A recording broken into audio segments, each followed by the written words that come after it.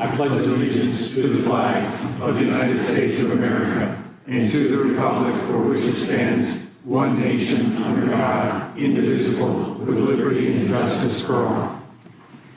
We'll talk when it's over, if anyone's hanging out. We'll begin with opening statements. The chair is now recognized. 18 cities, 11 states, 3 counties, and the District of Columbia are sanctuary jurisdictions, accounting for 31% of the population in this country. 31% of the American people, almost 1/3 of the American people, live in a city, county, or state where the left-wing leadership tells local law enforcement not to work with federal law enforcement. Now, what does that mean in practice? Let's look at Abraham Gonzalez, who on September 20th, 2023, was arrested by Border Patrol for illegally entering the United States. And of course, the Biden administration released him into the country. 5 months later, February 26, 2024, Mr. Gonzalez is charged with assault. 2 weeks later, March 11, 2024, he's charged with felony motor vehicle theft, stole a car. And on March 20th, 2024, 9 days later, he's arrested by the Denver police and placed in the Denver Justice Center. 6 days later, March 22nd, 2024, ICE sends a detainer notice to the Denver Justice Center saying this: if you're going to release Mr. Gonzalez, can you give us a heads up? Can you let us know maybe 48 hours before you're going to release this guy so we can come apprehend him there at the jail?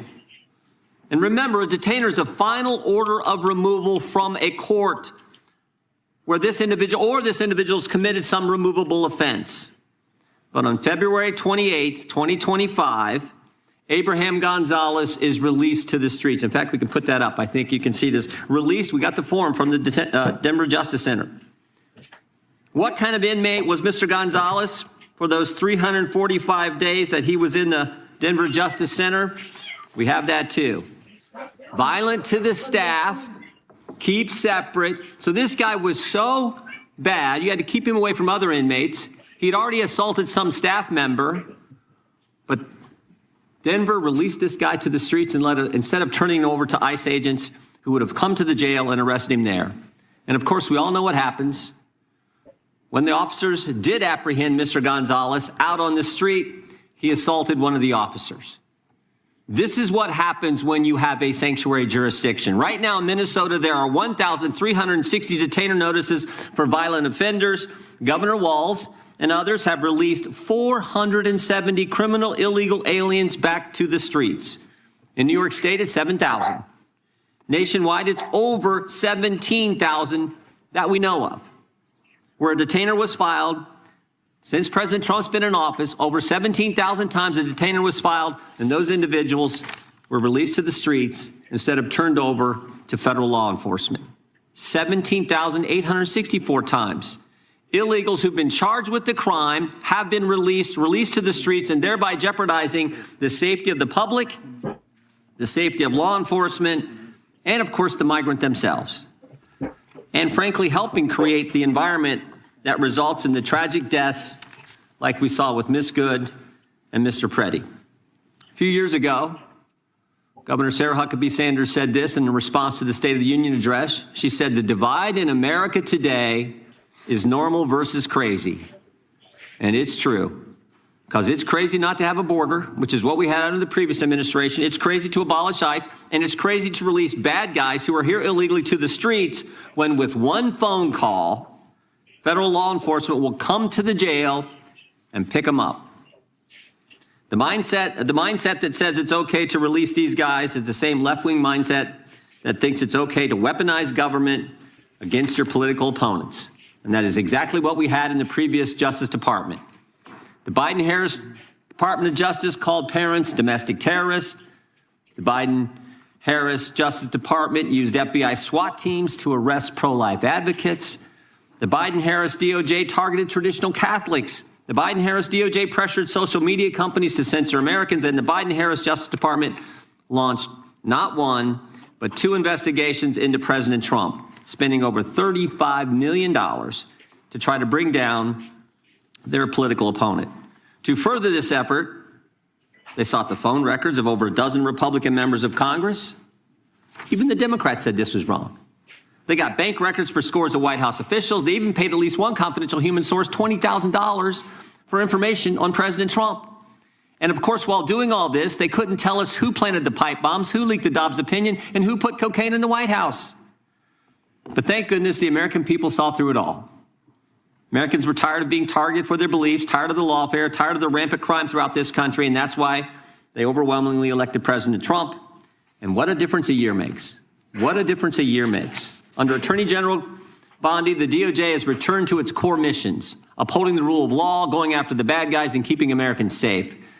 The Trump Justice Department has restored the rule of law. Murders are down nationwide by 20%. In D.C., violent crime is down by 28%. The federal surge in D.C. resulted in 8,000 arrests, the seizure of 800 illegal guns, and the recovery of 16 missing kids.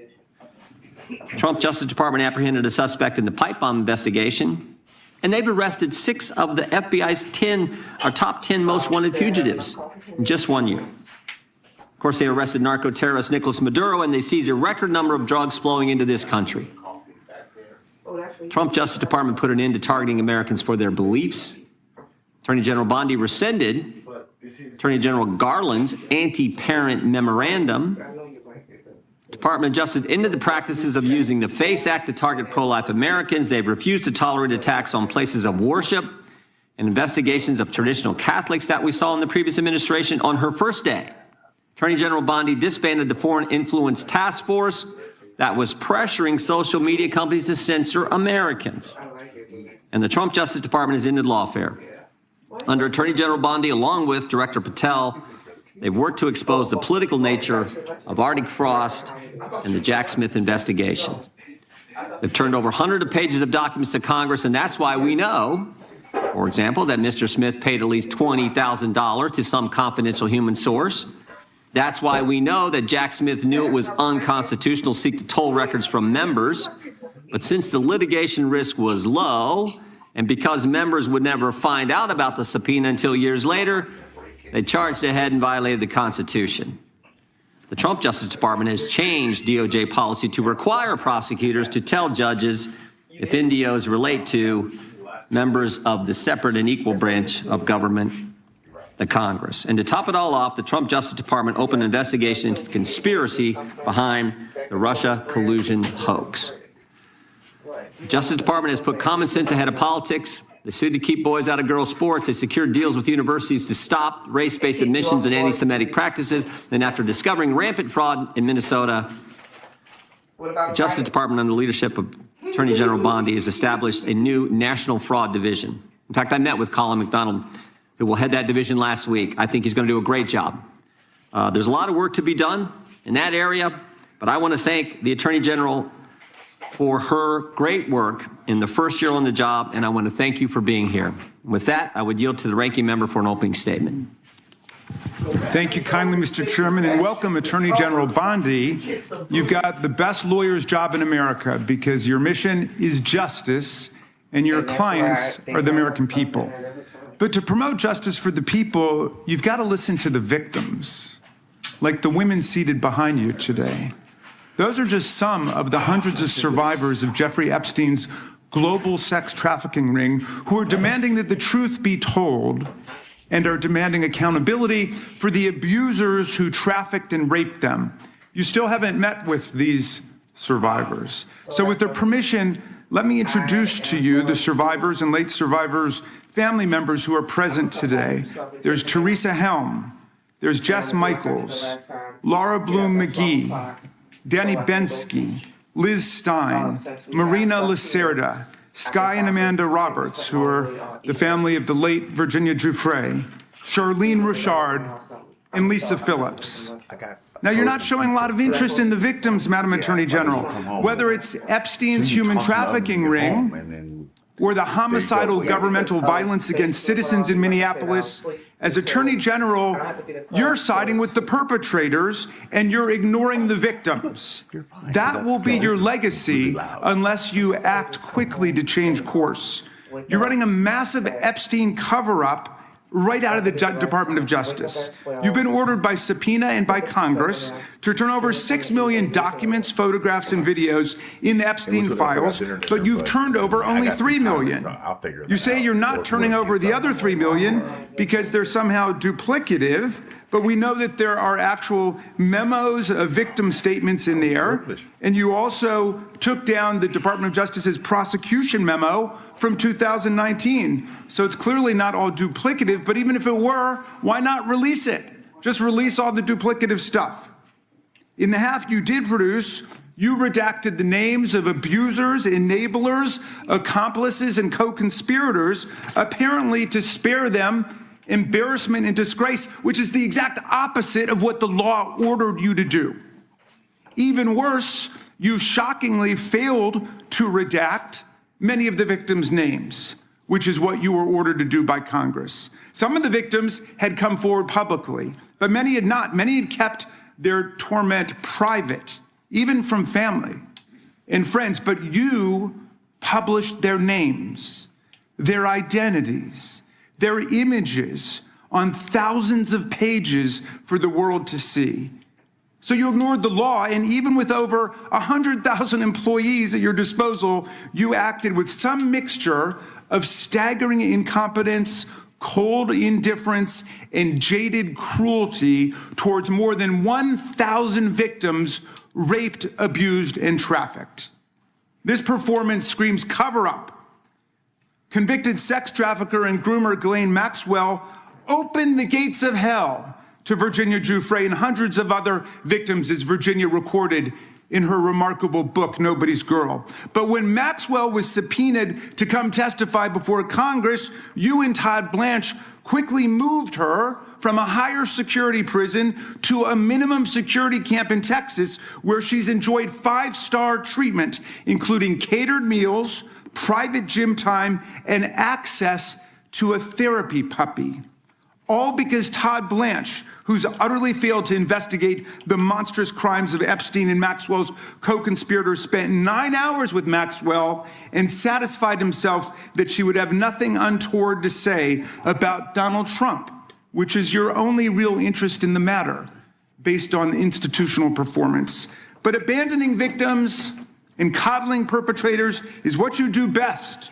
When the FBI opened a criminal investigation into the brutal killing in Minneapolis of Renee Good, a poet and 37-year-old mother of 3, by Trump's masked paramilitary ICE agents, you shut it down. You claim you're investigating the cold-blooded murder of Alex Preddy, an ICU nurse at the VA. But how can we trust the administration when the president and Kristi Noem call Preddy a domestic terrorist and Stephen Miller called him a would-be assassin?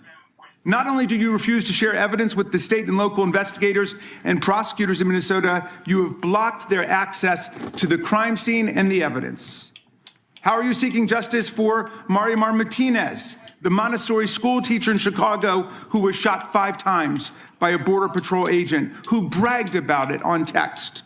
Or the family of Keith Porter, a father of 2 shot and killed by an off-duty ICE agent in LA? Or the family of Silverio Villegas Gonzalez, shot and killed in Illinois minutes after he dropped his kids off at school? There's no sign of any movement at the Department of Justice. You even launched a criminal investigation into Renee Good's grieving widow. How sick is that? But it's even worse. You've turned the People's Department of Justice into Trump's instrument of revenge. Trump orders up prosecutions like pizza, and you deliver every time. He tells you to go after James Comey, Letitia James, Lisa Cook, and Jerome Powell, the head of the Federal Reserve Board, and members of Congress like Adam Schiff, Mark Kelly, Alyssa Slotkin, Chrissy Houlihan, Jason Crow, Chris Deluzio, and Maggie Goodlander, to name a few, and you snap to it. You replace real prosecutors with counterfeit stooges who robotically do the president's bidding. Nothing in American history comes close to this complete corruption of the justice function and contamination of federal law enforcement. And the good news is many serious lawyers at DOJ, including some of your own original appointees, have refused your lawless orders. Danielle Sassoon Your original pick for acting U.S. Attorney in Manhattan resigned rather than follow your corrupt order to quash an indictment against Mayor Eric Adams as a political favor from Donald Trump.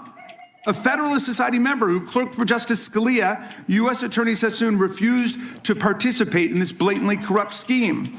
Her top assistant, Hagan Scotton, an Iraqi war vet and two-time Bronze Star recipient who clerked for Chief Justice Roberts, and then Judge Kavanaugh, promptly resigned too, writing to your office, quote, "I expect you will eventually find someone who is enough of a fool or enough of a coward to file your motion, but it was never going to be me." You and the president nominated Eric Siebert, a 15-year career prosecutor, to be your U.S. attorney for the Eastern District of Virginia. But after 5 months of investigating Letitia James and James Comey, he found no evidence to justify criminal charges. So you forced him out. You replaced him with Lindsay Halligan, Trump's personal lawyer from the Mar-a-Lago documents case, who had zero prosecutorial experience and no qualifications. And then you were humiliated when a federal judge found that this corrupt appointment was blatantly unlawful and threw out Halligan's indictments entirely. And grand juries of American citizens have repeatedly rejected your vendettas and baseless indictments brought by the hacks left at DOJ now, with 2 different grand juries in Virginia voting down indictments against Letitia James in a single week. And just yesterday, another grand jury shut down your vendetta factory by rejecting indictments against the 6 members of Congress who had spoken out to remind all service members that they have a duty to refuse illegal orders. You tried to get a grand jury to indict 6 members of Congress who were veterans of our armed forces on charges of seditious conspiracy simply for exercising their First Amendment rights. I hope you will heed the wisdom and the constitutional patriotism of those grand jurors and not try it again by doubling down on that humiliation. As your best lawyers are sacked for having participated in the January 6th case or just flee for the exits now, your new lawyers keep lying in court. In dozens of cases, they've been excoriated for lying to federal judges. Chief Judge Boasberg, right here in D.C., suggested your Department of Justice perpetrated a fraud on the court. Other judges found your statements to be, quote, inexplicably misleading, patently incredible, totally inconsistent, and so disingenuous that the court is left with little confidence that the government can be trusted to tell the truth about anything.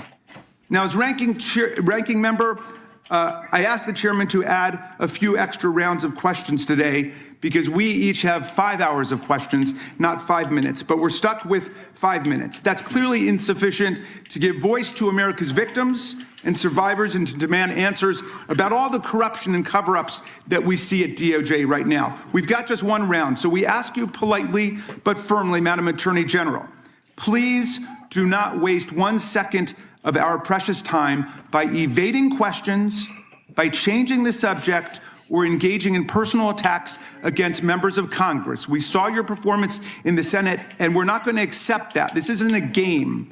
In the Senate, you brought something with you called a burn book, a binder of smears to attack members personally for doing the people's work of oversight.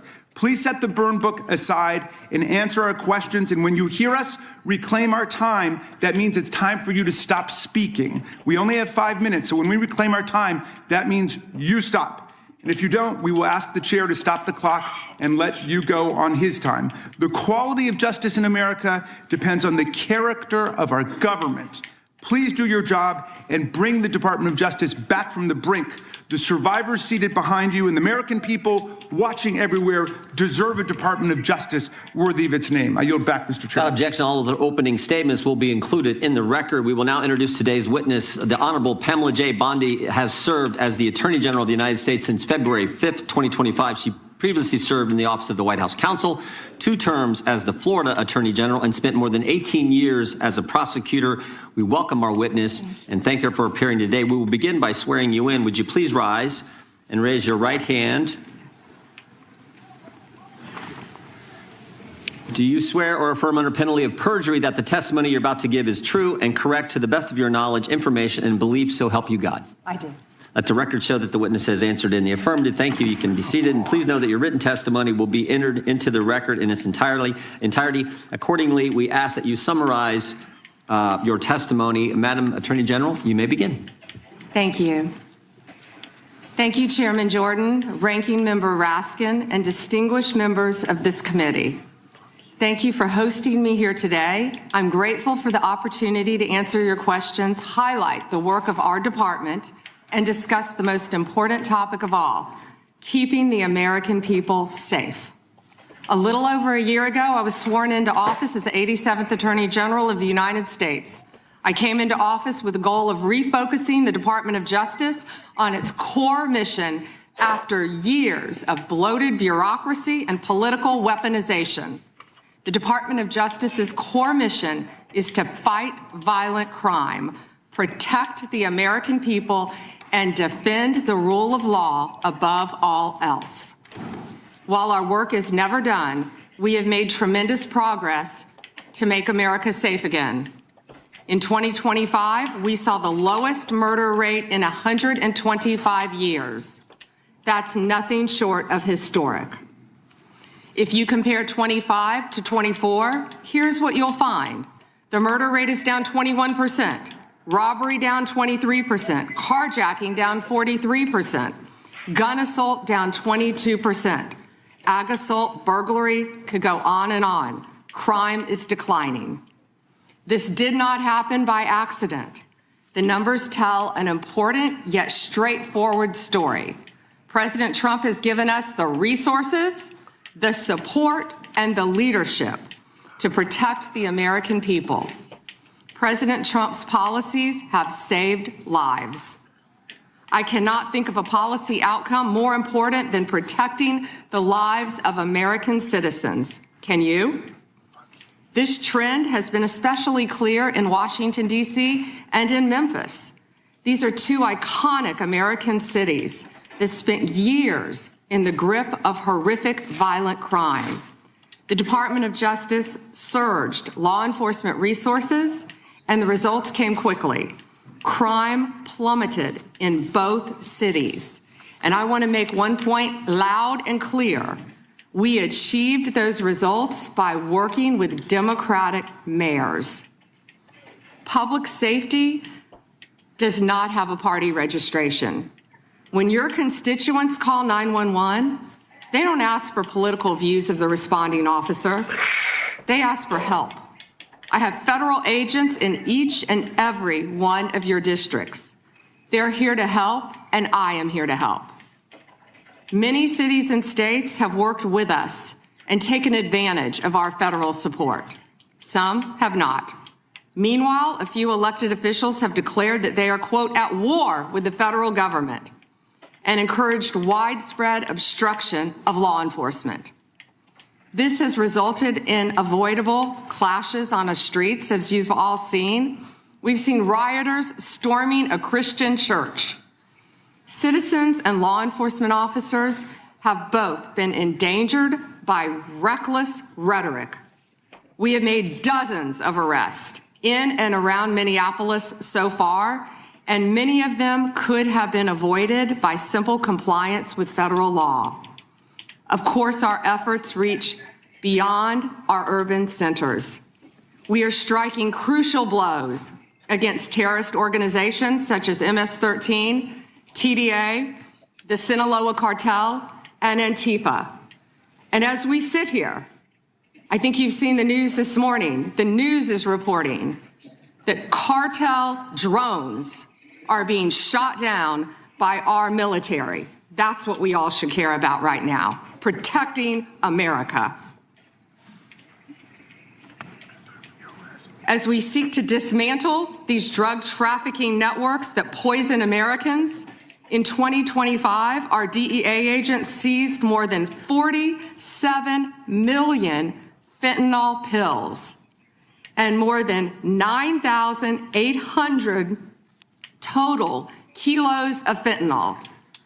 That represents 369 million potentially deadly doses that can kill Americans. Meanwhile, our attorneys are fighting for President Trump's agenda in courtrooms across this country. This administration has been sued 627 times. We fought through a nonstop flood of bad faith temporary restraining orders from liberal activist judges across this country. America has never seen this level of coordinated judicial opposition towards a presidential administration. It is not only an unlawful attack on the executive branch's authority, but a serious attack on the democratic process. In spite of this unprecedented judicial activism, we've attained 24 favorable rulings at the U.S. Supreme Court, their emergency docket, and even more to come. We've done so while ending the weaponization of the prior administration by dropping FACE Act prosecutions, exposing the Arctic frost scandal via congressional disclosure, thank you, Chairman, and restoring one tier of justice in this country. To address the Epstein files, more than 500 attorneys and reviewers spent thousands of hours painstakingly reviewing millions of pages to comply with Congress's law. We've released more than 3 million pages, including 180,000 images, all to the public, while doing our very best in the time frame allotted by the legislation to protect victims. And if you brought us a victim's name that was inadvertently released, we immediately redacted it. All members of Congress, as you know, are invited to visit DOJ to see for yourselves. I want to take a moment to acknowledge the Epstein survivors who are here today. I'm a career prosecutor, and despite what the ranking member said, I have spent my entire career fighting for victims, and I will continue to do so. I am deeply sorry for what any victim has been through, especially as a result of that monster. If you have any information to share with law enforcement about anyone who has hurt you or abused you, the FBI is waiting to hear from you. I want you to know that any accusations of criminal wrongdoing will be taken seriously and investigated. The Department of Justice is committed to holding criminals accountable to the fullest extent of the law. In 2025, the FBI arrested over 1,700 child predators, a 10% increase from 2024. We also located 2,700 victims of child exploitation and shut down 3.8 million dark web pedophile accounts. 3.8 million. So please, if you have information to share that needs to be investigated, contact the FBI. Today, I look forward to discussing further our shared obligation to protect the American people, uphold the rule of law, and keep this nation safe. Thank you. Thank you, Madam Attorney General. The chair we now proceed under the 5-minute rule. The chair recognizes the gentleman from California for 5 minutes. Thank you, Mr. Chairman. Madam General, thank you for your extensive remarks, particularly on your continued investigation of those responsible over the years in the Epstein debacle. Obviously, you have an amazingly full docket between civil rights, between criminal, between so-called white-collar crime, and doing so, as the chairman said, at a time in which both you and the president are under attack, and our ICE agents and FBI and others are under attack when they try to enforce the law. I personally want to apologize for those who would embolden, support, or even stand with those lawbreakers that sit on this and other daises here in Congress.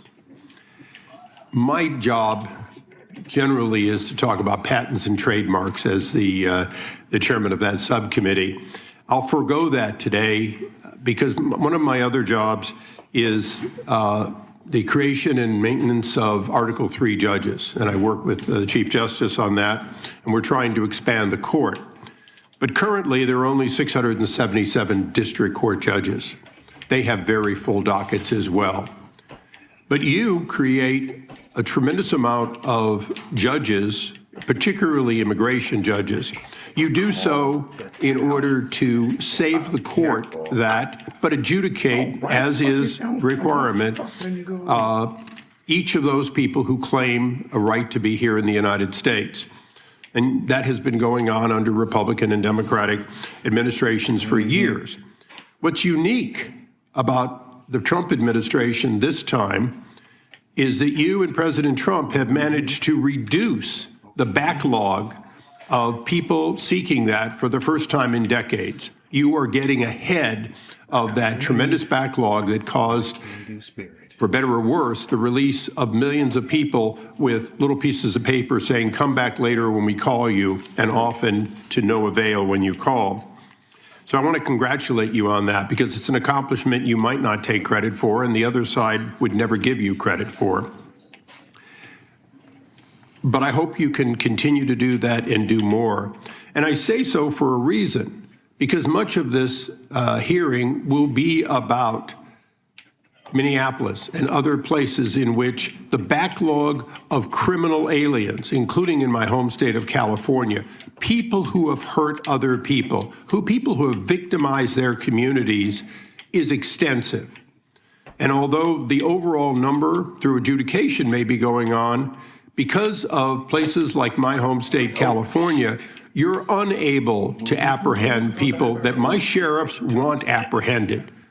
They desperately want to cooperate, and they're prohibited by law. It is this committee's opinion on this side of the aisle that, in fact, you should be given the ability to demand that that participation, and that the release of a known criminal not be considered to be acceptable just because a state or city has declared itself a sanctuary. I want you to opine on just one thing that I think has been misunderstood. As I said earlier, you create and maintain those judges that adjudicate these cases. You also support so many that, in fact, have to make decisions as judges. Knowing that this limitation of so few Article III judges are there, please educate those who seem to miss the point that Article I judges, including bankruptcy judges, including immigration judges, including lots of people with the title appropriately judge, do in fact issue documents that look like, act like, and are normally accepted as warrants, as subpoenas, as demands for state officials to stand aside and allow the production of either an individual or documents. Because I think people are missing the point that these ICE retainers and detainers and so on, they act like they're nothing, when in fact, in the ordinary course, Madam General, you do in fact have Article I judges constantly putting those out, and they are respected normally.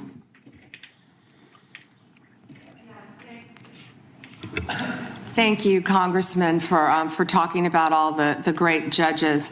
And if I could add one thing to that, we are always recruiting and looking for judges. So please reach out to our office for these judges who are handling all these very important matters. We've even added some JAG officers as immigration judges. Thank you. And so we're continuing to do that, but we're always seeking qualified lawyers as well to be part of that. And thank you for highlighting that, Congressman. Thank you. I yield back. Gentleman yields back. The gentlelady from Washington is recognized.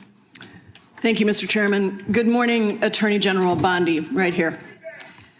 We are joined in this room by some of the thousands of survivors from Jeffrey Epstein's horrific sex trafficking ring.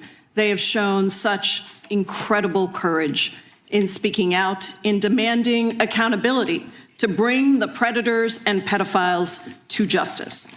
The Epstein Files Transparency Act required your Department of Justice to disclose the perpetrators connected with Epstein's criminal activities and to redact the information of survivors to protect their identities.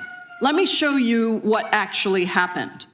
First, in violation of the law, your department has shown a pattern of redacting the names of powerful predators.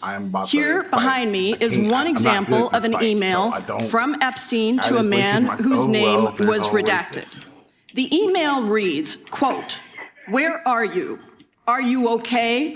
I loved the torture video." Only after members of Congress demanded that we see the unredacted files did the world learn the name of this individual, Sultan Ahmed bin Sulayem, the chairman and CEO of a company that had financial ties to President Trump's business and personal ties to Trump's advisor, Steve Bannon. Second, the survivors were not similarly protected, also in violation of the law. Here is another email titled Epstein Victim List. We have blurred the names of the survivors for their protection, but your Department of Justice initially released this list of 32 survivors' names with only one name redacted, along with numerous files that disclose not only the names, the emails, and the addresses of survivors, but also nude photographs and even the identities of Jane Does who had been protected for decades until your department released their names. Survivors are now telling us that their families are finding out for the first time that they were trafficked by Epstein. In their words, quote, "This release does not provide closure. It feels like a deliberate attempt to intimidate survivors, punish those who came forward, and reinforce the same culture of secrecy that allowed Epstein's crimes to continue for decades." To the survivors in the room, if you are willing, please stand. And if you are willing, please raise your hands if you have still not been able to meet with this Department of Justice. Please know for the record that every single survivor has raised their hand. Attorney General Bondi, you apologized to the survivors in your opening statement for what they went through at the hands of Jeffrey Epstein.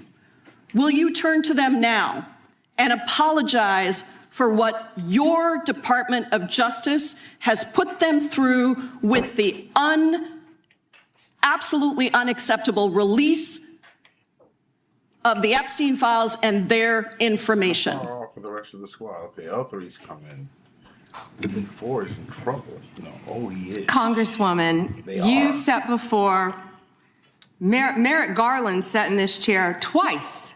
Attorney General Bondi. No, can I finish my answer? No, I'm going to reclaim my time because I asked you a specific question that I would like you to answer, which is, will you turn to the survivors? This is not about anybody that came before you. It is about you taking responsibility for your Department of Justice and the harm that it has done to the survivors who are standing right behind you and are waiting for you to turn to them and apologize for what your Department of Justice has done. Members get to ask the questions. The witness gets to answer in the way they want to answer. The Attorney General can That's respond. not accurate, Mr. Chairman. Because she doesn't like the answer. So, Mr. Chairman, why I have asked didn't she ask Merrick Garland this? I am reclaiming my time, and when I will reclaim my continue to time, answer. it is Mr. Chairman, the gentlelady's I'm reclaimed her not going time. to get in the gutter for her theatrics. The time belongs to the gentlelady. The gentlelady has 17 seconds. Thank you.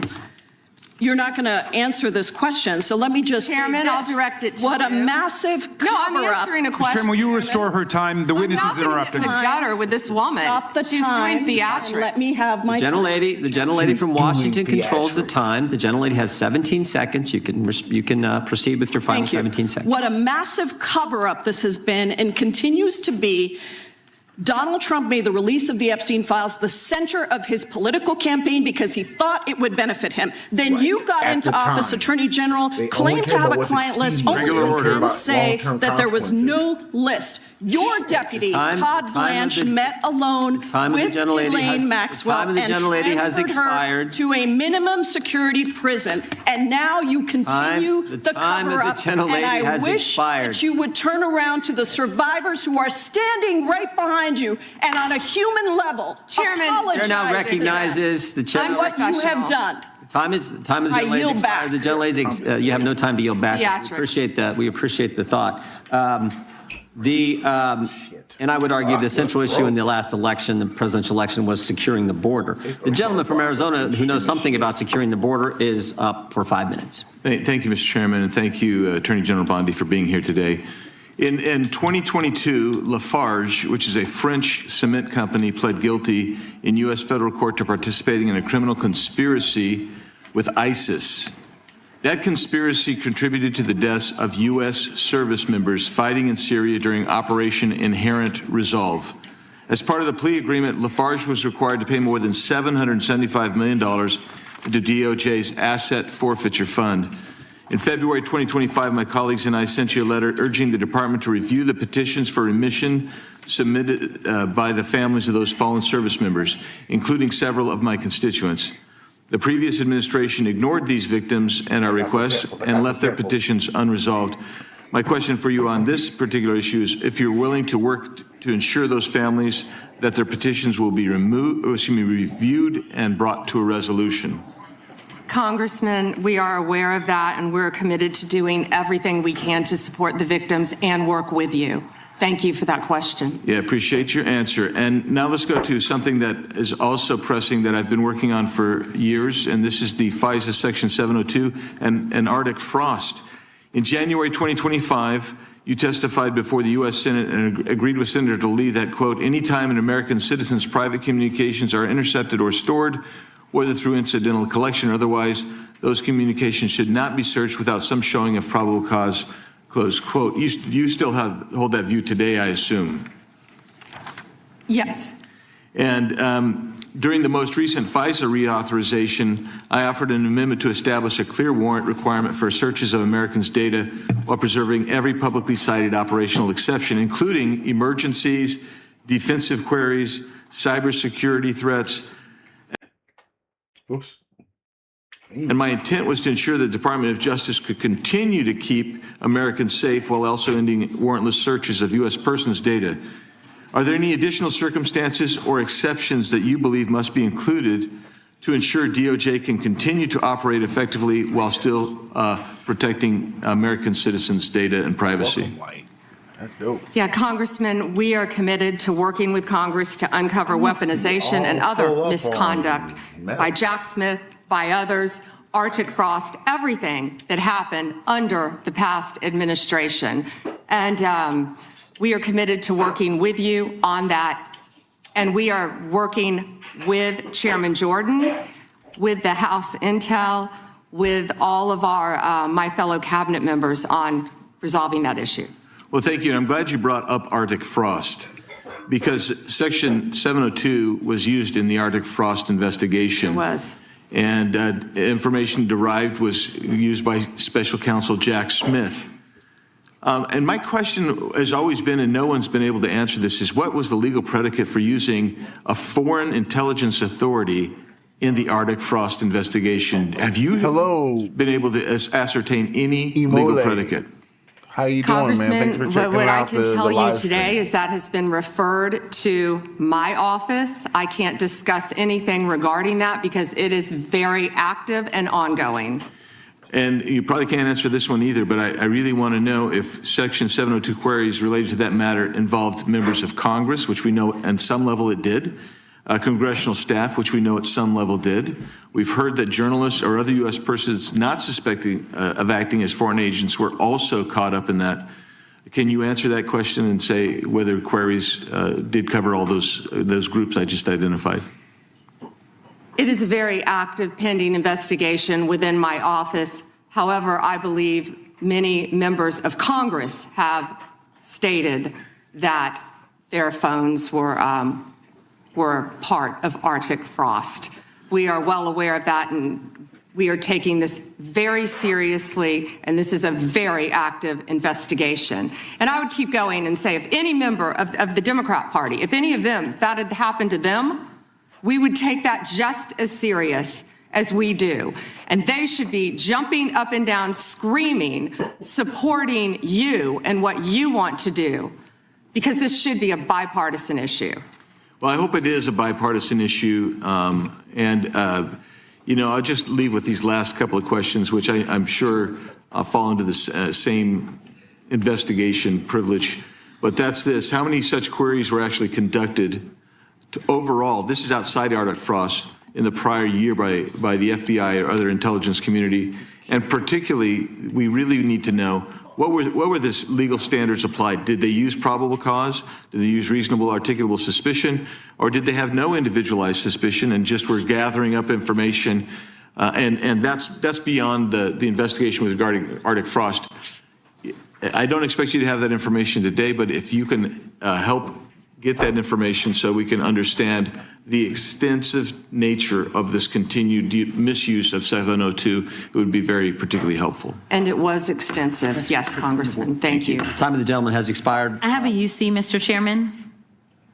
And that is the gentlelady from Texas. I ask unanimous consent to enter into the record. El Paso airspace reopened after FAA quickly rescinds 10-day flights restriction. This was published by the Texas Tribune on February 11th, 2026. And it says it was because of an impasse with the DOD over the use of unmanned military aircraft and not triggered by Mexican cartel drones. Without objection. Point of order, Mr. Chairman. I didn't hear back about the second round of questions. I assume that's not happening. I just want to be able to assure the members, certainly on my side, if not both sides. That's not a point of order. No, that every member will get 5 minutes with the witness. Will there be 5 minutes for each? Yeah, you get 5 minutes. Yeah. And with the witness. Okay, very good. Yeah. Okay. And are you up next? I was going to put it on the bait. Gentleman from New York is recognized.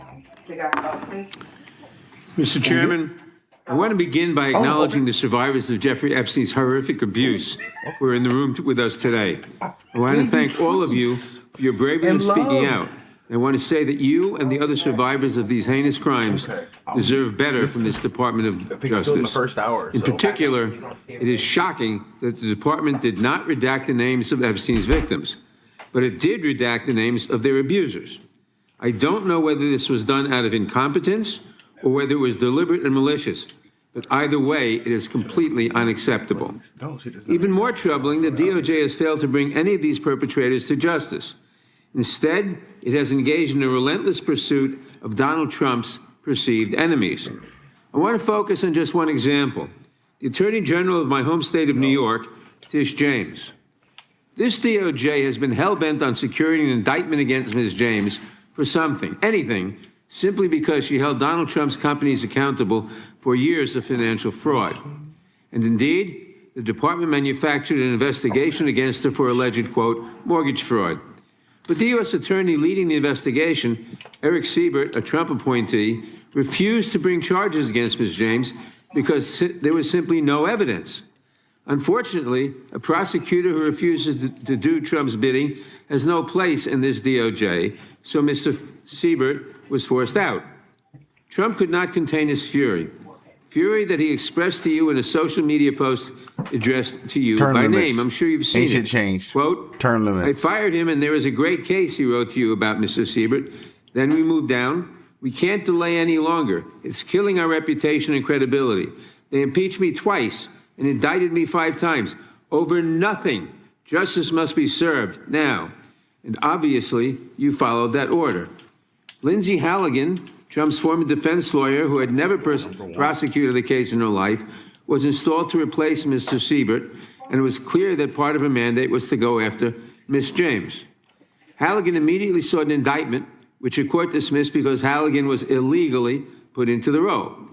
But your department was undeterred, and not once, but twice, it tried to indict Attorney General James in separate courts. Both grand juries rejected you and refused to indict her. It is practically unheard of for a grand jury to refuse an indictment. In 2016, it happened in just 6 cases out of over 150,000 offenses.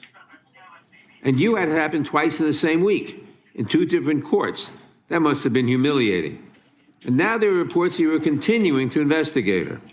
The amount of resources that have gone into targeting Attorney General James, months of investigations, multiple failed indictments, is astounding.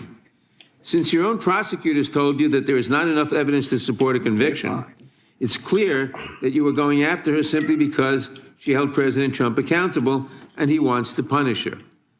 And she is just one name on a long list of Trump political enemies that DOJ is reportedly targeting. From Jerome Powell and Lisa Cook at the Federal Reserve to James Comey, numerous Democratic members of Congress, John Brennan, Jack Smith, Democratic officials in Minnesota, Chris Krebs, Miles Taylors, and more. And those are just the ones we know about. In contrast to these politically motivated investigations, grasping at something they can charge their enemies with, we now have concrete evidence of disgusting criminality revealed in the Epstein files. So I really have just one question for you. How many of Epstein's co-conspirators have you indicted? How many perpetrators are you even investigating?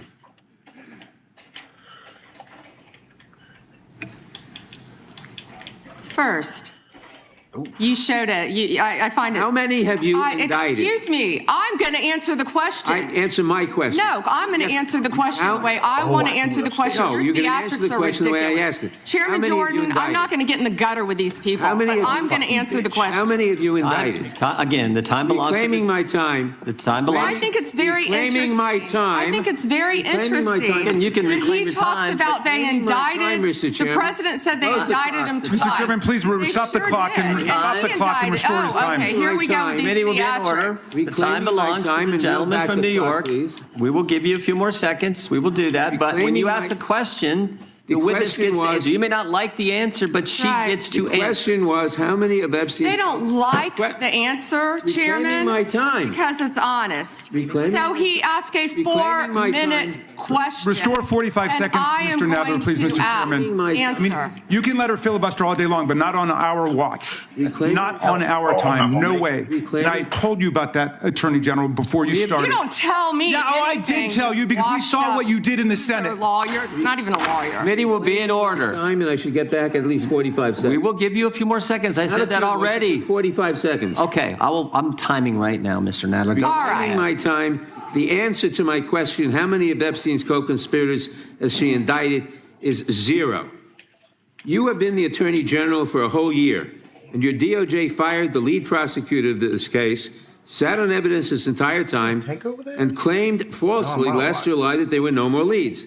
It took an act of Congress for you to finally release part of the Epstein files, and when you did, you included personal information about the victims while protecting the names of abusers. Time of the gentleman None has of the perpetrators expired. were brought to justice, but enormous resources Time were of the dedicated gentleman to has protecting expired, and It's obviously clear that under your leadership, the Department of Justice there was no longer no works question for in American there. people. It works to for respond Donald to. Trump.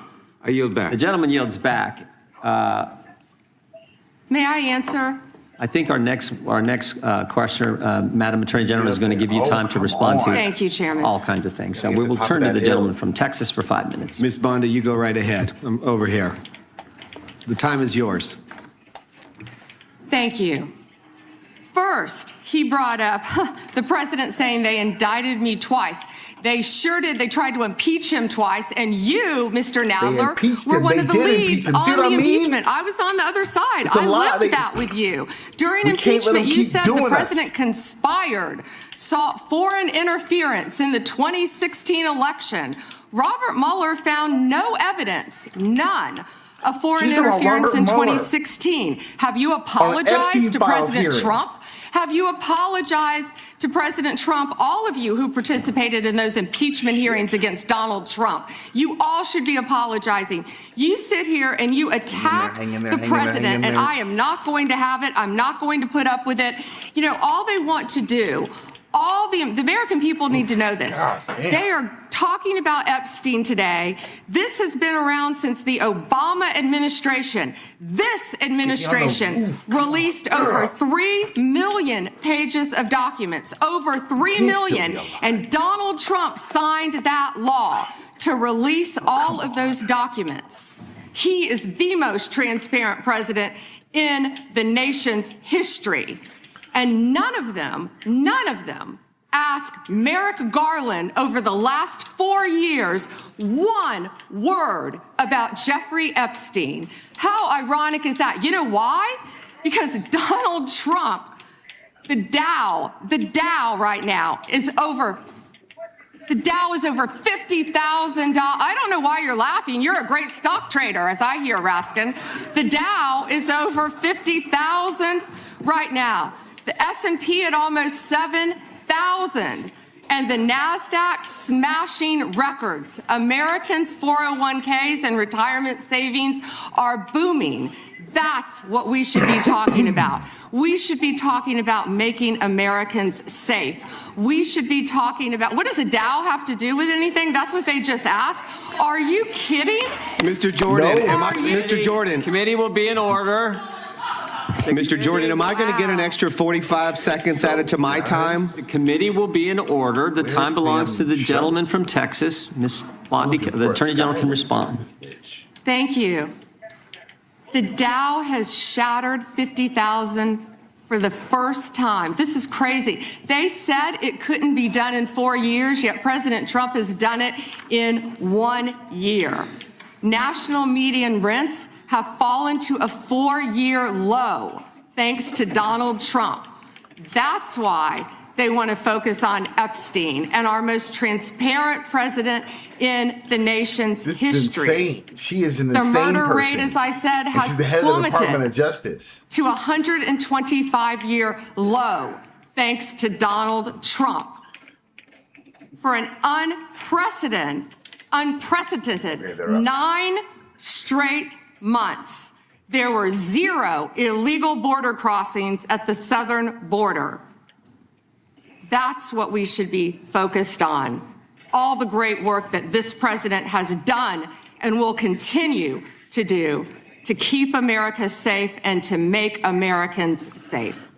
Thank you, Attorney General Bondi. I agree with you totally. I think you've done a fine job. I think that Democrats, in fact, should be apologizing to the Epstein victims for doing nothing during the 4 years that they were running the government. We did not hear about this, and it took you and President Trump to finally provide transparency and give answers to the American people, and I want to thank you for that. I want to thank you also for standing up for truth today and for fighting back against the theatrics and the time waste that you will endure over the next hour or two. I want to apologize on behalf of my colleagues on the left. They're not all that bad, but they've got to put on a show.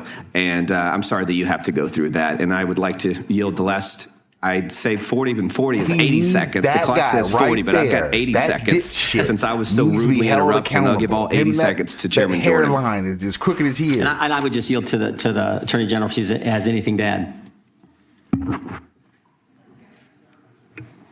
I'm fine to continue. Thank you, Chairman. All right. The chair now recognizes, the gentleman yields back. The chair recognizes the gentlelady from California.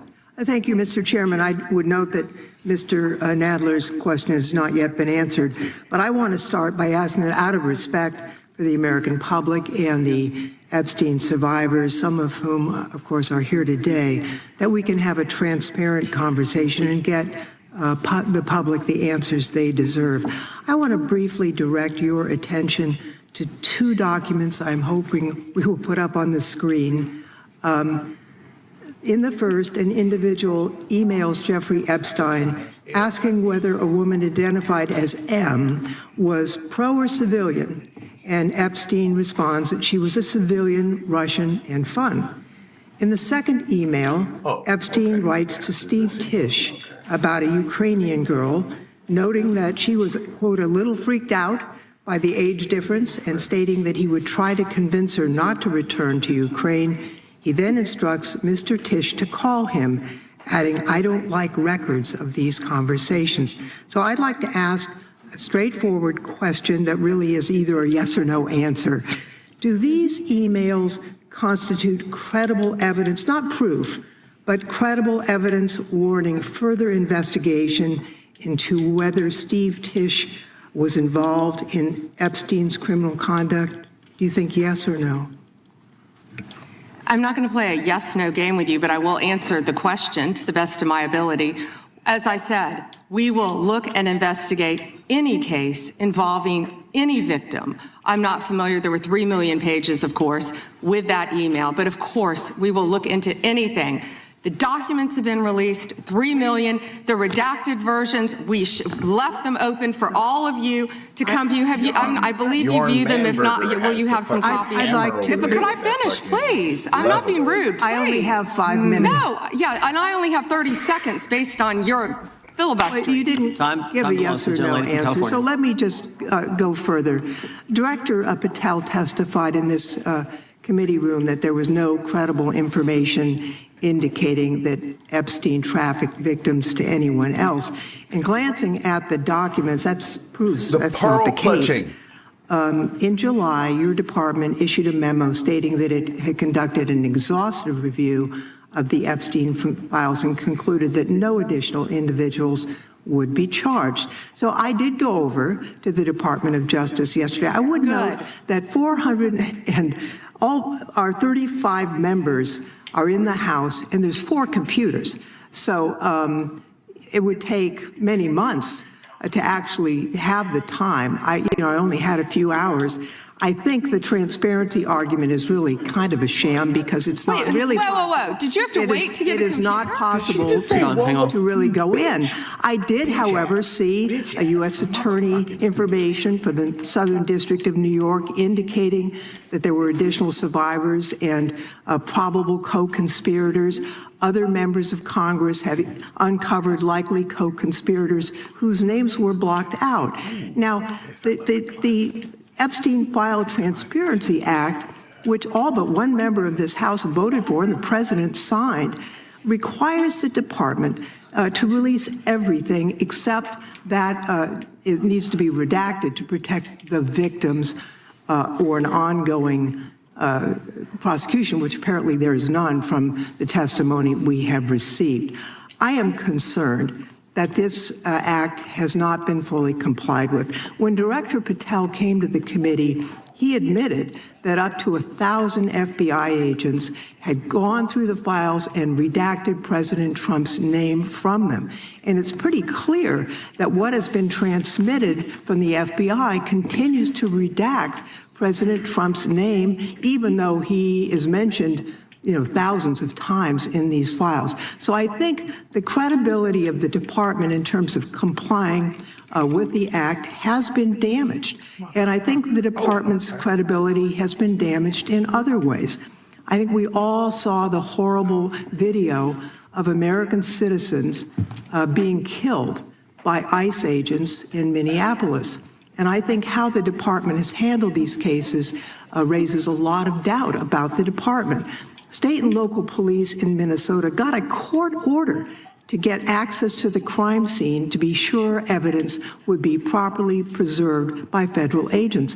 But they took the agents defied the court order, and in a departure from general policy, the DOJ is not collaborating with state and local law enforcement on these homicides. So I really think that is a disgraceful approach to the homicides of American citizens, and really does nothing to bring credit to your department. And Mr. Chairman, I would yield back. Gentleman yields back. May I answer? Attorney General can respond. I find it interesting that she keeps going after President Trump, the greatest president in American history. And if they could maintain their composure, this isn't a circus, this is a hearing.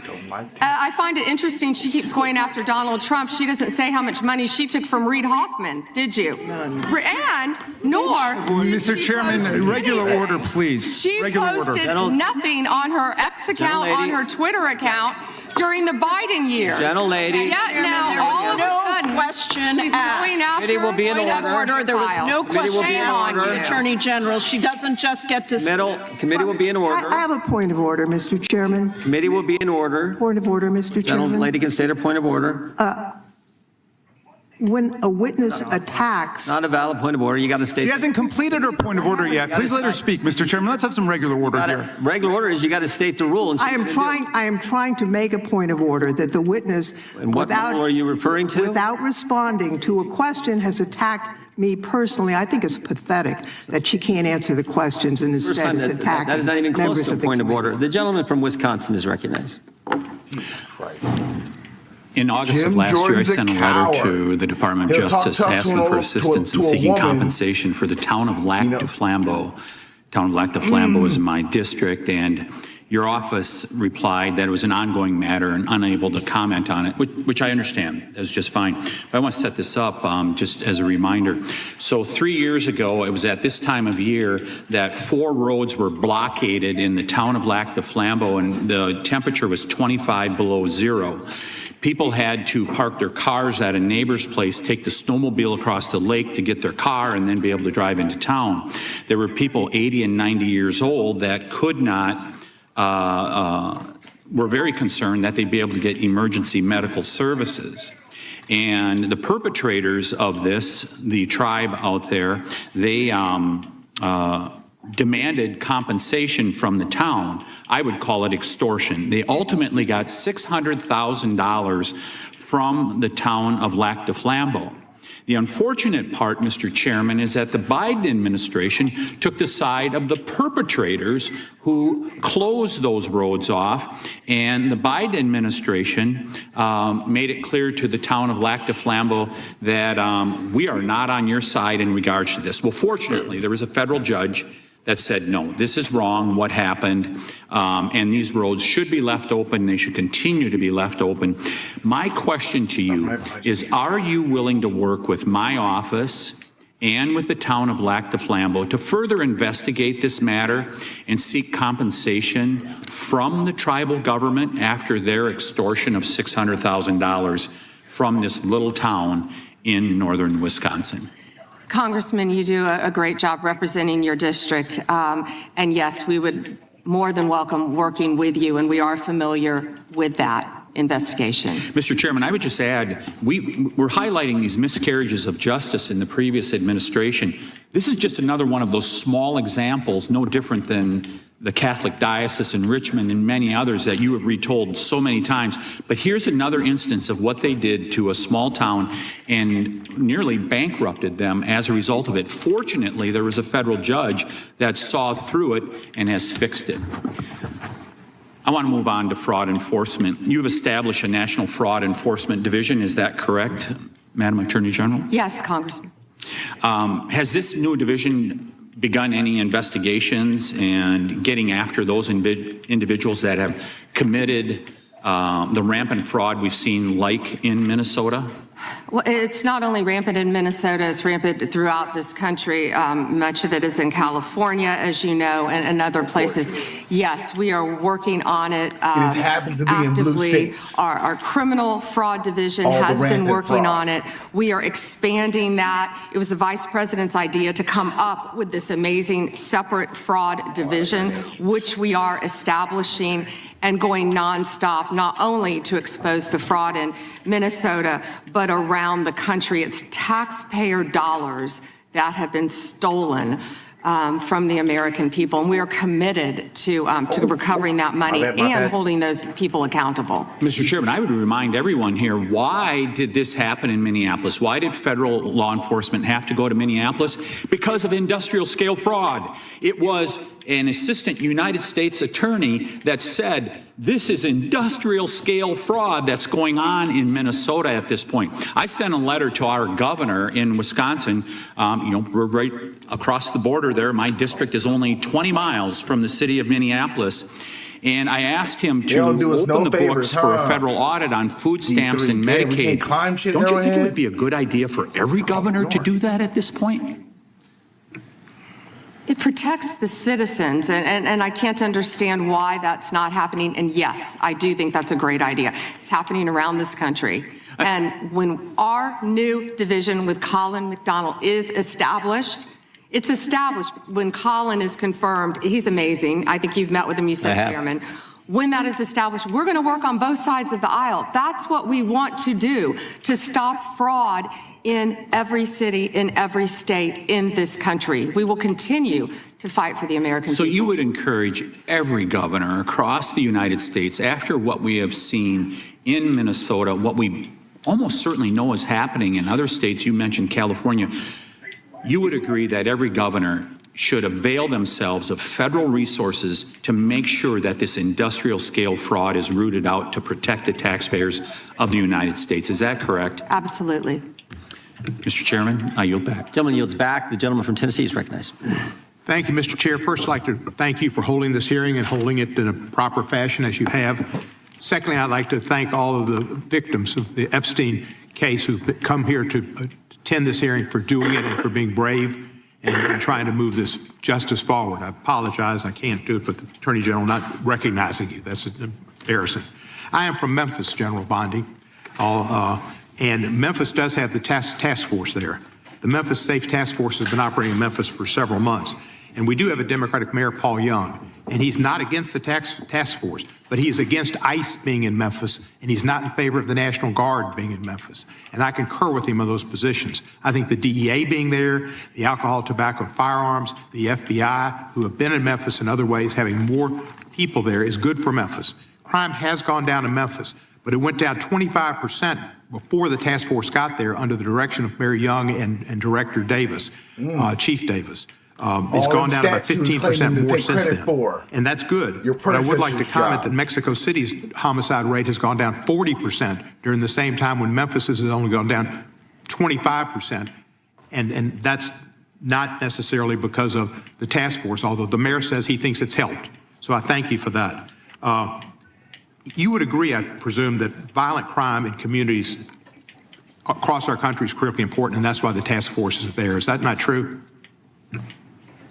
Yes, and if I can just add to that, I think the surge, the FBI, our FBI under the leadership of Director Patel, came in and did a surge in Memphis. Earlier. Prior to the task force. And thank you for saying that about Mayor Young. He's been great to work with, and thank you. He's a good guy. He's a very good guy. One problem I've got with where we are in priorities here.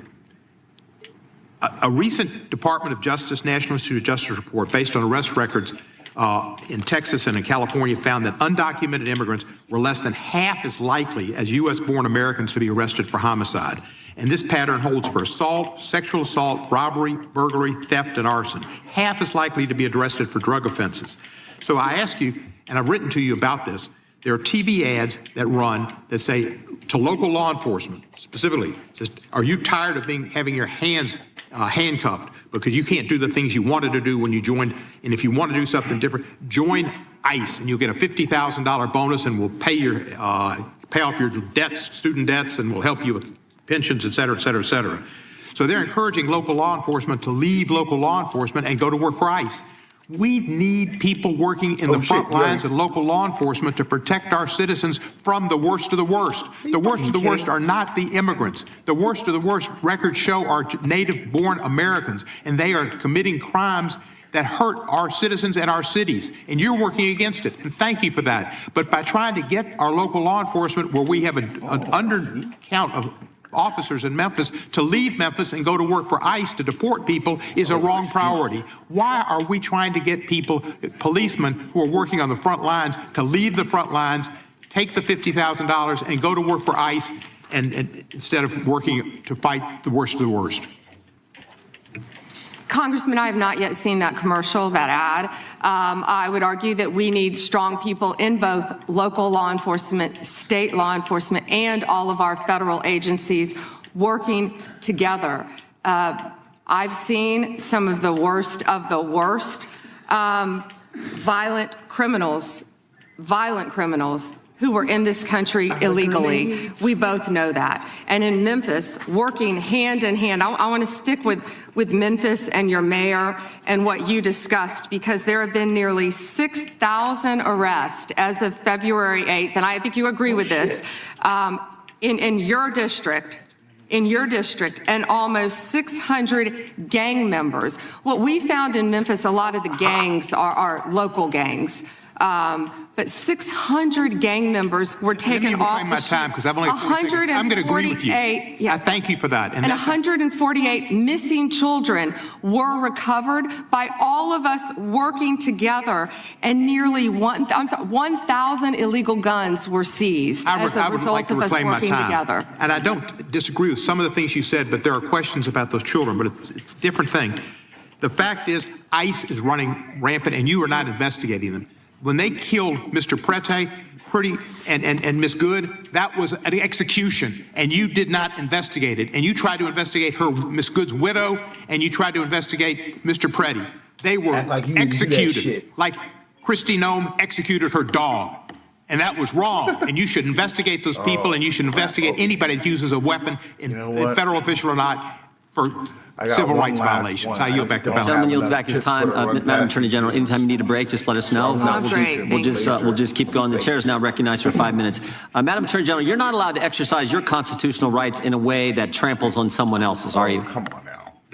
No. No, you can't do that. I mean, you have a right to petition the government under the First Amendment. That doesn't mean you can come into this room and start screaming at Mr. Raskin or me or anybody else and disrupt a congressional hearing. You have a right to protest on the street, but that doesn't give you a right to go into the Capitol and disrupt Congress. Something these guys talk about every day. You can't do that. So when Don Lemon said that he was exercising his First Amendment free press rights, freedom of the press rights, that's not really accurate because he was trampling on other individuals' rights. Is that true? Chairman, we will always protect our churches and the freedom of religion. And yes, that's accurate. First right mentioned under the First Amendment, freedom of religion, freedom to practice your faith the way you think the good Lord wants you to, right? That's right, under the federal government. And isn't it true that Mr. Lemon met at a shopping center with the rioters who entered City's Church in St. Paul, met with them prior to marching to the church? He did meet, and this is a pending case right now, so I will only stick to what is in the four corners of the unsealed indictment, if I could, Chairman. Yeah, I'm There's a lot more that will come out. But under the four corners of the indictment, yes, he did. They had an operation called Operation Pull-Up. They said they were gearing for a resistance. They met in a parking lot, and they caravanned to a church on a Sunday morning when people were worshiping together. And Mr. Lemon said that he live streamed before entering the church with the rioters. Didn't he say we're going to head to the operation? Didn't he say this he said this on camera, is that right? Yes, Chairman, yeah. And more. That he was in Minnesota and that, as you said, they were gearing up for an operation. So you can't do that. This is why this is, I think, so important that this guy be held accountable, and I think why you guys have charged him and indicted him. Moving to the second subject here, will John Brennan be indicted? Mr. Brennan lied to the committee, which you're not supposed to do. Last Congress, when we deposed him, he definitely, 18 U.S.C. 1001, we're all familiar with it. He lied to the committee, and the Congress, and I think the country would like to know if, in fact, he's going to be indicted for lying. And here's why it's so important. I'll give you a chance to respond. Here's why it's so important. It wasn't just that he lied to us, it's what he lied to us about. He lied to us about when all this weaponization against the President of the United States started. He lied to us about the dossier, and specifically what role the dossier played in the intelligence community assessment. Because we know back when President Trump was first elected, first term, this is when it all started, which led to the Mueller and to the impeachment and to the Jack Smith and all the stuff that's happened in the last decade. But it began here, and he lied to Congress about the role he played. And I just want to read a couple of things he said during that deposition before I give you a chance to respond. Mr. Brennan, when asked a question, said the CIA was not involved at all with the dossier. He said it was their purview, FBI's purview, and not ours. He also said the CIA was very much opposed to having any reference or inclusion of the Steele dossier in the intelligence community assessment. Well, that's interesting because declassified information that was declassified this past summer by the CIA says something entirely different. It says, Brennan, I want to put this one up if we have it. It says, Brennan ultimately formalized his position in writing, stating that, quote, this is released by the CIA Director Ratcliffe. My bottom line is that what I believe that information warrants inclusion in the report. He was further asked by an CIA official. The same officer said when he approached the director and asked that the director refused to remove it after being explained this wasn't good. With the dossier's many flaws, he said, yes, but doesn't it ring true? So this is John Brennan using that document to change intelligence community assessment, which I think led to all the stuff we've seen over the last decade. And I think this committee and the country, Congress and the country would like to know if Mr. Brennan is going to be indicted.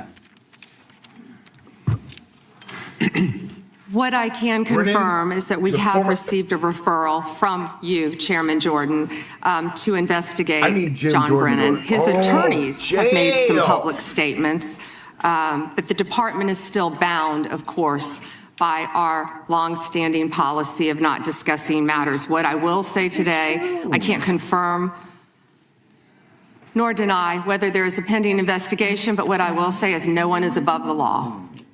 Mr. Chairman. Weaponization has ended. Yeah. Point of order, Mr. Chairman. Gentleman from New York is recognized for a point of order. If we want to know whether Mr. Brennan will be indicted, you should just ask the president. Not a point of order, but I appreciate you trying to make it one. The gentleman from Georgia is recognized. Thank you, Mr. Chairman.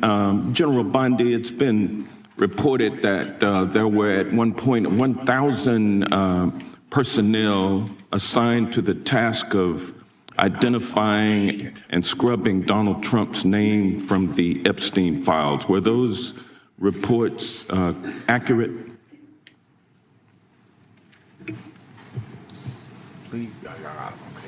I believe his name has appeared countless times in the documents how many that have people were been released. assigned? If I could finish, I'm going to read you the stats. I just simply asked whether or not it was true that it was 1,000 folks who were assigned that task. Were those reports accurate? There are more than 500 attorneys and reviewers. I cannot give you an exact number. And I wanted to ask you about that also, because this is a different question that you're getting to now. There were 500 DOJ lawyers and others assigned the task of redacting the appropriate information, including identities of the Epstein victim survivors from the Epstein files prior to their release. 500, is that correct? If I could have finished my answer, there were more than 500 attorneys and reviewers who assisted with the. They asked the question and they don't want an answer. That answers my question, ma'am, and I'm going to move on. I'm going to move on. From General multiple Bondi, would you agree? This is ridiculous. The time belongs to the gentleman from Georgia. General Bondi, would you agree that your 8 years of service as the state of Florida's Attorney General, the third largest state in the nation, served as an excellent preparation for your current role as Attorney General for the United States of America? Not only that, I was a career prosecutor for 18 years. And for 18 years. And for 18 years, He asked a question and doesn't want an answer. This is theatrics. Well, no, for 18 years, you prosecuted serious felony cases, including drug cases, correct? Oh, I prosecuted homicides. I prosecuted capital cases. I prosecuted domestic violence cases. I prosecuted multiple cases, and that's why I feel for all of these victims. And did you ask Merrick Garland this when you were sitting before him? You also prosecuted sexual assault cases and child sex trafficking cases, correct? Shit. I answered that question earlier. I prosecuted multiple cases. So when I was a prosecutor, bottom line, you're an experienced and seasoned. For 18 years. Mr. Chairman, will you remind her of the rules? The time belongs to the member of the committee. You are a seasoned and experienced prosecutor, correct? I think we've established that. Yes or no? Does he want an answer or not? He wants to say. I want a yes or no answer. I think he wants to say. I want a yes or no answer, but I'll live with what you have already said. Let me ask you this question. Clearly, in the prosecution of sexual assault cases, you are acutely aware of how important it is to protect the identity of victims of sexual assault, correct? I have addressed this multiple times. I think others were cutting me off when I was trying to. I just simply asked, are you aware of the fact that it's vitally important to protect the identity of sexual assault victims as you prosecute their the people they accuse of assaulting them. Isn't that correct? Excuse me. As we have said multiple times, Protection of the protection identity of all victims of the victims are is protected. so very You are important. protected under. Do you want me to answer or do you want to interrupt? Well, because you're not answering the question. You do a Jekyll and Hyde kind of routine around here, and I just want you to answer my questions. What does Jekyll and Hyde mean? Can you explain that? Well, it means you're nice to the Republicans and you turn like Hyde on Democrats. But let me ask you this, ma'am. We have the Epstein victim survivors here today. Representative Jayapal asked a simple question. If you would be so kind and honorable as to turn around and face them and apologize to them for outing them. I mean, how many lives have been derailed because your department was either sloppy and incompetent or willfully trying to intimidate and punish these ladies for coming forward? The time of the gentleman has expired. The gentleman yields back. The chair now recognizes the gentleman from Wisconsin for 5 minutes. Attorney General Bondi, my colleagues on the other side of the aisle have spent the past several months attacking the administration for doing exactly what the American people wanted when they overwhelmingly elected President Trump, securing our border and enforcing our immigration laws. I find it a bit ironic because this is the same party who just a few years ago were openly supporting strong immigration enforcement after witnessing criminal illegal aliens wreak havoc on the American communities. I have a short video I just wanted to play. Of immigrants. We're also a nation of laws. Undocumented workers broke our immigration laws, and I believe that they must be held accountable. They've committed a crime, deport them. No questions asked, they're gone. Is outrageous. Can be in a position where they can't control the border. While we need to address the issue of immigration and the challenge we have of undocumented people in our country, we certainly don't want any more coming in. Every place in this country are rightly disturbed by the large numbers of illegal aliens entering our country. The jobs they hold might otherwise be held by citizens or legal immigrants. The public service they use impose burdens on our taxpayers. That's why our administration has moved aggressively to secure our borders more by hiring a record number of new border guards, by deporting twice as many criminal aliens as ever before, by cracking down on illegal hiring, by barring welfare benefits to illegal aliens. Illegal immigration is wrong, plain and simple. When we use phrases like undocumented workers, we convey a message to the American people that their government is not serious about combating illegal immigration, which the American people overwhelmingly oppose. If you don't think it's illegal, you're not going to say it. I think it is illegal and wrong. Term limits. Open the borders, my God. Term limits. There's a lot of poverty in this world, and you're going to have people from all over the world, and I don't think that's something that we can do at this point. Can't do it. Yes or no, would you allow the cities to ignore the federal law? No. We simply cannot allow people to pour into the United States undetected, undocumented, unchecked, and circumventing the line of people who are waiting patiently, diligently, and lawfully to become immigrants in this country. So Attorney General Bondi, what's the Trump administration, DOJ, doing to end the open border policies of the prior administration that saw dangerous drugs and criminal aliens flood our communities?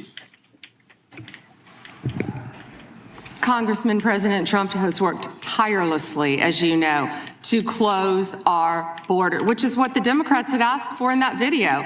President Trump closed our borders on day one. He is protecting Americans. He is protecting our kids from the influx of drugs that were flowing into this country from Mexico. The fentanyl precursors that were coming from China.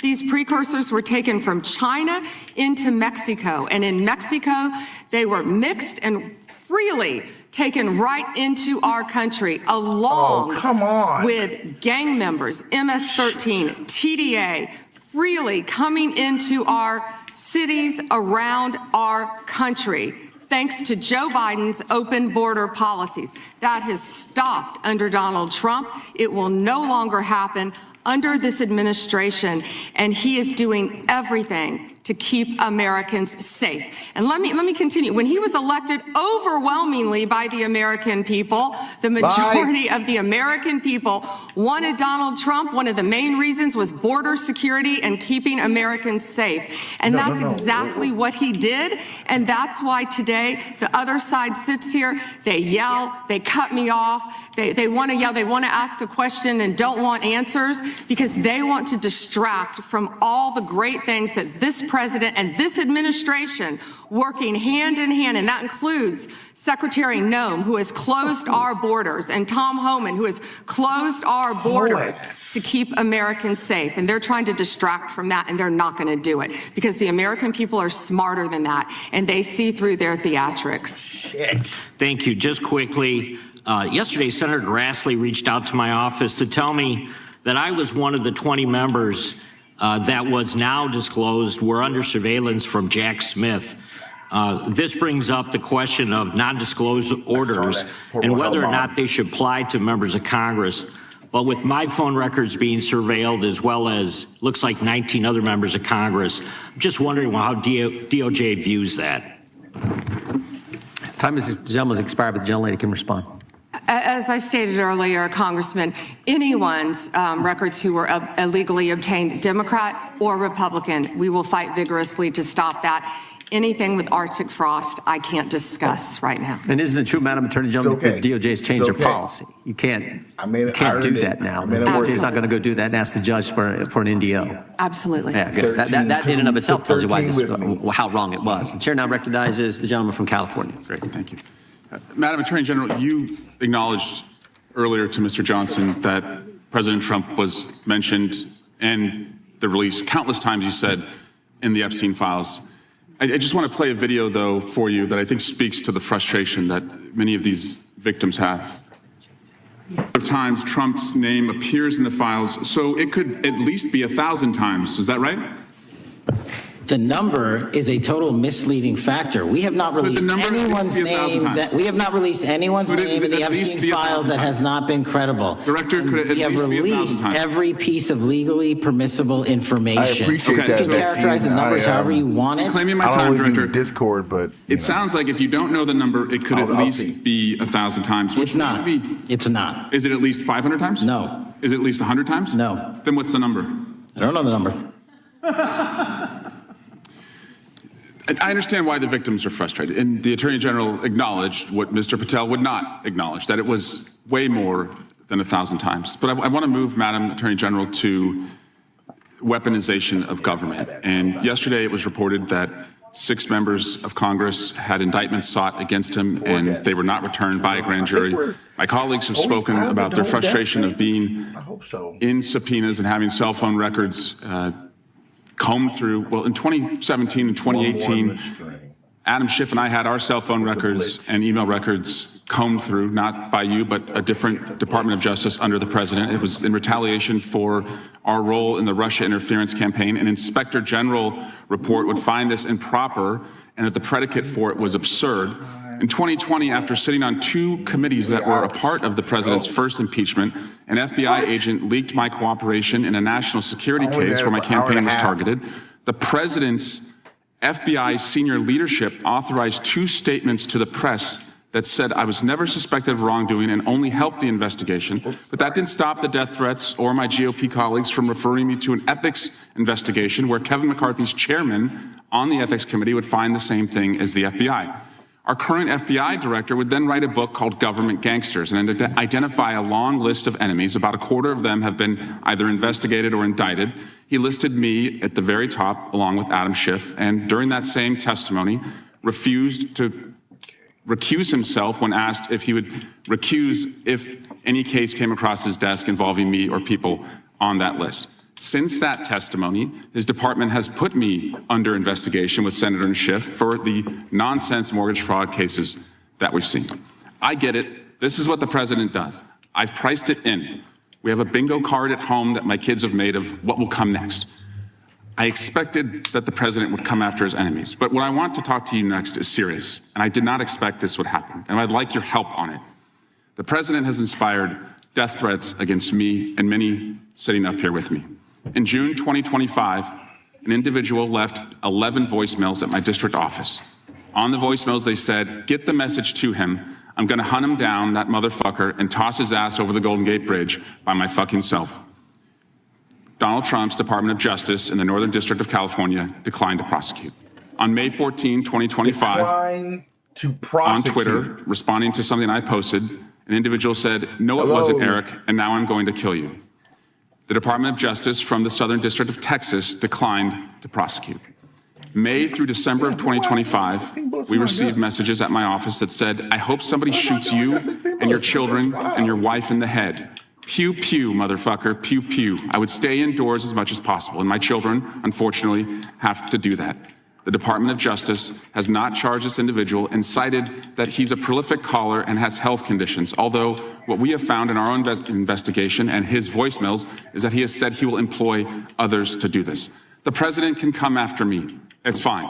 I'm in the arena. So are these folks.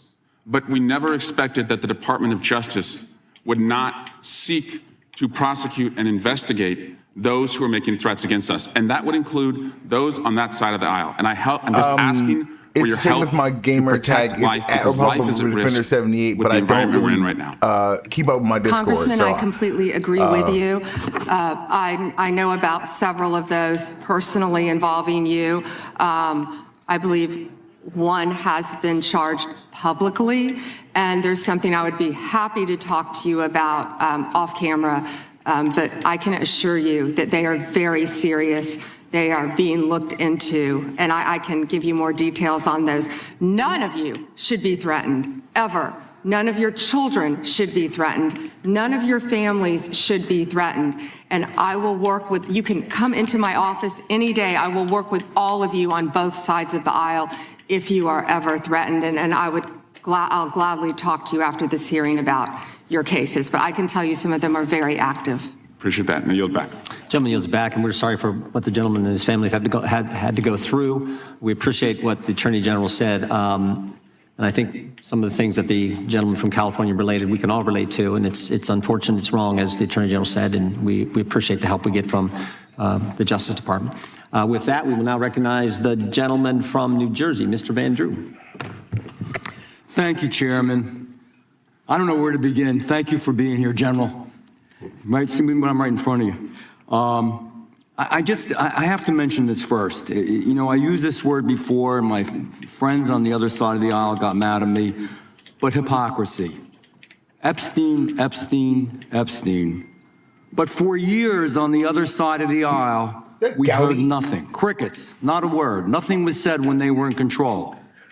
Nothing was mentioned basically the last summer, and the ranking member points out that he did do something last year. Yeah, he did a letter complaining about the plea deal for Maxwell, but it wasn't a big deal. Then we get a new administration, and all of a sudden it's a big deal, and they feign concern, they're upset, they're investigating. They had all these years and all this time. And in fact, Stacey Plaskett, and we all know that name, when they had a congressional hearing, Democratic member, were taking texts from Epstein on questions to ask to go after Trump. So Epstein was using her, Democratic colleague, as a tool to go after President Trump. Just everybody keep that in mind. And then we talk about ICE and how horrible it is. And there are concerns. Everybody wants everything to go right. Nobody ever wants to see somebody die. And they complain about it. But at the same time, hypocrisy, they encourage constituents to go after the ICE agents, to challenge them, to hurt them, to attack them. And that doesn't make sense. That's hypocrisy. And then we hear about the concern of, going after Democrats, that the legal system, that judiciary and Department of Justice is going after Democrats.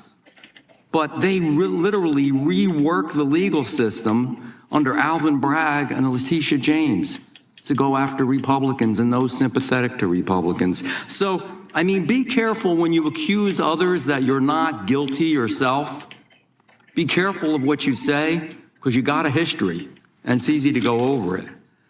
You know, I just want to talk about where we were and where we are now. We had over 10 million illegal crossings in the past between 2020 and 24. Over 10 million. That's probably a much bigger number. I'm being conservative. We were told the people weren't dangerous, but they were, General. They were dangerous, many of them. More than 300 individuals on the terror watch list during that time. Violent criminals came across, as we saw consequences where mothers and fathers, daughters and sons, children were raped, murdered, hurt, abused, beaten, trafficked, all from the drugs. My God, the drugs they brought into our babies in this country. 73,000 illegals with criminal histories, 20,000 with convictions of assault, robbery, and sex offenses, 13,000 convicted murderers in our beautiful country, 15,000 convicted sexual assault offenders. It was madness. It was insanity. It's bizarre. It's perverse. What in God's name were you doing? So we finally are cleaning this up now. We're finally trying to make it right and safe for our people. So my questions are this. General, do you believe in removing criminal illegal aliens from our communities will save American lives? Yes, and given the cases that you just discussed, that's proof of it every single day. President Trump is committed to that. This entire cabinet is committed to that and making and keeping Americans safe. Thank you. Would you agree that, and thank you for doing that, would you agree that allowing individuals with known criminal histories to enter and remain in the United States, we knew this back then, they knew it. Would you agree that creates serious risk to our public safety? I know the answers, but let's just say them clearly. Don't make me look over there. Would you agree that when dangerous individuals are released instead of detained, and they were released over and over and over again, and these are the real issues. This is really what America cares about. They want their children and their families to be safe. Do you think if you release them instead of detaining them, that crimes will happen because of that? Absolutely. Would you agree that, I'm sorry. And it did. The video about the Epstein files. Thank you. Would you agree that cooperation between, and this is a biggie, and I'm going to ask you to elaborate on this. This is a big deal. This is why some of the problems we're seeing in some of the places like Minnesota are happening. That cooperation between federal and local enforcement, which we always used to have, helps remove violent offenders from our communities, that we should be a team. Yes.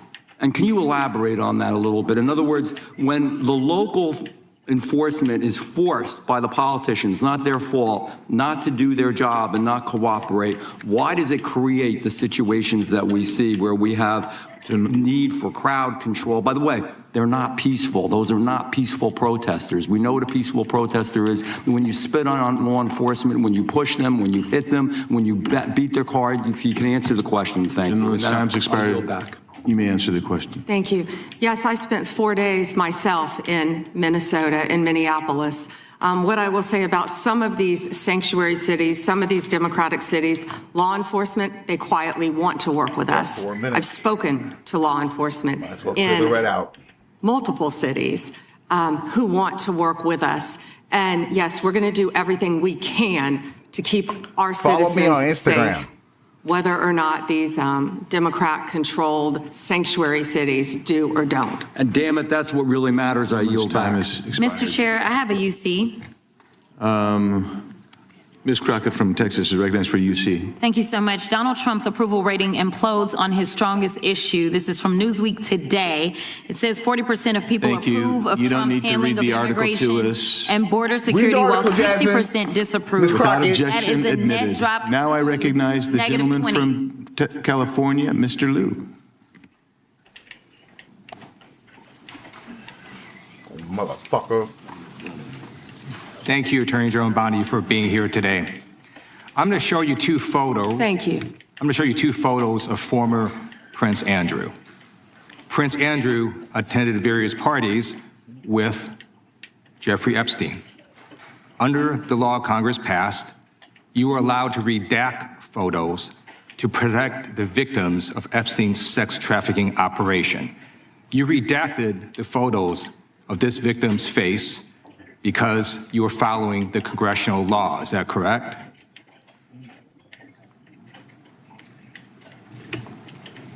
I'm sorry, that we redacted the victim's Because you were face? following the congressional law, correct? Yes. Okay. you have now established that please put the photos back up, that we are looking at a sex trafficking victim.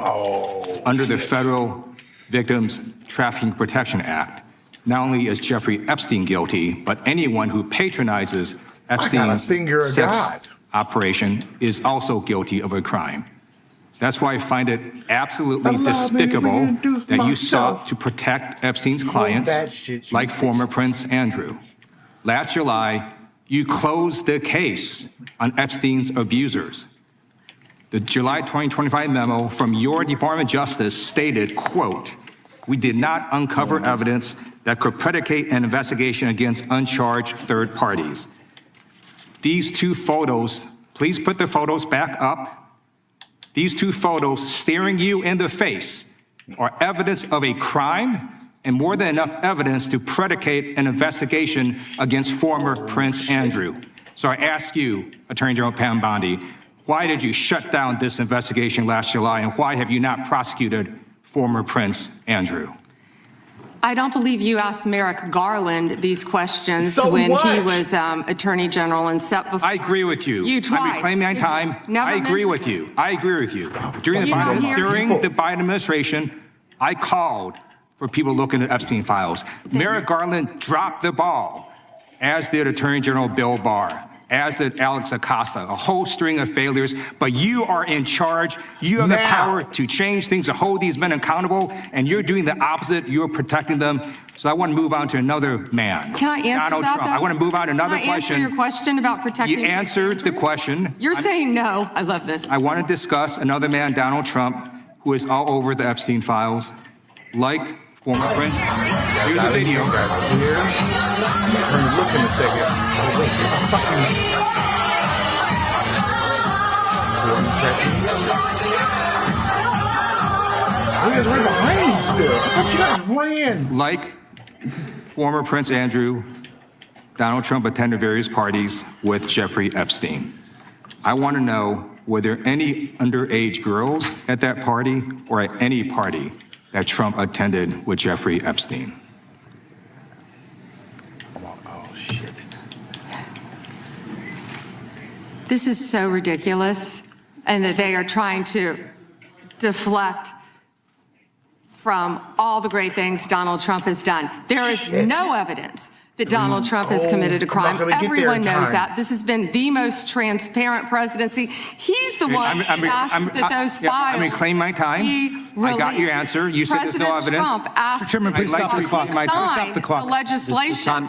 This is ridiculous. Time belongs to the gentleman from California. Okay. I'm going to put up another document from a witness who called the FBI's National Threat Operations Center, because I believe you just lied under oath. There is ample evidence in the Epstein file. Don't you ever accuse me of a crime. I believe you just lied under oath, and this is all on videotape. You said there's no evidence of crime. I'm showing you. Here is a witness statement who called into the FBI's Threat Operations Center. He drove Donald Trump around in a limo. He overheard what Donald Trump said to Jeffrey on his cell phone. He was so angry, he was going to stop the limo and hurt Donald Trump. And he met a girl who said she was raped by Donald Trump and Jeffrey Epstein. She later had her head blown off, and officers at the scene said that could not have been suicide. No one at the Department of Justice interviewed this witness. You need to interview this witness immediately. Oh, shit. Epstein should rot in hell. So should the men who patronized his operation. And as we say here today, there are over 1,000 sex trafficking victims, and you have not held a single man accountable. Shame on you. If you had any decency, you would resign right after this hearing concludes. The gentleman has expired. May I respond? Yeah, I don't know how you respond. No one can. I did not ask a question, He doesn't want to talk I about did the not ask a horrific crime question. in California. He does not want to talk about I did not ask a crime question. in his She state. can't just He's ad lib going stuff. I after did not Donald ask a Trump. question. Meeting will be in order. The gentleman has yielded back his time. I think our next witness will be more than happy to let the Attorney General. Madam Attorney General, would you like to? Gentleman from Alabama is recognized for 5 minutes. You have a few minutes to respond. Thank you, Congressman. This is what Congressman Liu didn't want to talk about. He didn't want to talk about all the crime that is happening in his state. California refuses to honor detainees because of its dangerous sanctuary city policies. The refusal means California has released 4,561 criminal illegal aliens onto its street. The crimes of these aliens include 31 homicides, 661 assaults, 574 burglaries, 184 robberies, 1,489 dangerous drug offenses, 379 weapons offenses, and 234 sexual predator offenses. That's why they are deflecting. That's why they're trying to talk about the Epstein files. That's currently happening in his home state. Attorney General, thank you for being here, and I wanted to make sure you had time to respond. I'm going to change gears a little bit. In October, when you were testifying before the Senate, I know you and my friend Senator Katie Britt discussed concerns of infiltration of the illegal Chinese vapes into our country. As a father of three, obviously, I'm worried a little bit about this, and I believe that many parents in the country share our similar concerns. Can you provide an update on DOJ's work in this space over the past few months? Yes, and thank you for bringing that up. We're talking about the vapes. And this should be an issue where both sides of the aisle can work together on. Parents need to understand, children need to understand that so many of these are being manufactured in China, sent to our country, and have the potential to be laced with lethal drugs. We've seen an overdose. We need to get on the front end of this before we have another crisis and children are dying. I've partnered with Secretary Kennedy, of course, at HHS on this matter, but thank you for bringing it up. You know, they're selling these things as flavored vapes illegally in many stores around the country. Secretary Kennedy and I actually we went and did something on this, and it was sadly the day that Charlie Kirk was assassinated. And so it didn't get a lot of attention, nor should it have after that happened. But yes, we're continuing to work on that, and thank you for bringing that up. That's happening in all of our states, and I would ask everyone here, I know Congresswoman Ross was just nodding, it's happening in every state. And not only are they laced with THC, many of these vapes, but they could be laced with fentanyl. We have had a child, I wish I could think of the state it was in, but we have already had someone overdose, and we have to get together on this, and we have to get on the front end of this, and I would love to work across the aisle on this to protect our kids. How many school kids do you see now vaping? And it's not only, I believe a vape has 20 cigarettes, but you know, that's one vape is 20 cigarettes, I believe it is, but also what they could be laced with, because so many of them, the majority of them, are manufactured in China. Sure, and if you need additional resources, please let us know as you're going through the process, and then I'm going to change gears one more time on you. Under the Biden administration, there was a lot of confusion created when parts of the DOJ began treating software developers like financial institutions. Even when they did not hold or control anyone's money, they were simply building the technology. That uncertainty made it harder for Americans to build, innovate here at home. Earlier this year, the Deputy Attorney General issued a memo entitled Ending Regulations by Prosecution, a clear break from the Biden administration's approach. And I think it's important that that's a good step in the right direction. But can you talk a bit about how the DOJ is now putting that memo into practice, especially when it comes to making sure that people are just writing the software and don't control the user's funds, we don't want them treated as an unlicensed money, or they're not money transmitters. So. Yes, and we're doing everything we can to protect the American people on that, and I would refer everyone to Deputy Attorney General Blanche's memo, and we're working as hard as we can on that topic. Sure, we want to lead the way in the space on that, so we'd appreciate the help. And with that, Mr. Chairman, I'll yield back 10 seconds. Gentleman yields back. We'll recognize the gentleman from Arizona for unanimous consent. Thank you, Mr. Chairman. I have a number of UCs. Gentleman can proceed. Thank you. Bombshell new docs show Trump called police about Epstein in 2006. Without objection. Kamala Harris defends Biden administration decision not to release Epstein files. Without objection. Why weren't they released during the Biden administration? Without objection. House Democrat Stacey Plaskett exchanged texts with Epstein during 2019 congressional hearing. Without objection. New York judge allows Epstein victims' claims against Plaskett to proceed. Without objection. Hakeem Jeffries solicited funding from Epstein in 2013 after financier was convicted child sex offender. Without objection.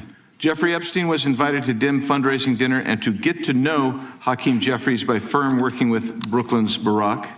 Without objection. An email from Leslie Groff to Jeffrey Epstein concerning Hakeem Jeffries fundraising. Epstein file says Biden was replaced in 2019, question mark? Without objection. Thank you. The gentleman yields back. The gentleman from California is recognized. Mr. Correa. Thank you, Mr. Chairman, and welcome, Ms. A.G. Bondi. I agree with you. Our top priority should be protecting Americans.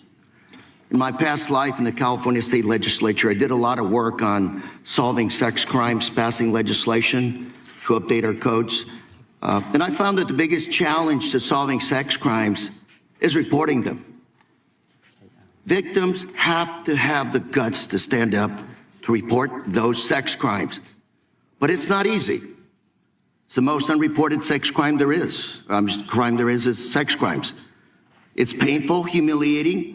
And a lot of time the victims don't think anything's gonna come out of their reporting these crimes. Then we have adults who as children were molested, boys and girls who will live in silence for the rest of their life. I believe the Epstein files are just one of many sex rings, sex crimes taking place in our society today. I hear 1,200 Epstein victims, some additional victims as young as 9 to 10 years old. The challenge I have today, what bothers me today about this hearing, Madam AG, is what's the message we're sending out there on Main Street? Shouldn't ask a question I don't know an answer to, but I'm going to ask the victims behind you right now. First, can you please stand up? And then, can you please raise your hand if you think after everything you've heard today, you feel that our AG, the feds, have your back? Do we have your back? I got plenty. Raise your hand if you're confident that we got your back. And that's the issue, Madam AG. We've got to make sure that victims stand up and report the crimes. Otherwise, we're going to be taking a step backwards. Today, AI, cyber, social media, the new realm for people to be hurt, attacked sexually. These are the areas I'd welcome the opportunity to work with you on. It's not your problem. It's not my problem. It's our problem. But to have redacted files that are not showing us the names of these predators is wrong. These are very powerful people. This was a very expensive business, and we don't know who they are. I would imagine they're very prominent Republicans, very Republican Democrats, and we are covering up for them. We got to know what's going on out there, Madam AG.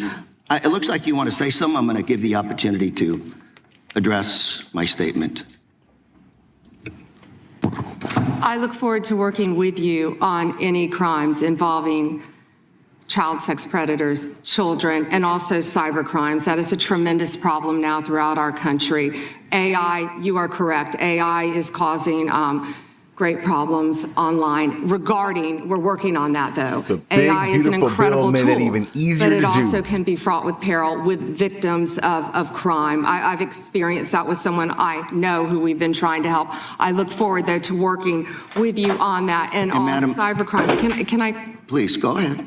And as I said before, to any victims, we ask them to come forward to our office, and we want to work with them. I have never not worked with a victim, and I believe I've actually spoken to several of them. Madam, if I can reclaim my time, I only have a minute. Behind me. If I can reclaim my time, I just think we start out by making sure those redactions are unredacted, those Epstein files, to make sure that the public, according to the law, following the law, that those names in those files are made public.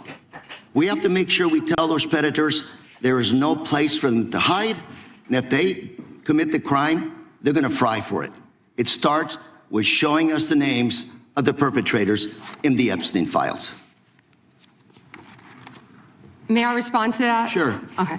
So if any man's name was redacted that should not have been, we will, of course, unredact it. If a victim's name was unredacted, please bring it to us and we will redact it. We were given 30 days to review and redact and unredact millions of pages of documents. Our error rate is very low, but there are always behind you. No. I'm sorry, I was told you to play the whole thing and we'll talk at the end, but no. She made a whole show of inviting some social media influencers to the White House to give them the Epstein files. Let me get the whole fingers in there. The Epstein files. She did that. So for her to say, I only have 30 days.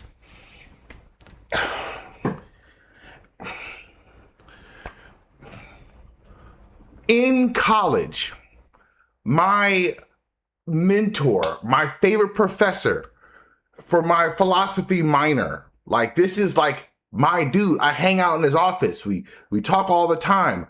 I had to do another school event and missed a final or missed like an exam and I was gonna fail the class. And he was like, you are SOL because you are an adult.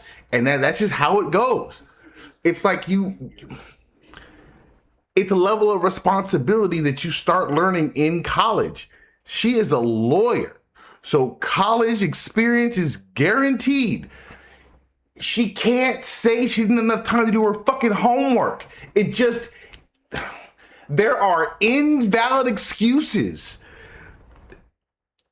And then there's what she just said to Congress. Like, I can't even paint a picture of how outrageous that statement she made is. It is brain melting for someone in her position to say I only have 30 days. While you're talking about Merrick Garland years ago.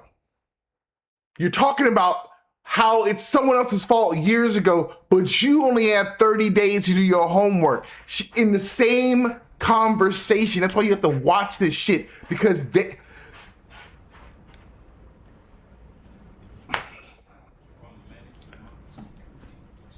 we're gonna hell dive some more, but I gotta eat something because I'm hungry. I need a Snickers. We're doing a good job everything we can to help the victims. We will do everything we can. Chair, I'm out of time. Gentleman yields back. The gentleman from California, Mr. Kiley, is recognized.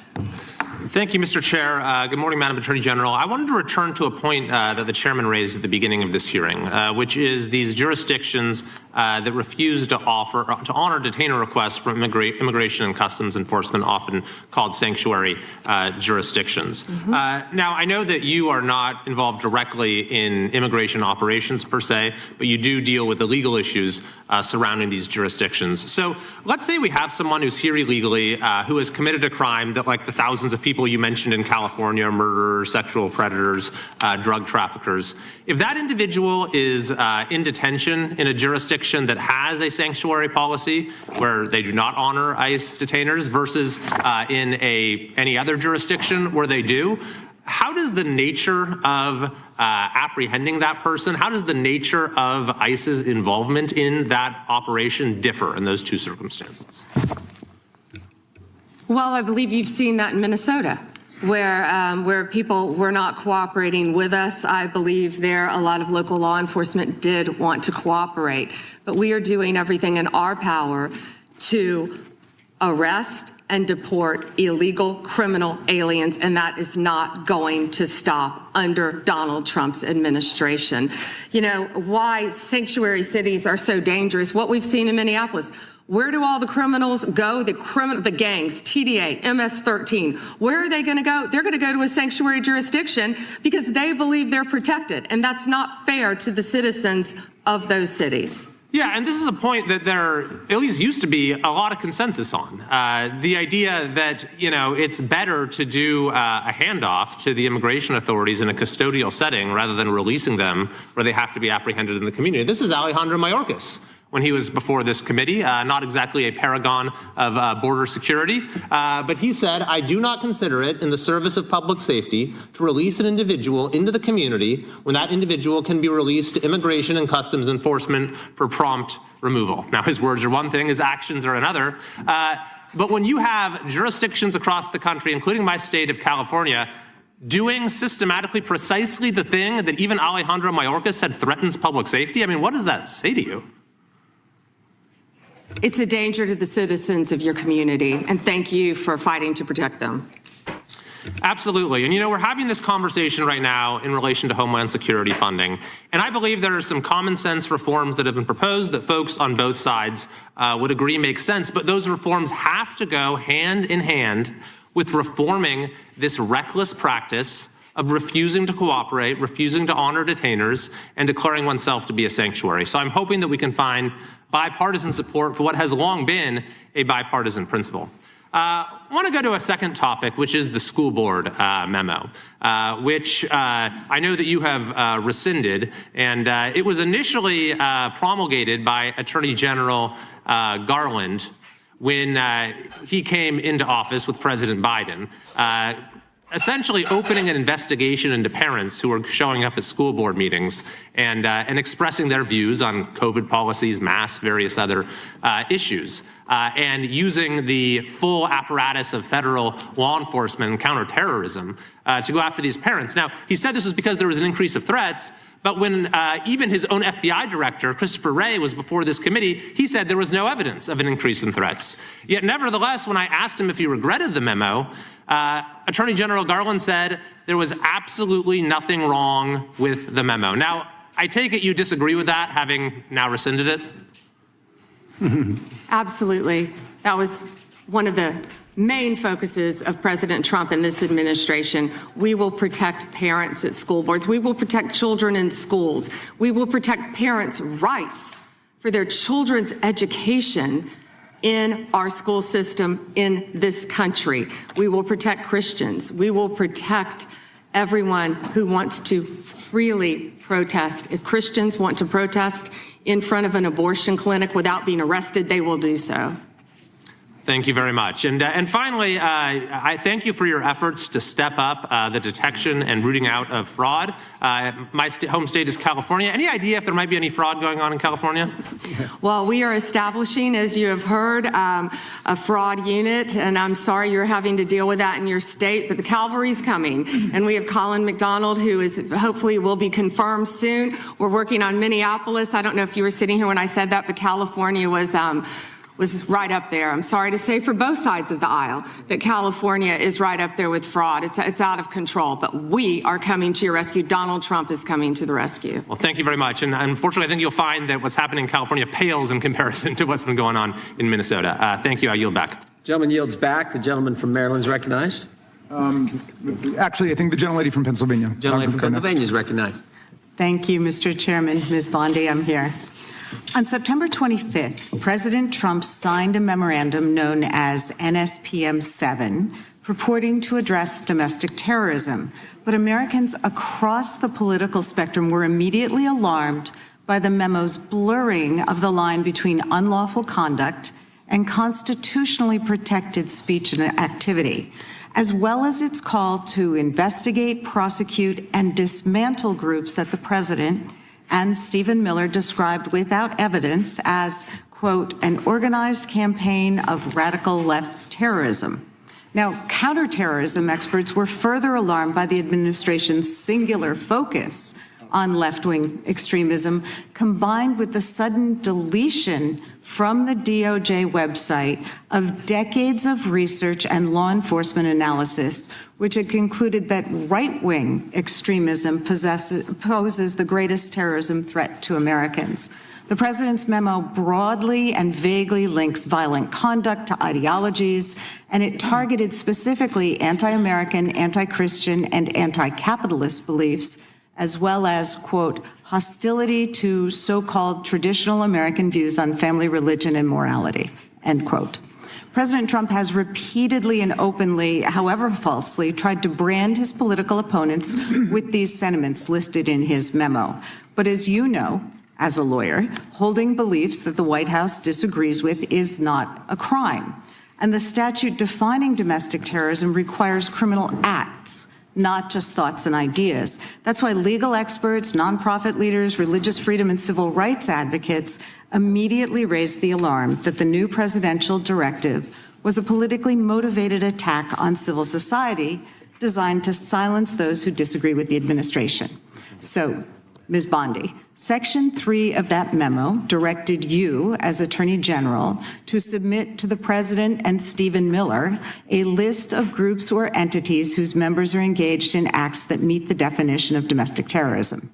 And then on December 4th, you directed the FBI to work with a variety of law enforcement entities to compile a list of groups and entities engaged in such acts by January 3rd, 2026, and to update that report every 30 days thereafter. So can we assume that you or persons under your direction at the Department of Justice have prepared that list of groups or entities who are designated as domestic terrorist organizations? And I just remind you, that's a yes or no question. Did you prepare the list? I'm not going to answer it yes or no, but what I will say is I know Antifa is part of that. I will talk to you about that. I'm reclaiming my time. I asked you whether you an Antifa member was arrested in Minneapolis federal court for my time. Did you have a question and don't want an answer? The answer is yes or no. Time belongs to the gentlelady from Pennsylvania. Gentlelady can proceed. Okay. So will you commit to providing this committee with any list of organizations that you have recommended be designated as domestic terrorist organizations?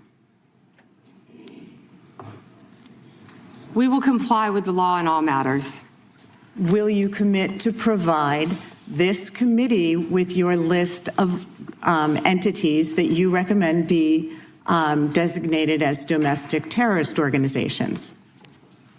I'm not going to commit to anything to you because you won't let me answer questions. Okay, well then we do understand that your current position is that you have a secret list of people or groups that you are accusing of domestic terrorism, but you won't share it with Congress. And I'd remind you that when the U.S. government designates an entity as a foreign terrorist organization, it must report that to Congress and to the entity, because the government can make a mistake and the entity has the opportunity to contest it. So your position seems to be that if you falsely designate an American or an American organization as a terrorist group, there's nothing they can do about it.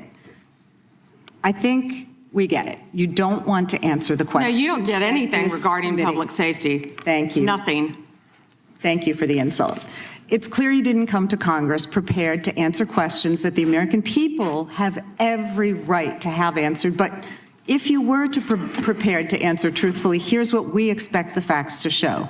The administration is keeping lists of Americans who the White House says are engaged in domestic terrorism. Those lists could include Americans who have not committed any acts of terrorism, but simply disagree with this administration, people like Renee Good and Alex Preddy.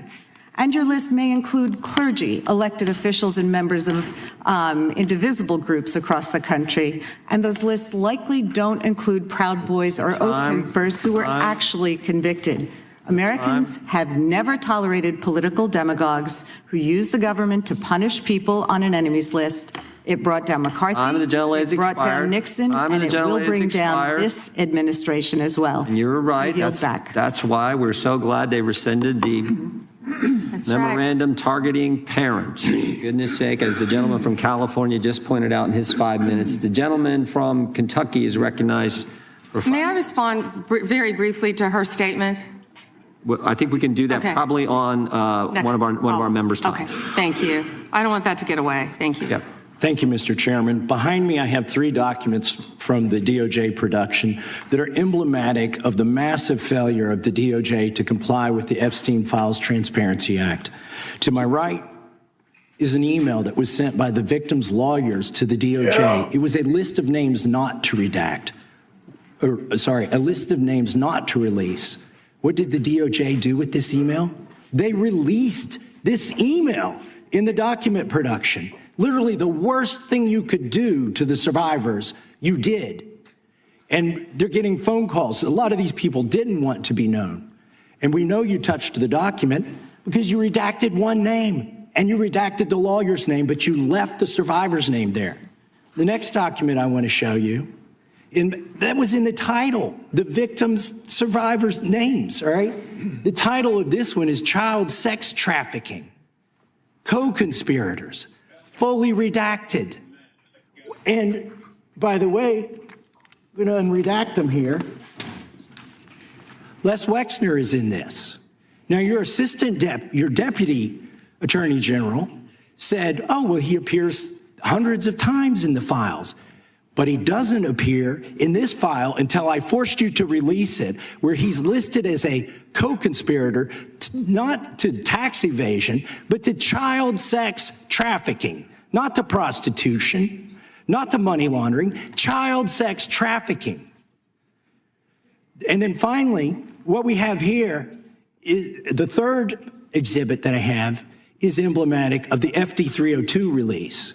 These are the documents that we need that you're holding on to and over redacting because they have the names of the men who are implicated.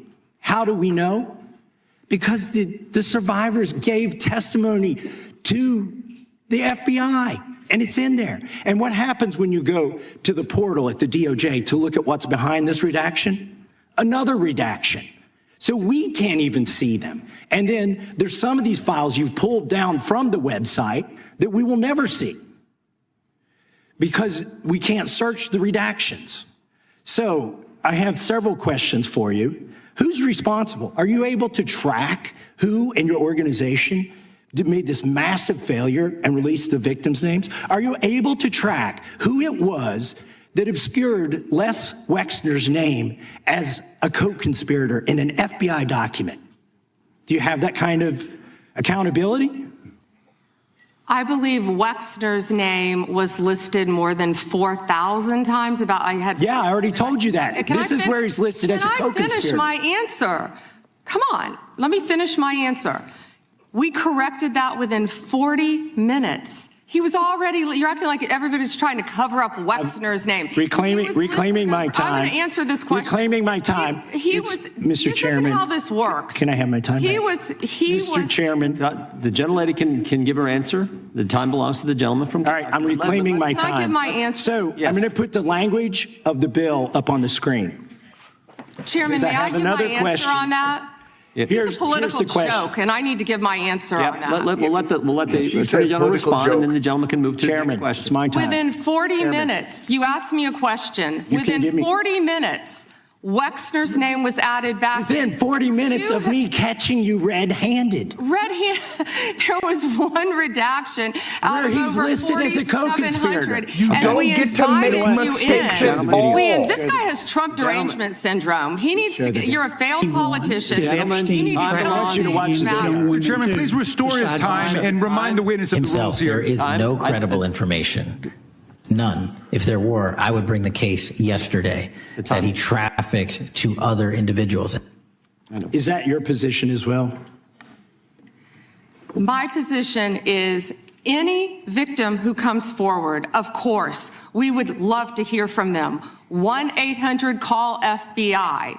Did you ask Merrick Garland that the last 4 years? Did you talk about Epstein? I'm reclaiming my time. I'm glad you're asking about Merrick Garland. You don't get to reclaim because time this is when you don't- bigger than Watergate. when I don't answer the question the way This you goes want. over 4 administrations. You don't have to go back to Biden. Let's go back to Obama. Let's go back to George Bush. This cover-up spans decades, and you are responsible for this portion of it. And that's now, where the I want to most know at what point did the FBI and the DOJ decide that Lex Wessner was not a co-conspirator? Because our Epstein Files Transparency Act requires you, please put it back on the screen, please, to release the internal decision about whether to prosecute him or not, and it's not in the files, and it's not in the files for any of these other men. Time of the gentleman has expired. May she answer? And he's a hypocrite because he voted against the ban that we were talking about on deep fake AI porn. Only 2 people voted against it, and you were one of them, hypocrite. The gentleman's time has expired. She didn't answer the question. Mr. Chairman. Mr. Chairman, could she answer the question? Chairman, I was wondering. The gentlelady's allowed, the Attorney General's allowed to respond the way she wants to respond to any member's questions, Republican, Democrat. I have unanimous consent request. Gentleman's recognized for a UC. All right. This is an example. I'm submitting these 302 forms that are entirely redacted, even when you go to look at them. Without objection. I'm submitting a Jim Jordan worked hard as he could to become the chair of this committee to run interference for the White House. His sole purpose there is to undermine the process itself. You can't be more blatantly corrupt. There's partisanship, and then there's what he's doing. This is outrageous corruption. It's outrageous corruption. He's running interference in the middle of this process. Why are you in the room? It's beyond a conflict of interest, and Jim Jordan is known for this. Like this, it's not even a question of his intentions. That's why they're yelling at him like that, because he is there to make it harder for them to do this, and he's the person who is chairing it. You'll watch a Disney movie, and that's the guy twirling his fucking mustache. How did he get there? You gotta stop holding your nose and voting R. You have to look at who these people are. His resume says the last place he should ever be is sitting in that chair. He's done enough in his life to should have no chance at all. The amount of money it takes to put a skinflint like that empty-headed Pulse in that chair is astronomical. Ask the fucking Koch brothers. Piece of shit. Witness statement that implicates Les Wexner. Without objection. I'm submitting an article from the New York Times that the DOJ released nude photos and identifiable pictures of the victims. I'm submitting a letter from AG Bondi to Kash Patel, imploring him to quit keeping the files when you found out that they were keeping files from you, because they're still redacting files. Chairman, are we going to recess for votes? Yes, we are. I'm submitting for unanimous consent a document of 17 individuals who've resigned because of the Epstein files. Without objection.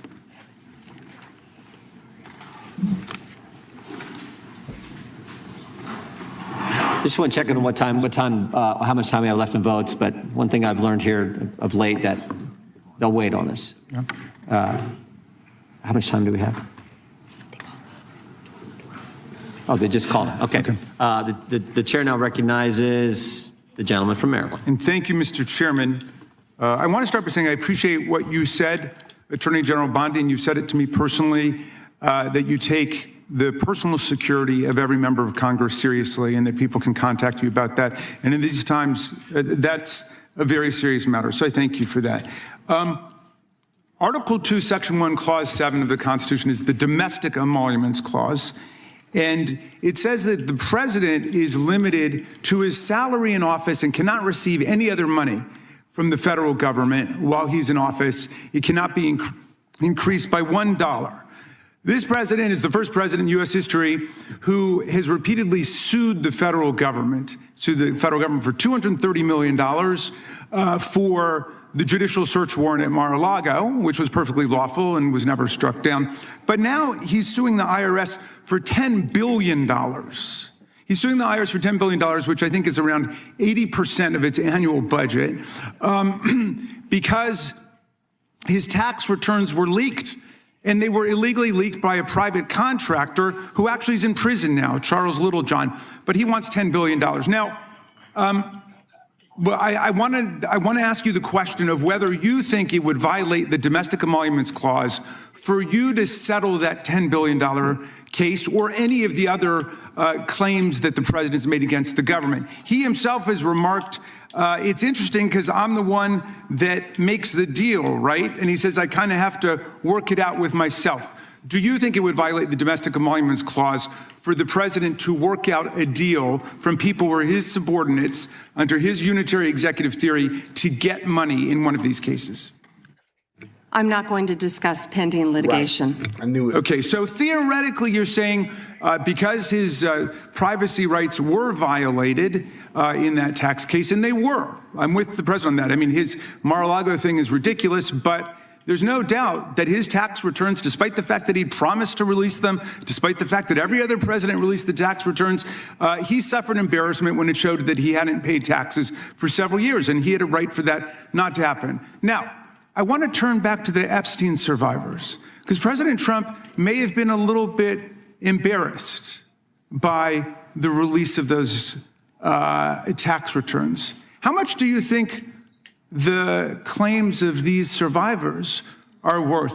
As the good congressman from Kentucky just pointed out, there were lots of survivors who had decided, for reasons of their own, never to release their names. That determination was represented to people in Congress, and we built it into our federal law that their names could not be released, and yet you published their names, their phone numbers, their addresses, personally identifying information. If Donald Trump can get $10 billion theoretically from the Department of Justice, how much should these people get for a far worse violation of their privacy rights and a far greater danger established to them in their lives?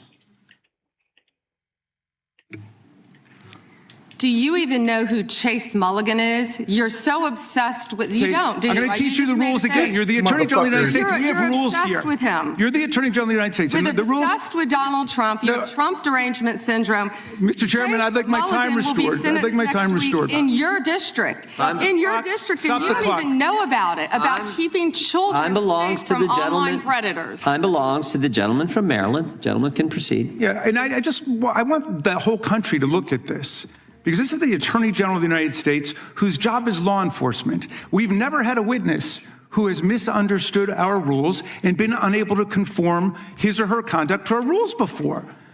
We have only 5 minutes, and so we use our time to ask you specific questions. How long are you giving me to answer? Excuse me, I'm not yielding to you right now. I'd like that second restored too. So, Ms. Bondi, the way it works is we ask you a question and you answer it. And if you go off on a wild goose chase, another tangent, you start reading statistics or you start talking about stuff going on in our district. And by the way, I invite you to my district. Come to my district, but that's not what we're here to do today.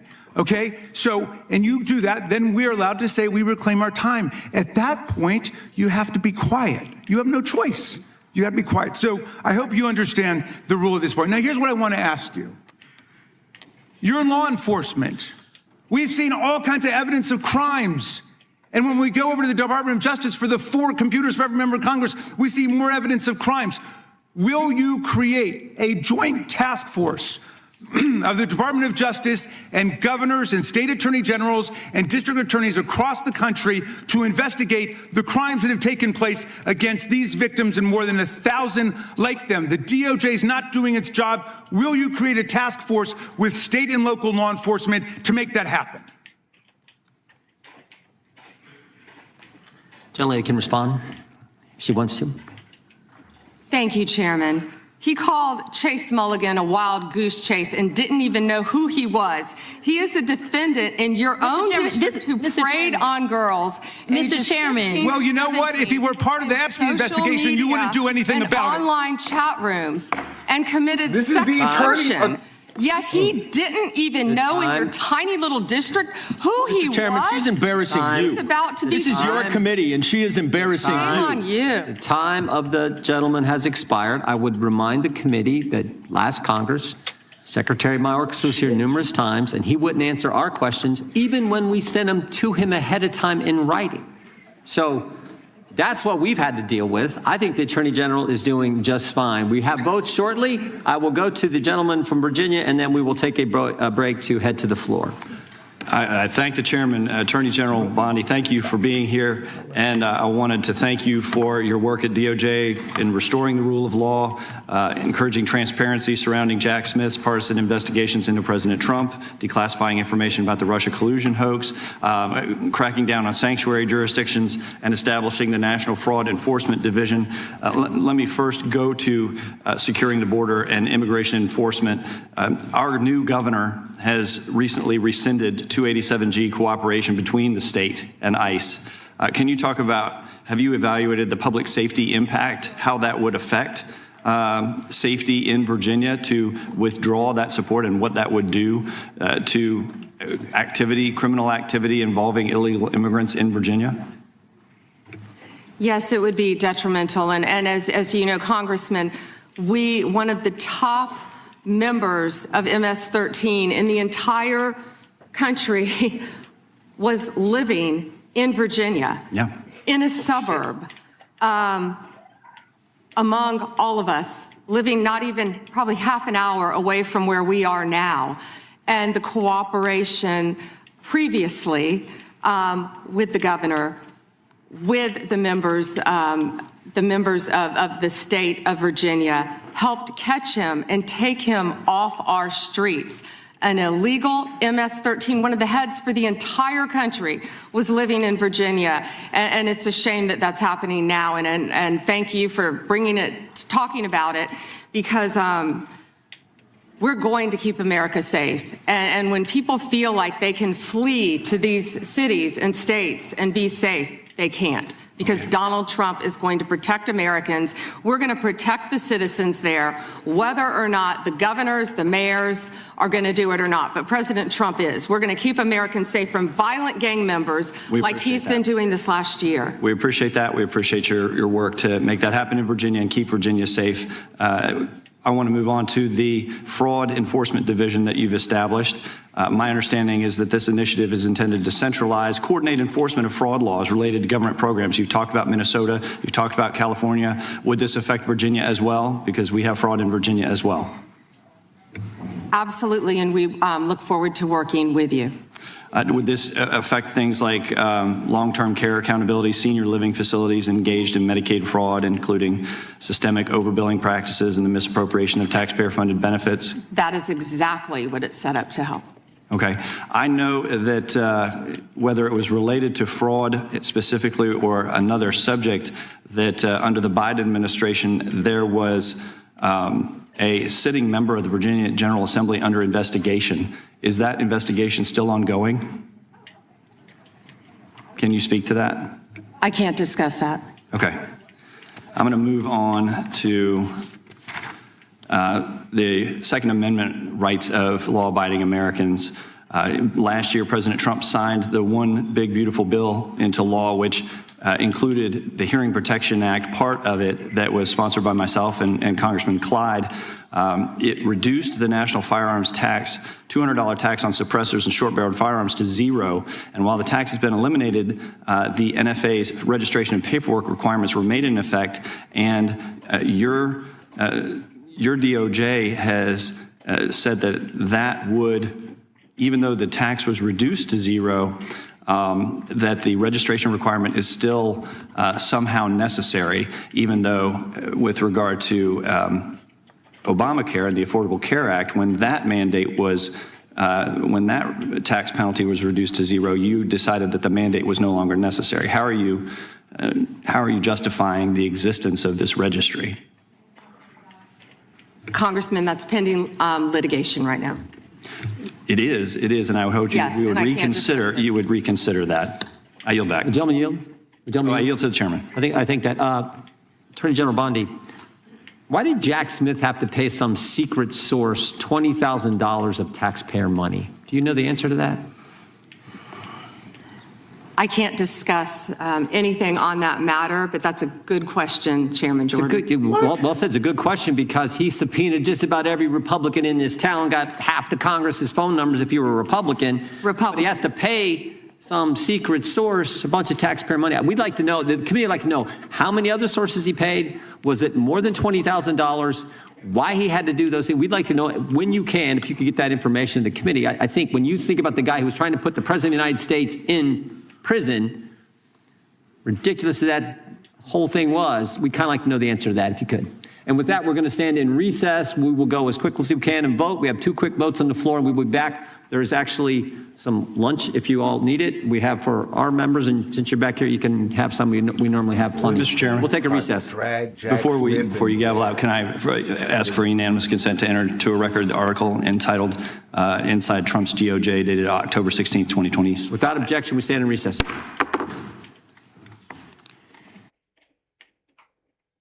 And the gentleman from Colorado is recognized for 5 minutes.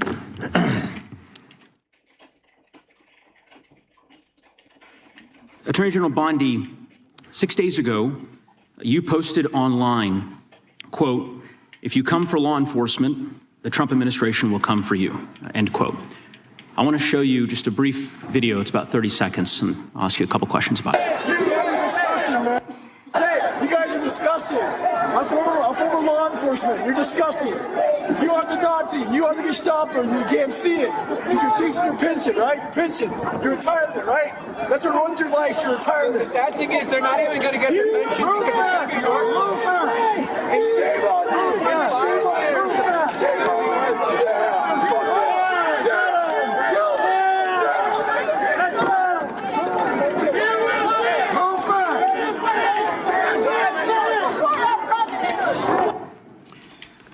Attorney General Bondi, that man works for you now, right?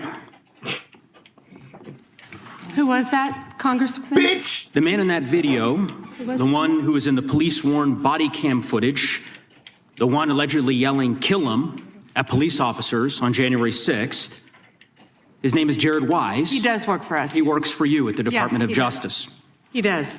This is an individual whom a federal grand jury indicted real criminal. for 2 felonies and 4 misdemeanors related to his participation in the attack on January 6th. One of those charges was forcibly assaulting, resisting, opposing, impeding, intimidating, and interfering with police with the intent to commit another felony. Pull down. This is who you choose as the chief law enforcement officer of the United States of America to hire at the Department of Justice. Someone on video yelling, "Kill him," at police officers? You hired that guy? I believe he was pardoned by President Trump. Oh, he was pardoned. You're right. You're right. Pardoned by President Trump for his offense. Pardoned for yelling, "Kill him," at police officers. And yet you expect hardworking police officers across the country to believe that you take law enforcement seriously. Right. You could imagine the reaction of so many folks across the country hearing the chief law enforcement officer of the United States refuse Let's fucking go, because you know what? to even condemn what that individual whom you've now hired did. Okay, but in any event, let's talk a little bit about some of the other divisions within the Department of Justice and what's happened over the last year. You're familiar with the public integrity section of the DOJ's criminal division. I think it's referred to as PIN. Is that right? Yes. Okay. Do you know which presidential administration under which the PIN was first created? I can tell you what administration that the weaponization was ended under. I'll reclaim my time. This wasn't a trick question. You don't get to Madam Attorney reclaim General. your time. Madam Attorney General, because I don't like her. Mr. Chairman, I don't will you explain answer the way questions the way that he you like does it. reclaim his time? Because I don't answer a question to your satisfaction. Mr. Chairman. Madam Attorney General, the time belongs to the gentleman from Colorado. The president under which PIN was created was Gerald Ford. It was created after Watergate. I'm not asking a question, Madam Attorney General. The administration under which it was created was Gerald Ford. When you first started as the Attorney General of the United States, there were 35 people working in that office. There are now 2 people working in that office because you have gutted it. How many people work for the National Cryptocurrency Enforcement Team in the criminal division today? You don't know. Can I answer the question about PIN? I've asked you a question. How many people work? You've asked me a question, but you don't How want many the answer. people work I'm not for the gonna answer your National questions the way you Cryptocurrency want. Enforcement Team? You won't answer how many I'll answer PIN. What the fuck? PIN will not be you know weaponized. what? You know what? What's funny about this? I'll say to the chairman. What's funny about this? You're a lawyer who doesn't I understand how question does not want to answer the question in a because you hearing. eliminated the That's National what's so funny. Cryptocurrency You're the Enforcement Team fucking last year. department So I head of the- understand why you you're don't the want to tell the Attorney American General. people who This is works a there. goddamn Yeah, I No one understand works why there you don't want to anymore, talk about Madam Mohammed Attorney Solomon General. in So, your district. In any event, who murdered people. Mr. Chairman, will you stop the clock so his time is not wasted by the witness? I've been very generous with allowing extra time when we have these little disputes. I understand. You got the time, Mr. Goose. I might as well ask the chairman these questions. I'd be happy because to answer what some is of your fun- questions. What's profound, the questions I've asked, the crime in your district. asked, Mr. Chairman, are not trick questions. They're not gotcha questions. They're actually basic questions about how the Department of Justice functions and the unwillingness of this Attorney General to answer them in good faith. When a member of Congress asks how many people work at the National Cryptocurrency Enforcement Team and the Attorney General refuses to answer it, it is not a coincidence. It's because she eliminated the team. Why? Because her boss, the President of the United States, is making money hand over fist, $1.4 billion over the course of the last year through cryptocurrency holdings. I think what is happening at the Department of Justice is a disgrace, Mr. Chairman, and I would urge you to gain control of this hearing. Hold on. With that, I yield back the balance of my time. Yeah. I would ask the gentleman, does he agree with the standing up of the Deputy Attorney General for dealing with fraud? That's something that's happened in this administration. First time. You talked about PIN.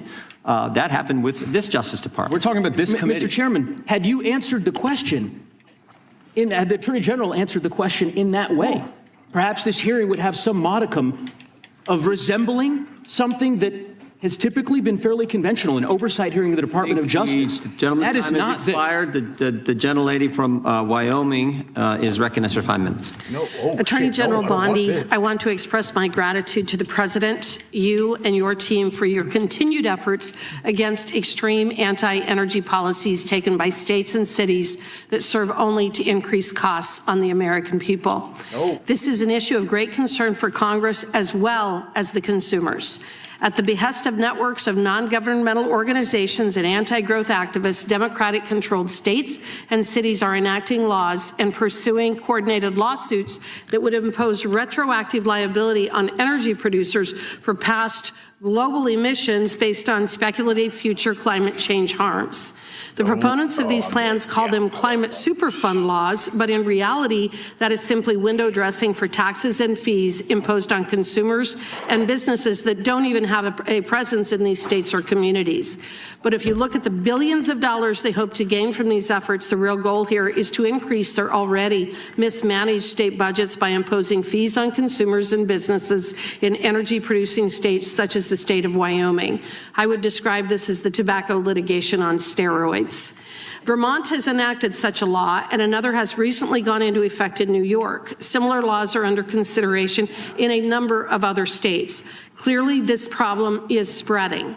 Would you agree that Congress has not authorized states to impose retroactive liability against energy producers and lawful carbon emissions? Yes. And would you also agree that protecting consumers is a core part of the DOJ's mission? Absolutely. Would you further agree that combating state policies that seek to hide and shift the true cost of programs like these onto consumers fits within your mission? Yes.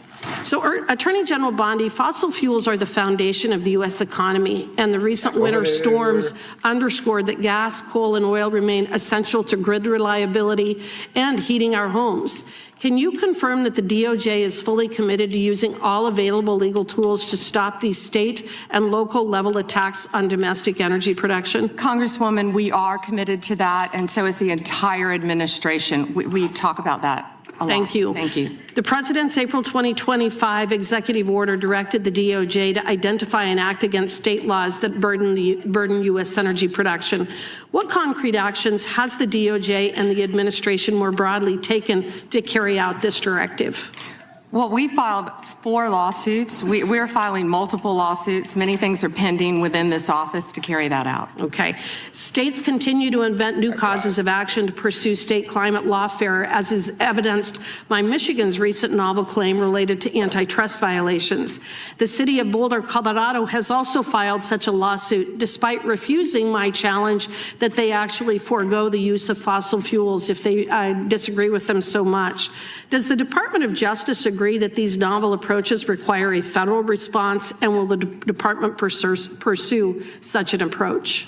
Yes, Congresswoman, and would be happy to talk to you more about that. Wonderful, Yes. thank you. Multiple climate lawsuits are now advancing toward trial, even in states that rely on those energy forms to provide heat and electricity for their citizens. In fact, in any community, that they all rely upon fossil fuels in some fashion. Is the department actively considering intervention to protect federal supremacy over interstate emissions and energy policy? Yes, would be happy to discuss that with you. Thank you.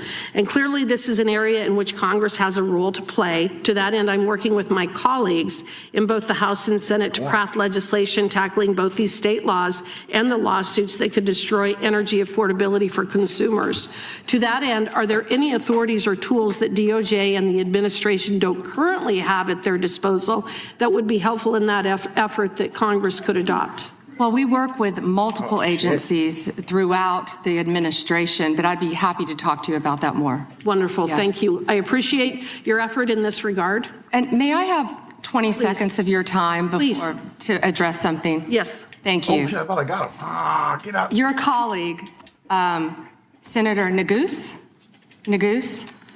didn't want to talk about crypto because he said I was a disgrace talking about crypto because he didn't want to talk about the tremendous crime in his jurisdiction. He voted no on preventing violence against women by illegal aliens. Yet, Right on. June 1st, 2025, Mohammed Solomon attacked members of the group Run for Right Their Lives on. in Boulder, Colorado, where an 82-year-old woman sustained burns on over half of her body and eventually died from her injuries.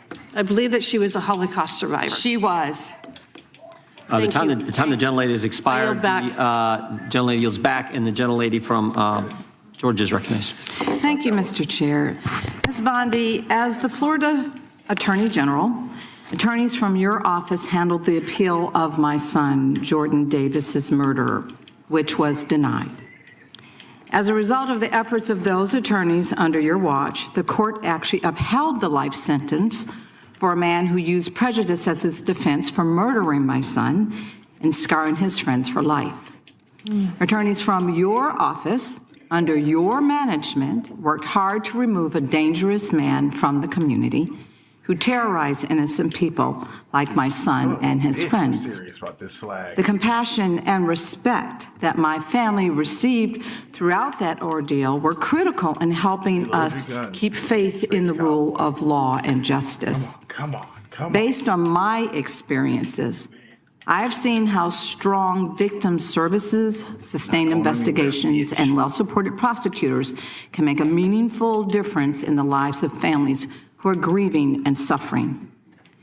Ms. Bondi, just yes or no, would you agree that government officials should be respectful and supportive of victims' families as they mourn?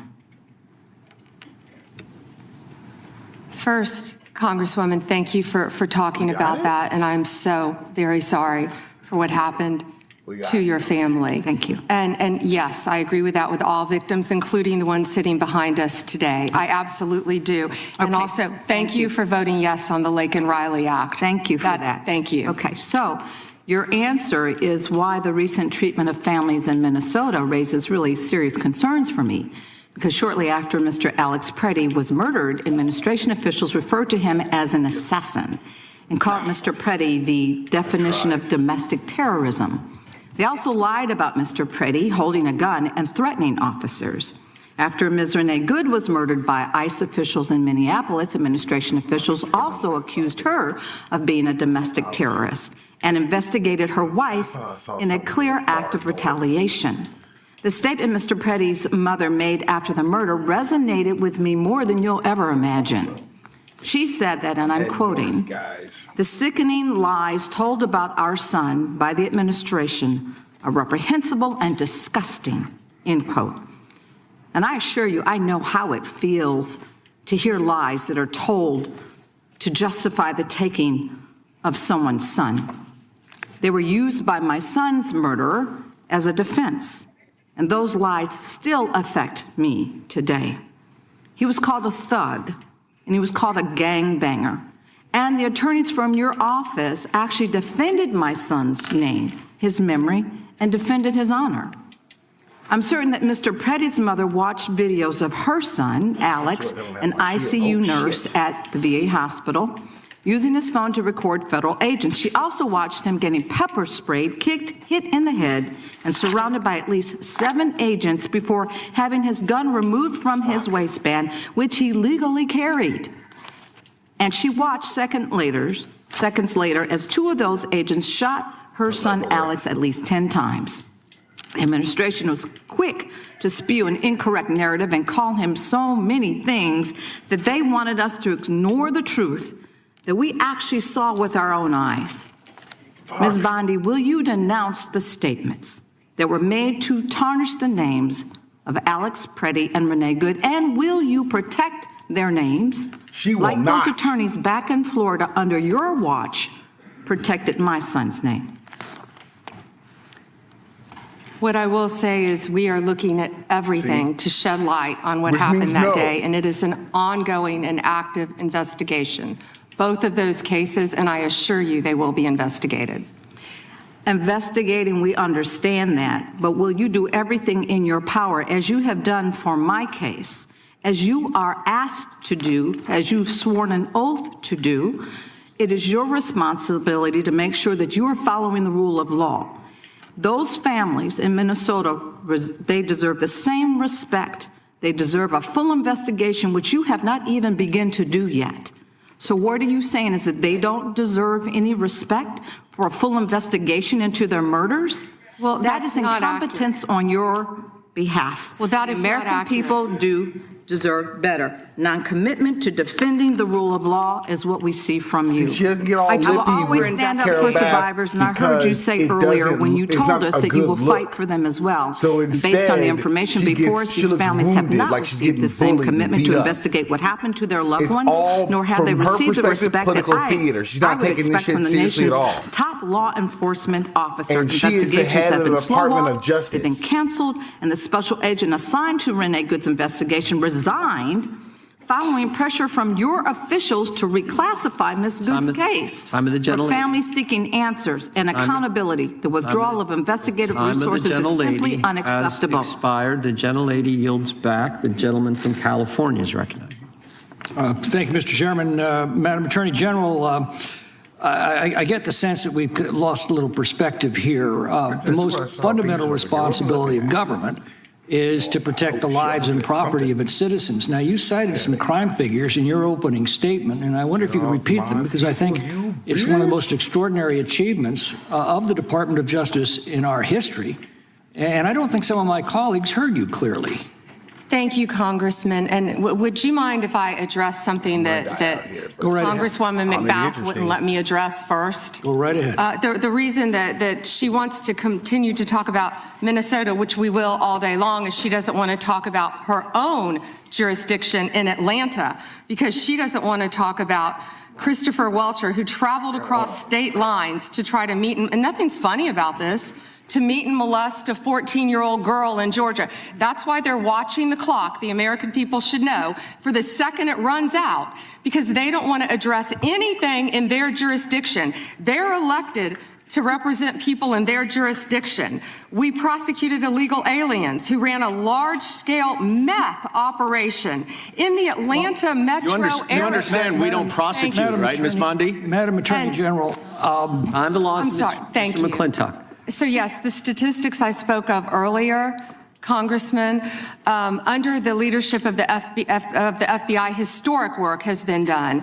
A drop 20% in the nationwide murder rate in 2025. Least murders in our country since 1900, and that is to the work because of the credit of Donald Trump. It's not just homicides, is it? It's also other violent crimes, robbery. Could you go through that list real quick? Yes, Congressman. 100% increase in violent crime arrest in 2025 compared to 2024. And what's that done to the violent crime rate in the country? It's plummeting. 1,800 gangs. Wait a second. Do you mean to honestly tell us, and you're under oath, that if we take violent criminals off the streets, we end up with less crime? I certainly hope so, Congressman, and that's our goal, and that's an extraordinary concept, and I'm afraid it may be lost on some of our Democratic colleagues. I look at these numbers and they're absolutely staggering. It didn't happen by accident. It happened because of specific policies that you've implemented this year. Would you, and you mentioned a few of them. Would you continue? Over 6,000 child victims located, 22% increase. Over 1,700 child predators arrested, 10% increase. Over 300 human traffickers arrested. Let me jump down to DEA right now. That was just FBI. Under Terry Cole's leadership, and I talk to these people almost daily, our directors, and the amazing work that they're doing in all of your jurisdictions on the left and the right, working together to take drugs off our streets. Right, and I assume that our Democratic colleagues, some of whom represent some of our most crime-plagued cities and communities, have thanked you for this extraordinary accomplishment. Thank you, Congressman. We've seized more than 9,800 kilos of fentanyl and 47 million fentanyl pills. That affects every single person in this room. It doesn't matter what political party you are. Everyone in this room knows someone who's died from fentanyl. A parent, a child, a sister, a brother, a friend, a neighbor, a relative. Everyone here knows someone who has been impacted by that. That is the common ground that I wish we could find to work together in this country, to take these drugs off the streets. And someone nodded with vapes. Well, in your opening statement, you said that this historic success in protecting the lives and property of Americans has occurred when local governments have cooperated with you. Yes. Let me ask you, what are the greatest impediments you're facing in bringing down crime across the country?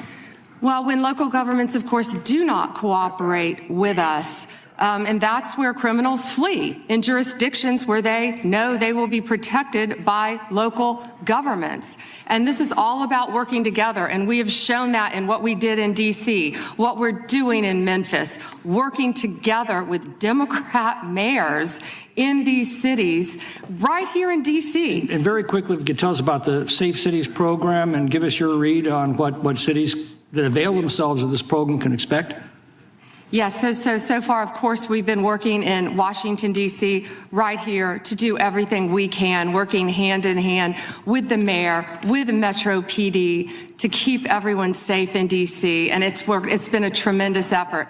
And now we're in Memphis, working with the mayor in Memphis, as we talked about earlier, doing everything we can. These are iconic cities in our country, and we want to help every city in this country who wants and asks for President Trump's help to make America safe again. Gentlemen, Mr. Chair, I have, you see. Let the record show that Democrat was applauding the Attorney General's answer there.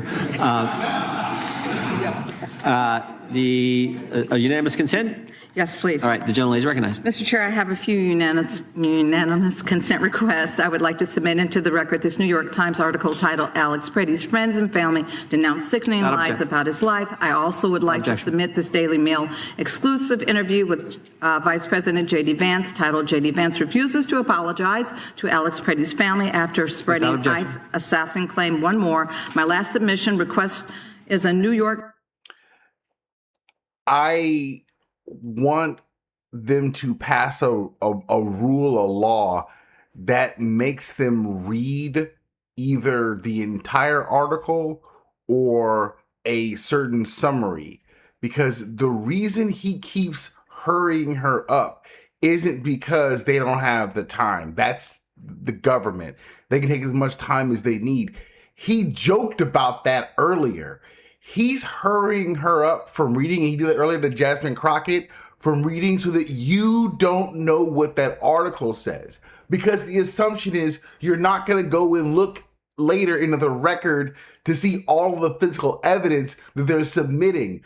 But during this process, when you heard Jasmine Crockett earlier in I think it's called a CU, that paper she's holding, it's like written evidence to support the line of questioning that they're giving to the Attorney General. It's like, we're not asking you these questions for no reason. We're asking you these questions for this specific thing. This is an interrogation. This is a cross-examination.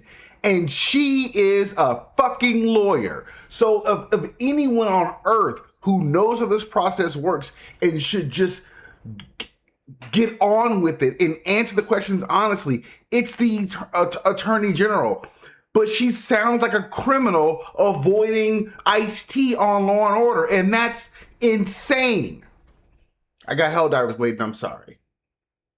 Times article titled FBI Agent Who Tried to Investigate ICE Officer in Shooting Resigns. Thank you. The chair now recognizes the gentlelady from North Carolina. Thank you, Mr. Chairman. Attorney General Bondi, I think you and pretty much everybody else here and throughout the country believes that convicted sex offenders don't deserve special treatment or privileges in prison. And yet Ghislaine Maxwell, Jeffrey Epstein's co-conspirator, received perk after perk in prison. In July, she had a 2-day interview with your deputy and President Trump's former defense attorney, Todd Blanche. Just days after that, Maxwell was transferred from a federal correctional institution in Florida to a minimum security camp in Texas, I might be a drag on which the party she, as a sex offender, would normally be ineligible for. At this new facility, as the ranking member talked about, and by the way, it's nicknamed Club Fed.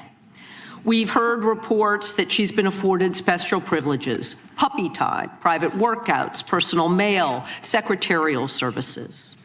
Attorney General Bondi, does a convicted sex offender like Ghislaine Maxwell deserve special treatment and privileges in prison? Yes or no? Let me be crystal clear on this. No. And Thank you. Let me keep going. No, let me keep going. Perfect. Well, I did not know she was being transferred. I asked you yes or no. She was not transferred to a lower Mr. Chairman, level. Please stop the clock and remind the witness of the rules. One rule she needs to understand and I'm glad that we're agreeing. So when we're agreeing, we can move on to some other things. But I want you to know that every time she does get these perks, and it's been publicly reported, that the folks she's abused, the survivors who are sitting here, they see themselves as being denied justice. They feel re-traumatized. And I'm glad that we agree on that. But she should not be in that prison. And she needs to be moved back to a maximum security prison as soon as possible. But what she has told another committee here is that she won't cooperate with them unless she gets clemency from Donald Trump. I haven't gone to sleep yet. It's just crazy to consider that she can be wielding this kind of influence within the administration. But that begs the question. This shit is making my Who goddamn ordered blood her boil. Fucking to be transferred to the minimum security prison that she was ineligible for?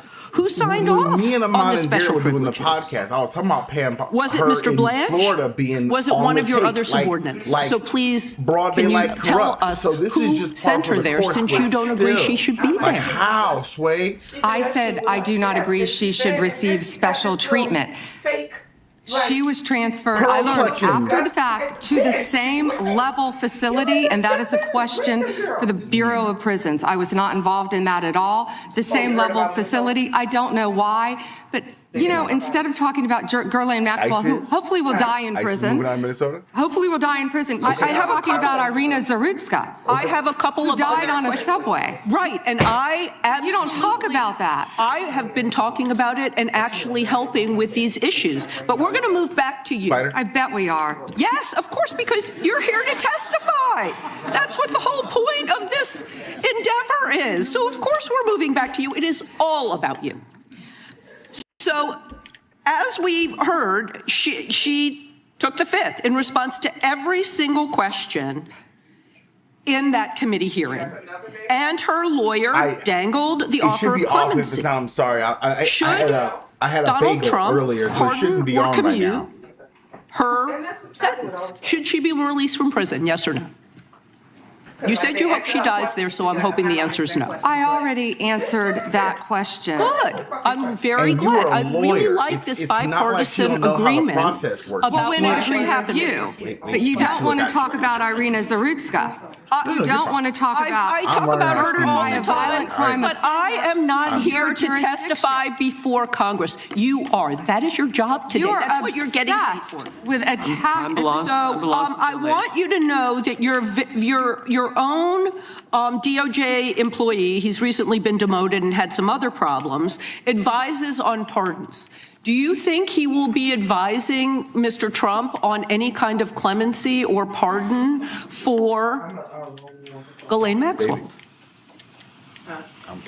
I'm not going to speculate, and you couldn't even identify properly. That's why you don't want to talk about Irina Zarutska. You couldn't properly identify her relative. I absolutely it's embarrassing. have been, and her family, by the way, appreciates all of the condolences, all of the help, everything that our law enforcement in North Carolina has been doing to help her family. Her family feels well treated. Thank you, and I yield back. The gentlelady yields back. Gentleman from California is recognized. I'd ask unanimous consent to enter into the record an article by former Attorney General William P. Barr entitled, "Why Pam Bondi Didn't Publish All the Epstein Files in 30 Days." The answer is simple. It was not possible, from the Wall Street Journal. Well said. Without objection, the gentlelady from Florida is recognized. Thank you, Mr. Chairman. Madam, I'm sorry. Yes. May I respond 20 seconds to something that Congresswoman Ross said? Go right ahead. Thank you. She also opposed a sex offender registry as head of North Carolina ACLU. Thank you.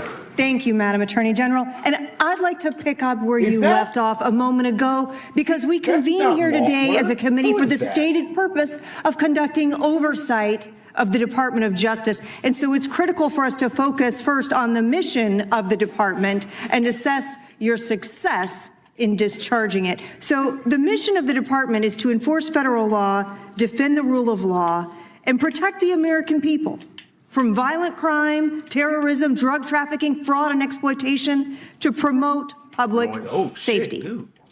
And what we have heard today unequivocally is that President Trump's Department of Justice, under your leadership, Attorney General Bondi, is doing exactly that. Just a moment ago, you shared with us some incredible statistics that the United States, under your leadership, has achieved the lowest murder rate in 125 years. That in the first year of this administration, murder is down 21%. Robbery is down 23%, carjacking down 43%, and gun assault down 22%. That is what public safety looks like. Under your leadership and that of President Trump, you've located more than 6,000 child victims of trafficking and exploitation, arrested 1,700 child predators, and apprehended more than 300 human traffickers. Significant increases. And those aren't just statistics. Those are precious lives that your department and the men and women of federal law enforcement have saved. Madam Attorney General, you've mentioned a couple of specific criminal trends during this hearing that I'd like to discuss with you further, because one of our important roles in Congress is making sure that our laws and our law enforcement stay ahead of predators as technology evolves. I lead legislation in the House along with bipartisan co-sponsors on this committee to make sextortion a clearly defined criminal offense. We actually passed that out of the House of Representatives. We have a bill to promote Operation Renewed Hope to help rescue more child victims, and the Defiance Act to provide legal recourse to victims of deepfake AI intimate images. I would love to hear your perspective and what you are seeing related to these technology-based criminal trends, sextortion and AI deepfakes. What are you seeing at the Department of Justice, and why do you believe that efforts to combat these types of crimes are important? Sextortion, and thank you for supporting that, Congresswoman. I think that was a bipartisan effort, actually. I think many of you on both sides of the aisle supported that. Thank you for that. You know, as a career prosecutor, it's horrible seeing that and seeing that young women and often young boys have been exploited with sextortion. And I see, thank you, both sides of the aisle nodding on that. It's horrific. The suicide rates go up. And that's why we have to do everything in our power to protect not only young girls, adult women, boys and men from sextortion, because it is happening and we're doing everything in our power, thanks to your legislation, all of you, to stop that. I'd like to hear a little bit more about some of the Department of Justice programs like Project Safe Childhood and the Internet Crimes Against Children Task Forces, partnerships that bring together federal, state, and local law enforcement. Sometimes the work between those law enforcement groups together really creates some incredibly powerful outcomes and some great success stories. I know you, as Florida's Attorney General, had a tremendous amount of leadership in our state trying to make sure we were taking care of children, also the elderly, protecting them from fraud, ending drug trafficking. Tell us a little bit about some of those departments within DOJ. Yeah, when you talked about Project Safe Neighborhoods, we've done a lot of that in Florida when I was state AG, and actually back when I was a state prosecutor prior to being Attorney General. That is so important. I feel like what we've been doing in DC too, with the Take Back DC and Make DC Safe Again, is similar to that. Going into the neighborhoods, working with the community, seeing law enforcement officers out there playing basketball with kids who live in the neighborhood. It's pretty remarkable what we've seen firsthand. Citizens in Memphis saying that they appreciate, they can walk outdoors now and they feel safe. People coming up thanking law enforcement and working hand in hand with them. We will continue all of these programs and working jointly with both sides of the aisle to keep our families safe. Thank you for that, Madam Attorney General. Mr. Chairman, I yield back. Gentlelady yields back. Gentleman from Tennessee is recognized. Thank you. I'd like to introduce for the record a letter to Director Gabbard from Mr. Warner and Mr. Himes, and a letter of response from her to them about who invited her to Atlanta, and a copy of the search warrant. And I'd also like to just make clear for the record, the reason people in Memphis weren't going out was because the ice was on the ground and we were afraid we'd fall. But other than that, we go out all the time. Gentlemen, without objection, there's unanimous consent. The gentlelady from Vermont is recognized. Thank you, Mr. Chair.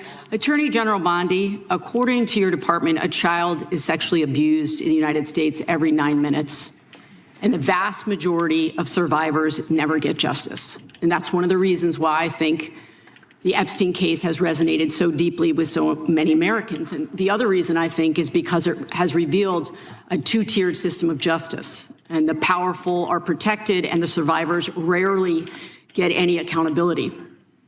And the Epstein files contain evidence of a multi-decade international criminal conspiracy involving some of the wealthiest and the most powerful people in the world. There's evidence of financial crimes, political corruption, sex trafficking, and of course, horrible sexual abuse. And I want to remind everybody, this isn't a game. These are real people, people who have suffered, who are sitting here with us today, and they deserve answers and they deserve accountability. And I'm here to try to get some for them. Now, I've seen some of the unredacted Epstein files, and obviously, as you know, President Trump's name is all over them, but so are the names of other senior Trump officials: Howard Lutnick, Secretary of Commerce; John Phelan, the Secretary of the Navy; and Stephen Feinberg, the Deputy Secretary of Defense. I'm sorry, babe. These men were appointed by President Trump to senior positions in his administration. All of them have clear and confirmed ties to Jeffrey Epstein. Attorney General Bondi, yes or no, has the Justice Department asked Secretary Lutnick about his ties to Epstein? Excuse me. Secretary Lutnick has addressed those ties himself. I'm asking you, has the Justice Department specifically asked Secretary Lutnick about his ties to Jeffrey Epstein? He has addressed those ties himself. Has the DOJ asked Secretary Phelan about his ties to Jeffrey Epstein? I don't know whether he has addressed those or not. Has the has Deputy Secretary Feinberg talked to the Department of Justice about his ties to Jeffrey Epstein? Yes or no? Has the Department of Justice talked to Deputy Secretary Feinberg about his ties to Jeffrey Epstein, which are clearly spelled out in the files? It's a very simple question. It's not a trick question. I'm just asking you. Yeah, I'm stunned that you want to continue talking about. Oh my gosh. Okay, I'm reclaiming my time. I'm asking you not a trick question, a simple question. Okay, so what is clear is we have evidence. Do you know who Chris Malin is? We have evidence that 3 senior officials within the Trump administration have ties to Jeffrey Epstein. And what I can ties mean? I can conclude from what you are saying that you have not talked to them. What does ties mean? I think Americans would be shocked to learn that you are not interested in talking with these officials who have ties to Jeffrey Epstein. What does ties mean? Can you define that? Across the world, can you define men ties? who've been exposed in the files have resigned their jobs in disgrace, and that's a good first start. And that same Disgrace standard, is not saying the word Chris Malin. Standard should apply here. And Americans want accountability. Who is Chris Malin? Was the president aware? Please stop talking. It is not your time to ask questions. It is not your time. I'm reclaiming my time, Mr. Chair. Time belongs to the gentlelady from Vermont. Was the president aware of Secretary Lutnick's ties to Epstein when he chose him to lead the Department of Commerce? Was he aware? Chris Malin was a Border Patrol agent. Okay, so I'm going to conclude that the president, in fact, did know about his ties because he was the next door neighbor. Shame on you. Oh, for goodness sakes. This is pathetic. This is pathetic, Mr. Chair. Will be in order. I am not asking trick questions here. The American people have a right to know the answers to this. These are senior officials in the Trump administration. This is not a game, Secretary. Tell her. I'm Attorney General. My apologies, I couldn't tell. That's right. Fucking Jesus. By 2008, we knew that Epstein was a convicted sexual abuser. And we now know that Lutnick went to Epstein's Island in 2012. How was that not a deal breaker for the president? And why aren't you asking questions of the Commerce Secretary about what he saw when he was at the island, which he lied about not ever going to? Why are you not asking these questions? And I see that my time is almost expired, so I will say this. Do the right thing, Attorney General. Meet with the survivors. They have been asking for a year. Meet with the survivors. Do the right thing. I yield back. Gentlelady yields back. The gentleman from South Carolina is recognized for 5 minutes. May I have 20 seconds of his time? That'd be up to the gentleman, but. Absolutely, Madam. Thank you. Thank you. I was curious if you, Congresswoman, asked Bill Clinton that. Didn't see one tweet, not one. I didn't see one tweet when Joe Biden was in office about Bill Clinton. No, G3, don't didn't be ask there. Merrick Garland anything about Epstein, not once. when he was. Weak sauce. And also, I want the record love to this lady. I don't know reflect who that, she is, but I love her to with this fucking death. anti-Semitic culture right now, she That is voted weak sauce. against a resolution condemning. Oh, Is Jewish. I just want to be clear. do you want to go there, Attorney time General? belongs Or to do the you ge- want to go there? Are Time you belongs to the serious? gentleman Talking from about South anti-Semitism Carolina. to a woman who Lady lost will- her grandfather in the Holocaust? my time. I reclaim my time. Really? The committee will be in order. Talk to Jared Wise about I don't anti-Semitism. know who she The is, ranking member but she got that. knows it. Can I energy. get like 30 seconds back, you know? Yeah, I've been. Balance took I think 30. the whole committee Jordan, knows. I've been very All right, close, thank you. making sure everyone gets their 5 minutes in the Attorney same. General, I'm going to talk about sanctuary cities for a second, which limit the federal government's ability to enforce immigration law. They're kind of a new thing that Democrat jurisdictions are doing. They're in violation of federal law. During President Trump's first term, he rightly targeted sanctuary jurisdictions to try to force them to cooperate with federal immigration law. Federal immigration law, mind you, that was voted on in 1996, most recently, in a bipartisan Congress, signed by a Democrat president. But they are in violation of that law. These states and jurisdictions feel entitled to certain grants, of course. Y'all are combating that. Do sanctuary policies limit the federal government's ability to accurately estimate how many criminal illegals are in the country? Yes. Thank you. This means that the number of illegals could be higher, probably higher. Does this hurt the federal government's ability to carry out immigration laws designed by Congress? Yes, Congressman. In your opinion, do you believe that the Biden-Harris administration and Democrat pro-sanctuary policies make our communities safer and for the American taxpayer? Do sanctuary policies make our communities safer? No, Congressman. I want to do a brief video to highlight sanctuary cities. Now, see, Jim Jordan will make them not read articles, but he can show a whole ass video and Jim Jordan won't hurry him along. That's that bullshit.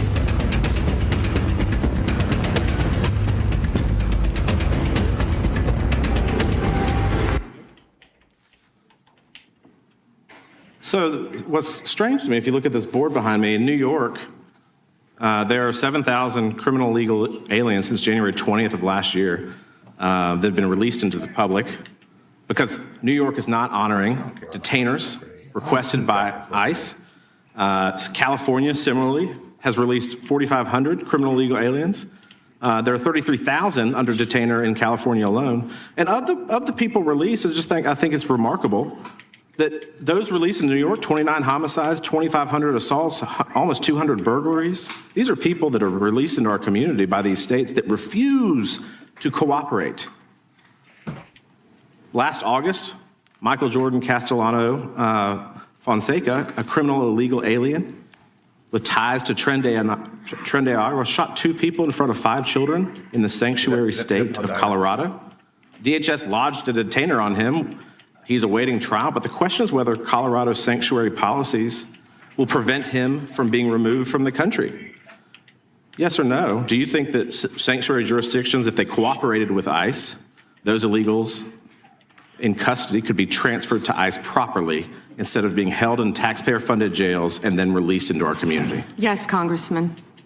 Wouldn't it be more efficient and safer then if Democrats simply cooperated with the federal government, these sanctuary jurisdictions cooperated with the federal government and honored ICE detainers? And why? Why do you think? Of course, because so many criminals are running to sanctuary jurisdictions. Many of your colleagues across the aisle who we've seen speaking today about Epstein don't want to talk about the illegal criminals in their own jurisdiction for that reason. And yes, we need to do everything we can to work together to make America safer, and they're not doing that. This is not a partisan issue. People want to feel safe in their communities. Nobody wants a criminal illegal alien released into the street. I think that the thing that maybe the American people don't quite understand is that when you do not honor a detainer, as we've seen, an illegal is released into the public, and now it's up to ICE to maybe apprehend them, rather than behind the courtroom passing them off from one law enforcement to the next. Is that true? Absolutely. What do you think? What is the Department of Justice doing right now to combat sanctuary policies in our country? We're doing everything in our power, obviously, to combat that. Donald Trump is doing everything he can because we are going to make America safe. We are going to get illegal criminal aliens out of this country. We're going to get the gangs out, TDA, MS-13, all of the gangs in this country. We're going to get the drug dealers out and the drugs, and that's what we've been fighting to do. And I wish we could do it on a bipartisan basis, but they just can't do it. And the decrease in numbers speak for themselves. Thank you for your work. Gentleman's time. Mr. Chairman, we have some UCs, if that's okay. That is okay. Out in the open. It's so dangerous now they can aim. Thank you. You see on the National Institute of Justice's study on undocumented immigrants having an offender rate lower than U.S.-born citizens. I'd like to enter this in the record from 2024.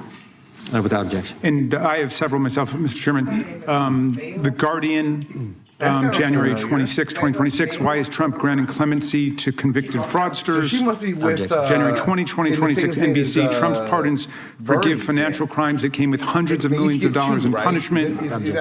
Washington Post, December 19, 2025. Trump's pardons wipe out payments to defrauded victims. She walked out in protest? Finally, May 30th, 2024. Trump found guilty by Manhattan jury on 34 felony counts of fraud. Objection. The gentleman from Illinois is recognized. Thank you, Chairman. Attorney General Bondi, glad you finally made it here after hiding for 4 months from this committee. I understand why you're hiding from us. Chairman? You're one of the worst attorney generals in our history and an instrument of Donald Trump's lawless authoritarian agenda, and I'm glad the American people are seeing who you are, how you act, and the lack of good values. You weaponize the Department of Justice to target immigrants, working families, and anyone that Trump deems an enemy of the state, all to protect real powerful criminals, including in your administration. My Democratic colleagues have focused on your cover-up of the Epstein files and your passion for protecting pedophiles and child traffickers. That alone is grounds for impeachment. But there's so much more to your corrupt tenure as Attorney General. You directed prosecutors to investigate elected officials in welcoming jurisdictions, and you got thrown out of court when you sued Chicago, Cook County, and Illinois. You directed prosecutors to prioritize low-level immigration cases while gutting enforcement against corporate criminals and public corruption. You revived draconian You're law talking of about public corruption to 1798, me? Whoa. which should be repealed to illegally send people to a torture prison in El Salvador.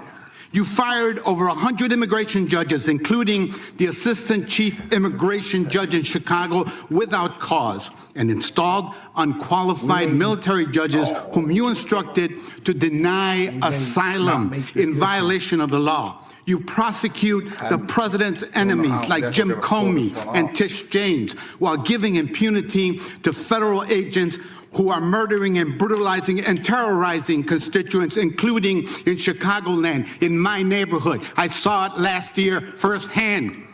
You and Kash Patel covered up the murder of Silverio Villegas Gonzalez in my district by ICE agents. You tried to investigate Renee Good instead of the ICE agent who murdered her, and you tried to cover up the murder of Alex Peretti by CBP agents. You bring fake charges against protesters like the Broadview Six and Marimar Martinez, whom your administration labeled a domestic terrorist. This is the Montessori teacher who lives in my district, while protecting thugs who terrorize us and DHS authority. That's what you do. Protect and enable the criminals who are plundering our society and destroying what's left of democracy and the rule of law. Epstein accomplices, mass DHS thugs, corporate criminals, Tom Homan, Eric Adams, insurrectionists, the list goes on. And you talk about fighting crime, but you protect any criminal who helps you and Trump turn our country into an authoritarian gangster state. And after all this, nobody supports you. I'm not talking about Democrats. I'm talking about conservative judges who are condemning the rampant lawlessness at DOJ under your leadership. Your prosecutors are quitting in droves over being forced to prosecute low-level immigration cases, including in Chicagoland. Your MAGA base despises you because you're covering up the Epstein file. How ironic. And even your own boss has repeatedly complained to your staff about you, calling you weak and ineffective. Weak and ineffective. That's what Donald Trump thinks of you already. You will not win, however. Chicagoland rejects you. The American people reject you. Our communities have demonstrated our strength and resilience in the face of cruelty and cowardice. Democrats must impeach and remove lawless officials like you and Kristi Noem and impose accountability for every criminal action. But you can spare yourself more humiliation. Resign now and submit yourself to accountability by the American people. Mr. Chairman, before I yield back, I ask unanimous consent to submit for the record this Wall Street Journal article. Fucking Helldivers. Leave the dated goddamn word. January 12, 2026, entitled, Trump has complained about Pam Bondi repeatedly to aides. Thank you, and I yield back. Objection. Gentleman yields back. The gentleman from Texas is recognized. I thank the chairman. May I have 20 seconds, please? Yes, ma'am. Thank you. Let's hear the opposition research. Thank you. That's absolutely right, that they're not running for, he's not running for office again because, well, I don't know why you're not running for office again, but after the filing deadline, you publicly announced you would not run when your chief of staff, Patty Garcia, announced and took your seat. That's a state matter. That isn't a federal matter. You should investigate crimes. You should investigate Time belongs to the gentleman violations from of the law. Texas. The time belongs to the gentleman from Texas. And a little flexibility on the time. I appreciate the chairman. Madam Attorney General, am I correct that under your leadership, the Department of Justice has prosecuted cases of non-citizen voting? So it's false, as some of my Democratic colleagues have claimed, that it doesn't happen. Yes. I ask that today because we're voting on the Save America Act today to enact common sense policies to ensure only American citizens vote in American elections and enact federal voter ID laws. But it's true, for example, that in just this month, a federal grand jury in New York indicted two men with illegally voting in federal election and making false statements. Mohammed Mazammel and Mohammed Shakil were non-citizens at the time they registered to vote. This happens, it happens regularly, and you're prosecuting those crimes, correct? Yes. But does that prosecution of those criminals overturn their previously cast votes? That's all pending. But it does not overturn votes that they've cast, right? So passing the Save America Act would help deal with that problem. Yes, Congressman. Second question. As Attorney General, you're in charge of the Executive Office of Immigration Review, correct? Yes, Congressman. The Biden-Mayorkas regime caused the immigration court case backlog to explode, correct? Explode. Does that sound about right that in September of 2020, 4 months before President Biden took office, there was a backlog of 1.5 million cases, but by the time President Biden left office, the backlog reached nearly 4.2 million cases? It sounds about right, but I don't have the exact numbers. It would be accurate to say that most individuals who file for asylum have a meritless or fraudulent claim? Most. I don't have the numbers. Oh, so does it sound correct that of the asylum cases adjudicated in FY 2023 under the Biden regime, that only 14% resulted in an asylum grant and only 12% in fiscal year 2024? Does that sound correct? It sounds correct. I'm sorry, I don't have the numbers. Could you get that information to us to Yes, verify that data? I'll get all that information to you. Under the Trump administration, immigration judges complete an average of 65,000 cases per month, the highest average completion rate in at least a decade. Does that sound correct? That sounds correct. Ms. Bondi, how many new cases under EOIR received in fiscal year 2025 have you all had? And of those, what percentage have been granted asylum? Do you know? I can try to get you those numbers. I thought I had those. That'd be great, because my question is whether President Trump's decision to pause asylum in the wake of the shooting of a National Guardsman by an Afghani here in Washington, D.C., in the nation's capital, helped to stop the backlog in your office. Does that sound correct? Yes, Congressman. My point being that the leadership of this administration is ending the backlog, reducing the backlog, making sure that we don't have fraudulent asylum claims clogging it, and keeping Americans safe. Is that correct? Yes, Congressman. So a couple other quick questions on another important topic that has been raised by colleagues on both sides of the aisle with respect to the Epstein case. I'll share it with you. A few OG questions. Matt from the town explained Jeffrey Epstein was charged in July 2019 for sex trafficking under the Trump administration in his first term. Is that correct? Yes, Congressman. And that Ghislaine Maxwell was charged in 2020 also under the Trump administration, correct? Yes, Congressman. So it is safe to say that the administration led on that issue and that there was silence in the previous administration. Is that correct? Yes, Congressman, almost complete silence from everyone who's been trying to still talk about Epstein. They didn't say a word under the Biden administration. Nothing. And I want to make one other point and then another question, though, that is important. I want to make one observation, and that is that we've heard the information today, which is troubling, that Jane Doe's, that victims' information was made public and was unredacted in the files that were released on Friday. So my question is, some of us had argued when we were dealing with the discharge petition in Congress that when Congress inserted itself into the process, that we needed to be very careful to ensure that we were protecting victims. So a question that is both, I just want to make that clear that some of us were fighting for that here and we didn't get a chance to amend it or change it. So that was concerning. But a question a little more pointed, I have to say, is why, though, were the victims' names released that shouldn't have been? That there were names in the files, that these Jane Does, that their names shouldn't have been made public, when there were some accusers whose names were redacted. That's question one. And question two was that Ghislaine Maxwell was put in jail for trafficking minors. Rightly so, and you properly said here at this table, you hope she dies in jail. Well, I want to know, will anyone besides her or Epstein, which I congratulate President Trump's previous administration and this Department of Justice for continuing all of that, but that they were indicted, but will anyone else be indicted and prosecuted under this, given the information that's in front of us? So 2 questions. Thank you for letting me answer that. They didn't want to hear my answer on the other side. Yes, given the tight time frame of 30 days, I believe we got everything released within a little over 60 days. I'm talking as fast as I can. My time is up. We did the best we could immediately. If everyone's been coming to view the documents, if someone's name should not have been redacted, we're releasing it. If someone's name was redacted, we said right away, was not redacted and should have been, meaning a victim, we went back and redacted it. We're doing everything we can based on the tight time frame and over 3 million pages that we released that Donald Trump signed for pure transparency. Second, what was your second question? About whether another individual will be indicted. Absolutely. Thank you for asking that. And they never wanted to hear the answer to that. We have pending investigations in our office. Time of the gentleman has expired. Unanimous consent request from the gentleman from Pennsylvania. Thank you. I have several UCs and receipts.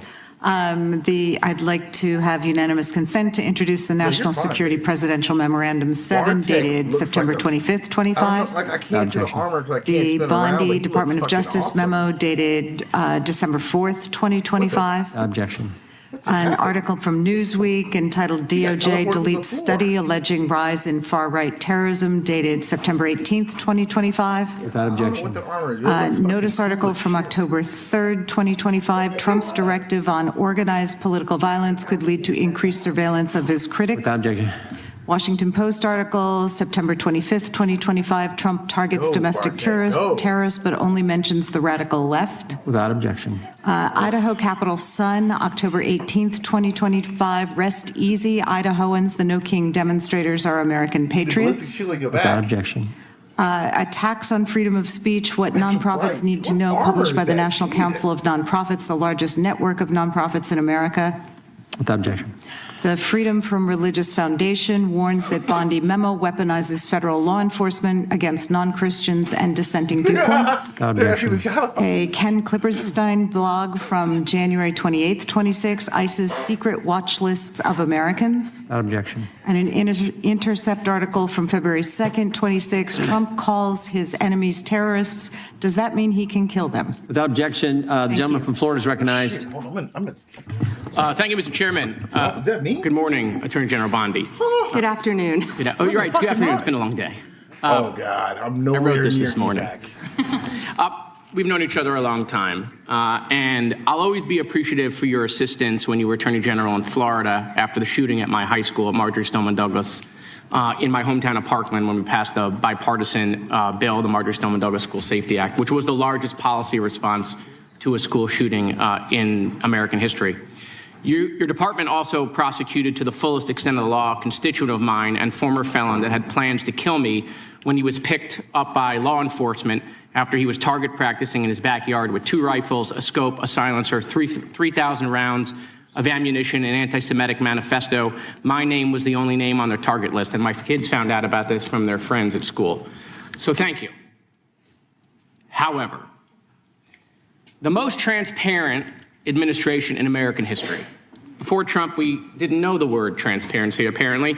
It's been 12 months since you gave Republican influencers part 1 of the Epstein files. You said the list was on your desk. Then a memo came out and said that there was no list. Phase 2 of the binders never happened. The President of the United States says the Epstein thing is a hoax. He blasts his own base for wanting the release of the files. He blamed Barack Obama. Republicans voted against the release of the files in the Rules Committee. Then they refused to even return to the Rules Committee until they could be protected from future votes on the release. Speaker Johnson sends Congress home a day early before break. They sent the Deputy Attorney General to meet with Maxwell. She says something favorable about the president. Miraculously, she gets transferred to a minimum security facility. No one can explain why. Miraculously, the leaks to the Wall Street Journal stop. We come back from break. We have the Massey discharge petition. Republicans drop a rule, a non-binding resolution trying to kill the Massey discharge petition. The White House says passing the Massey discharge petition is a hostile act. Trying to stop the necessary 218 signatures, according to Republican members that signed it, the White House brought them into the Situation Room, you know, the place where the president goes for time of war, promising things like appropriations or maybe even to primary them. People in the room say you were there. It didn't work. We get the 218 signatures. We eventually passed the Massey petition. You guys didn't release the files. You were forced by Congress, every member of the House except one, and the entire Senate. The reason the president signed it is because it was a veto-proof majority. We can't agree on anything, and yet the entire House but one member and the whole Senate forced the administration to release the files. Kash Patel under oath said to Senator Kennedy, the FBI is not in possession of any credible evidence that Epstein trafficked girls to anyone but himself. We know now that's not true. According to documents, Epstein had a worldwide sex trafficking ring. Right there. Girls from Poland, Czechoslovakia, Russia, Paris, modeling agencies sending him girls. He even had a relationship with a summer camp where he groomed girls at a picnic table. Ghislaine Maxwell says 29 Epstein associates cut secret DOJ deals. Turns out there is a list. 6 names readily available if you unredact them. Co-conspirators named, but we got them when you unredact them. Maxwell recently tells a House Oversight Committee that she wants clemency to release more names. Kash Patel under oath said Trump's name appears less than 100 times in the files. We now know that's not true. Trump's name appears more times in the Epstein files than God's name appears in the book about God. Okay, by the way, this is the Trump Bible. Move over, King James. Trump's name also appears more times in the Epstein file than Harry Potter's name appears in the 7 books about Harry Potter. Blowing me back like Lutnick that. says that in 2008 he went to Epstein's home, says he had a massage table in the living room, that Epstein said he got one every day, that it was the right type of massage. He and his wife decide to leave and say they'll never be in a room with him again. Howard then says, I'm sure the Epstein stuff is all on video. He was the greatest blackmailer of all time. Well, how would Howard know that? But now the files are public, and in 2012, we find out that he and his family are on Epstein Island after Epstein pled guilty to state charges. I'm from Florida. I take my family to Disney World, not to Epstein Island. No. There are documents in the files that dispute the president's claim that he kicked Epstein out of his club. Allegedly, the president said that he asked Epstein to leave. Supported now, that's disputed, though, statements from the manager of the club. Now, Madam Attorney General, I have like 25 seconds left. So because I'm curious, and I'd like to see you flip to the Jared Moskowitz section of the binder. I'm interested to see what staff provided on the oppo on me, and because we're in the Olympics, I'm going to give it a grade. I just want to see how good it is. So give me your best one. So first of all, nothing is funny about mocking the Bible and holding up a Trump Bible. That's what you did. That's the best. You made a joke, and I find offense to that. That's all I have to say. I want it from the burn book. Shame. I want it from the burn book. Which is the best one? What you got? Has expired. The gentleman from Wisconsin is recognized. Thank you. First of all, I'd like to clear something up that was said earlier and is frequently said and is manifestly not true. And that is the supposed small number of crimes committed by immigrants or illegal immigrants in the country. That has been based on a poorly done study by the Cato Institute, and I believe the Cato Institute itself has even updated that study. The reason that we know that study is not true is that those statistics are not out there.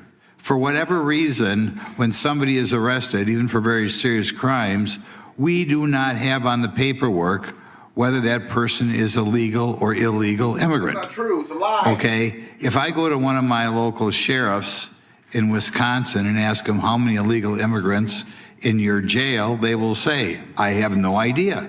We don't keep track of that. When I tour the federal prison right outside of my district, and I ask them, in this federal prison, how many of your inmates are illegal aliens, they will tell me, we have no idea. We don't keep track of that. So whenever you hear a Democrat or anybody or a pundit say that, oh, there's so few illegals committing crimes, it is based on nothing, because those statistics are not available anywhere. What I would offer in the next round of appropriation bills, if one of my Democrat colleagues wants to help me out, perhaps in appropriations we can get funds to add to all the paperwork whenever anybody is convicted of crime as to whether or not they are citizen or non-citizen. And then we will have the statistics. But otherwise, whenever you hear somebody say on MSNBC or wherever, oh, so few crimes are committed by illegal immigrants, they don't know what they're talking about because nobody has those numbers. Okay, there's the first thing. Now, the next thing I want to point out, we have had what I think is an unprecedented situation in Minnesota in which they are not assisting ICE in dealing with crimes that are going on up there. In other words, ICE is left to its own devices. When I talk to my local sheriffs, they tell me that whenever a federal agency is engaged in work in Wisconsin, they always make themselves available in case that federal agency needs assistance. This could be something like ICE under DI. It could be drug enforcement. It could be ATF. It could be FBI. It could be Secret Service. It could be the U.S. Marshal. Nobody that I have been able to find, any sheriff in the state of Wisconsin, is aware of any circumstances in which they did not make themselves available to federal law enforcement, either if they need somebody extra to do surveillance, to just park a marked car outside the area, to assist in apprehension of a criminal, if they need assistance with an additional SWAT team, if they need to transport somebody. Local law enforcement is always there. Now, you are not in charge of ICE, but you're in charge of several other agencies. Have you ever heard of anything like what's going on in Minnesota, where the governor or the local mayor refuses to give assistance to federal law enforcement? I have in Portland and some other cities where they weren't cooperating. But as I said, I spent about 4 days. I did spend 4 days in Minnesota, and I believe many of the local law enforcement wish they could work with us to make their city safe. Okay, now we'll switch to something else. And first of all, I'd like to thank you for doing this today. You're obviously very bright, obviously very confident, and something I love. You tolerate fools gladly, so I appreciate that trait. You suffer fools gladly.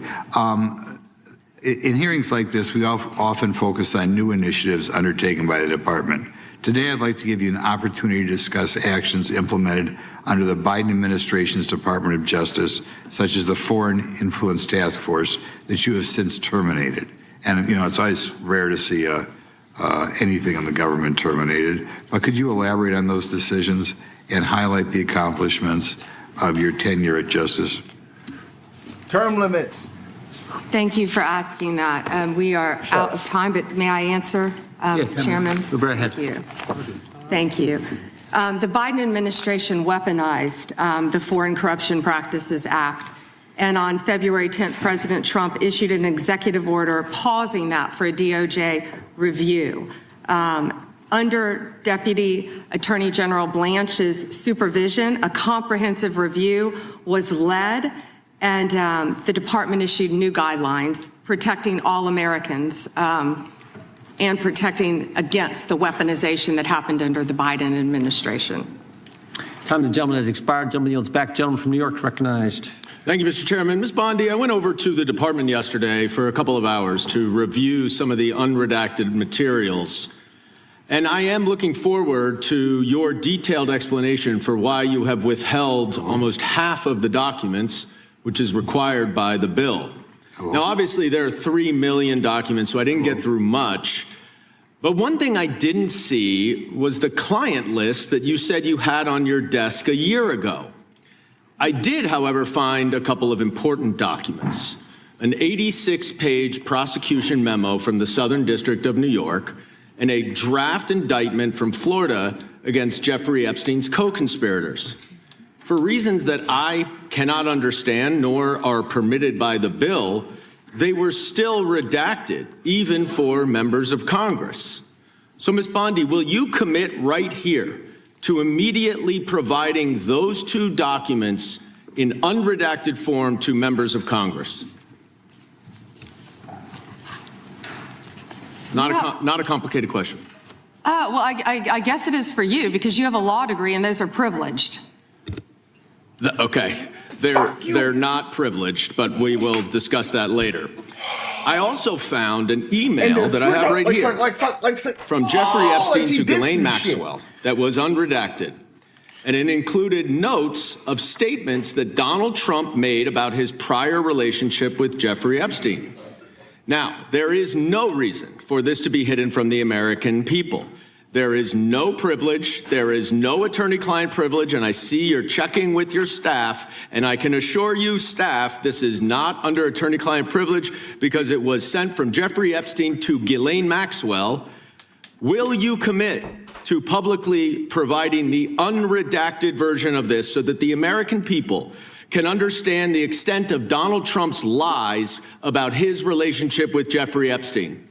You're about as good of a lawyer today as you were when you tried to impeach President Trump in 2016. Have you apologized for that in 2019? So, will you unredact this? Will you were unredact lead this? counsel on that. Privileged. I'm asking you, will you unredact this? Privileged. Privileged, of course. I look forward to discussing this more. Now, these are obviously improper redactions. Well, and let me stop for a minute. I'm talking. If they're not privileged, quiet. Don't yell at me. If they're not, Mr. Chairman, would you stop the clock? This is on your time. It's not on Mr. If they're not privileged, you used your improper redactions. You'll like my answer. To if we continue review them to and they're not protect privileged, Time belongs to the member. we'll be happy to release them. We'll stop the clock. We'll stop the clock. Time belongs to the member. Go ahead. Even though you used improper redactions to protect Donald Trump and other predators associated with Jeffrey Epstein, you did the exact opposite thing with the survivors and victims of this scheme.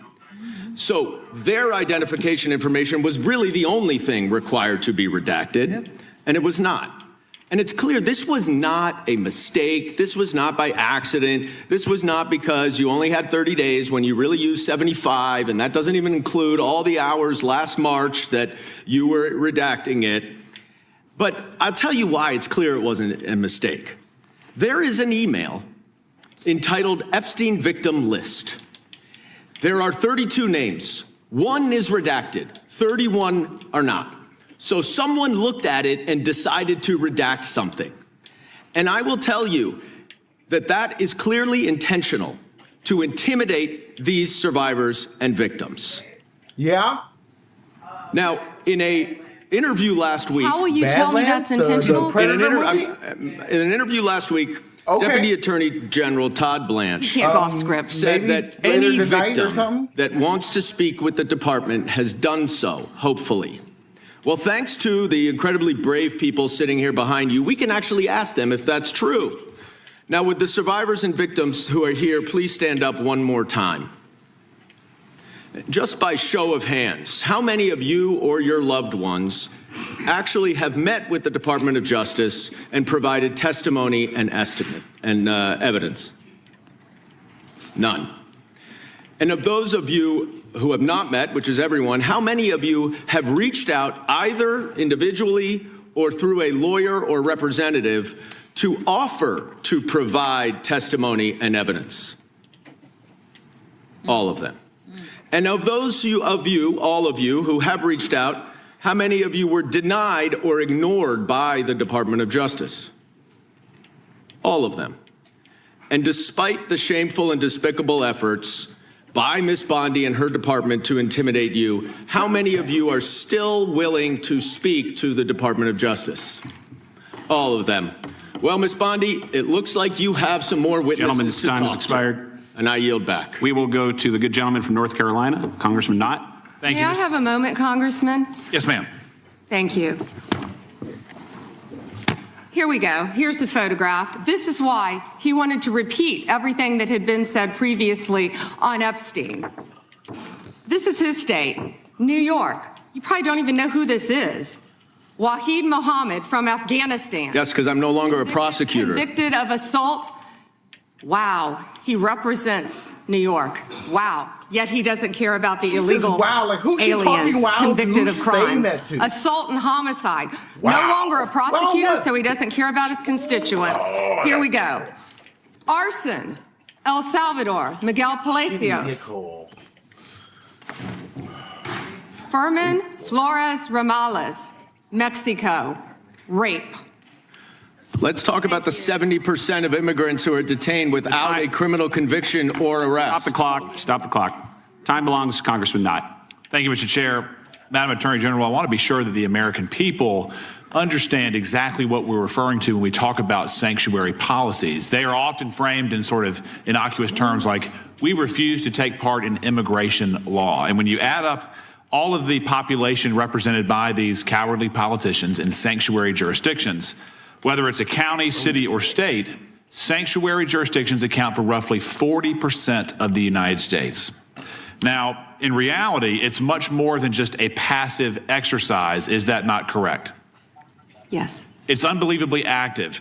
And in terms of breaking down these terms, I want to break it down as clearly a term as I can. What is a federal detainer for the American people? Please describe it. A federal detainer is when someone is held in federal custody. Yes. And when a federal detainer is issued to local law enforcement, they are obviously in local or state custody, correct? Yes. And federal officers take note of that apprehension and they say, we want to come and apprehend him or her to deport them. Isn't that correct? Yes. And in these sanctuary jurisdictions, whether it's California, Illinois, New York, or other places, even in North Carolina, there are sanctuary jurisdictions. That federal detainer often prompts not any cooperation, not any assistance, but a release onto the streets. Isn't that correct? Yeah, and Congressman, a federal detainer is federal law. Yes. That people must abide by, yet these jurisdictions, many of these jurisdictions are not abiding by that. And we hear a lot of talk from the other side about victims of violent crimes, sex crimes, murders, whatever it may be. But I want to be very clear. Illegal aliens who have been arrested for committing some of the most heinous crimes, they have been released by sanctuary cities, by sanctuary states, rather than being turned over to the federal government for deportation. Isn't that correct? It is, and it's sad for all Americans that any jurisdiction would do that. These are some of the most violent criminals I think we've all seen. Yes. And despite their best efforts to obstruct you and the president in making us all safer, I just want to go through a quick list again of the accomplishments that you have been in part responsible for achieving. True or false, the country now has the lowest murder rate in 125 years. Yes. True or false, 62 major cities are now reporting a rapid decline in murder rates. Yes. True or false, robberies are down nearly 20% over the last year. Yes. True or false, violent crime is down almost 15% over the past year. Yes. True or false, right here in Washington, D.C., violent crime is down almost 30% since President Trump took office. Yes, and the number may be even better than that, but yes. Good. Yes. True or false, the DEA has seized over 200,000 kilograms of cocaine since President Trump took office. I believe so, and 260 78,500 kilos of meth and more than 260,000 kilos of cocaine. Unbelievable. That's lives saved every Unbelievable. day for all of us, for Absolutely. families, for children. And then true or false, the Department of Justice under your leadership has a 92% success rate at the Supreme Court? I believe so. Or ballpark? Ballpark. And then true or false, this administration is attacking the waste, fraud, and abuse that we have seen in places like Minnesota that is removing billions of hard-earned tax dollars from this country. Absolutely, and President Trump is committed to doing that in every city in this country.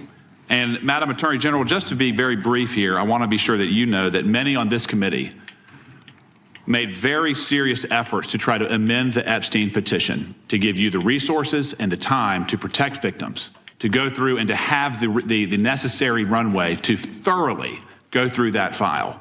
Unfortunately, those requests were met with refusal, and we were unable to make the necessary amendments. But thank you for being here today. Thank you.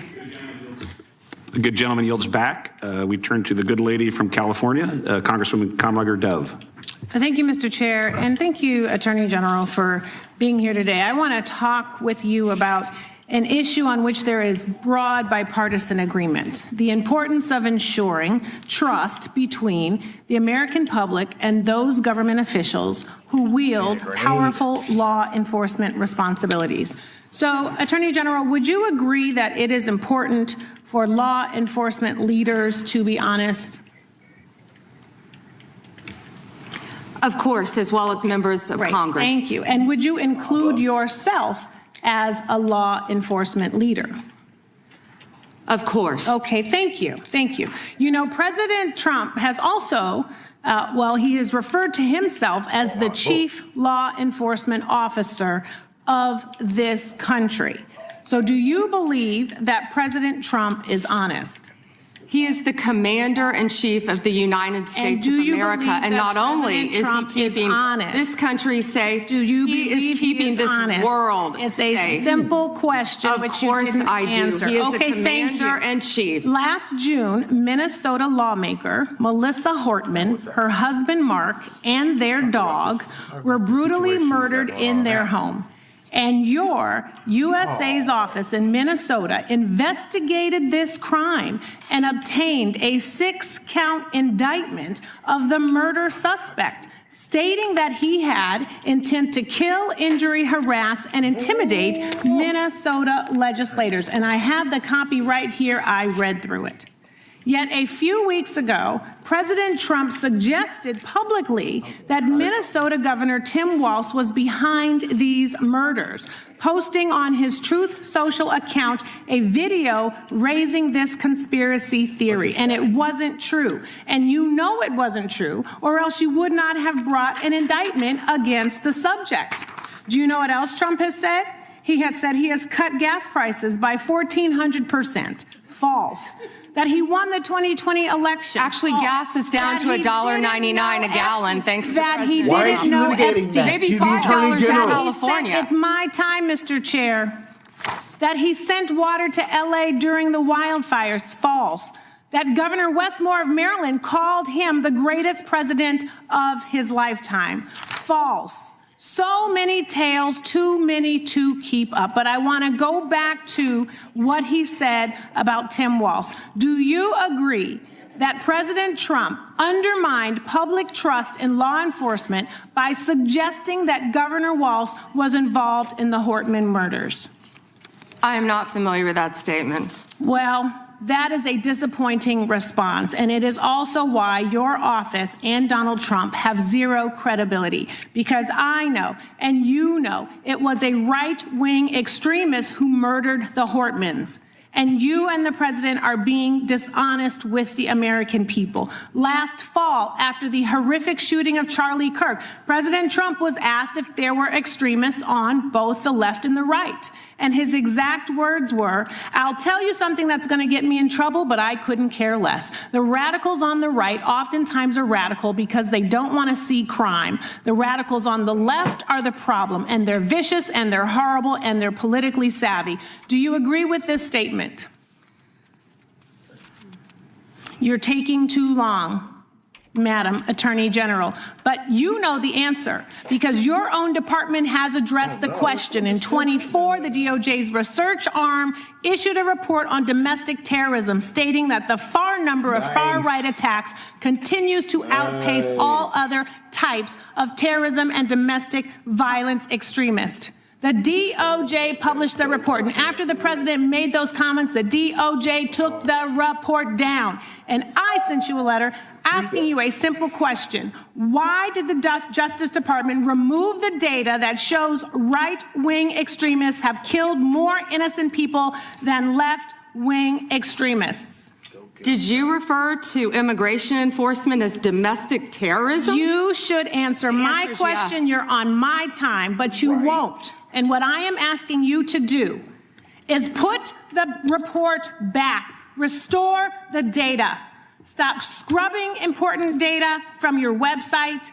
Stop taking down reports that you know the American people need to know about. There are violent, dangerous people out here with real threats, and the dishonesty from your agency comes from the covering up of these threats that could hurt American people and put our lives at rest. Do better. And with that, I yield back, Mr. The lady yields back. The gentleman from North Carolina is recognized. May I have one moment? You may. Her district includes Culver City, and she's not talking about any crime in her district. Nothing about helping crime in her district. She's not even worth getting into the details.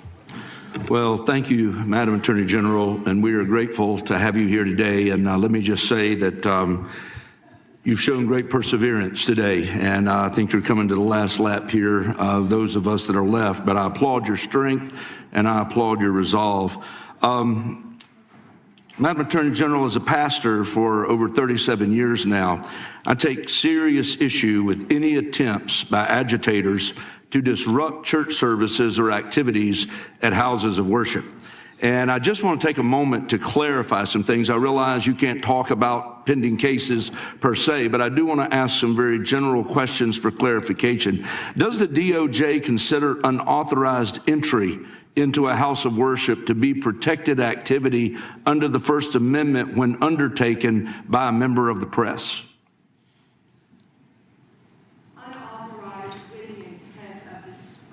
Unauthorized with the intent of disrupting, yes. Okay. Even if it's a blogger like Don Lemon. Correct. How does the DOJ distinguish between news gathering activity and expressive or protest conduct when a press defense is asserted? I'm a blogger. 20 years in the game. Don Lemon is not a blogger. Congressman, I met with the pastor of that church, and what happened there was horrific. Of course, the press is welcome, and I would hope all houses of worship, whether it's a synagogue, whether it's a church, any house of worship. However, what happened here is a pending case again, but within the four corners of the indictment, they were, quote, gearing up for a resistance. They entered a house of worship, and I think the video speaks for itself. What happened in there, what the video doesn't show, is there were approximately 400 parishioners in there on a Sunday morning, families, grandparents with canes, children upstairs in Sunday school their parents were blocked from getting to them once this resistance took place, and they had named it Operation Pull-Up. It was heartbreaking for those families. They were terrified. I think they've all said that, and nothing like that should happen in this country, and under my watch, it won't. Fuck you. Thank you. And just to clarify, accosting members of a congregation and creating a scene marked by intimidation and threat inside a house of worship would not be protected First Amendment activity, correct? Absolutely not, and a grand jury has indicted individuals over that. Thank you. One other question, just shifting a little bit. You know, my home state of North Carolina has been making national headlines at times, and particularly in the city of Charlotte. We've made pleas at times for our governor to get involved, bring in the National Guard. Our Fraternal Order of Police had pointed out that we were about 270 local cops below what we needed in order to adequately police the city. And yet the governor has declined to offer to partner with the federal government to bring in reinforcements to Charlotte. I want to give you just a few moments, really the balance of my time, to explain the impact that Memphis Safe Task Force has had. We've been sitting here for 4 hours and 41 minutes. In order for him to have this line of questioning, he has to have closed his brain for the last few hours to pretend that he heard nothing that transpired. It's the idea that they're unmoved by logic, unmoved by reason, that is so frustrating.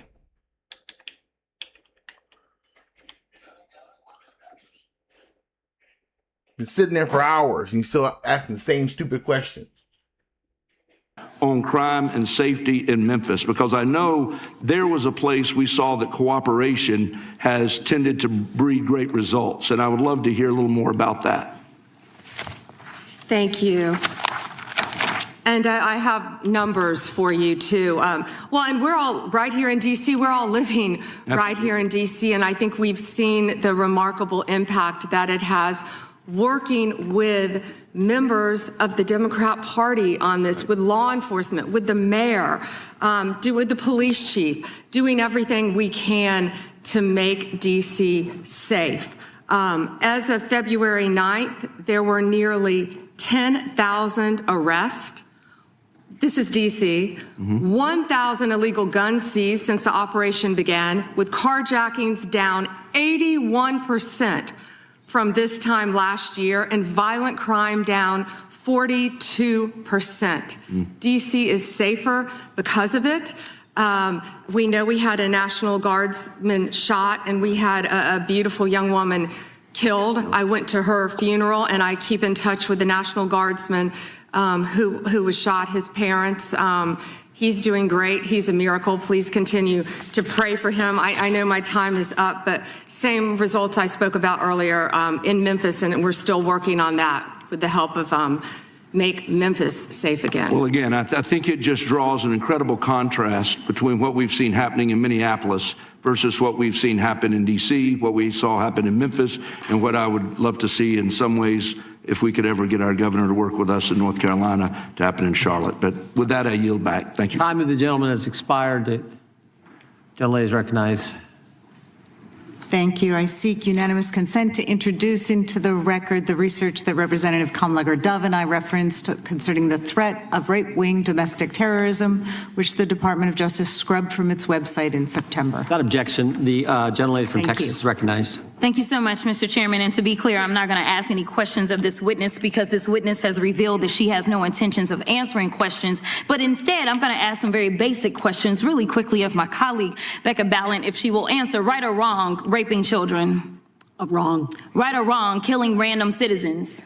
Definitely wrong. Right or wrong, enriching yourself as the sitting president of the United States. Definitely wrong. Okay, thank you, because I probably never would have got that with our witness. Our witness who somehow is a lawyer but does not understand how it works with witnesses. I'm not really sure what law school she went to and what all kind of cases she tried, but typically when you come into a space and somebody's a witness, then they sit there and they answer questions instead of asking questions. And then we also have this objection that we use as lawyers called non-responsive when a witness fails to actually answer the question. But nevertheless, let me address the survivors, because that's exactly who they are. They are not victims, they are survivors. Let me say thank you for having more courage and moral clarity in your pinky fingers than the entire Department of Justice. We are currently the laughing stock of the world, partially because of the failed leadership within the DOJ, as we see kings and queens falling everywhere around the world. But we don't know the basics of right and wrong in this country, because it's not about partisanship.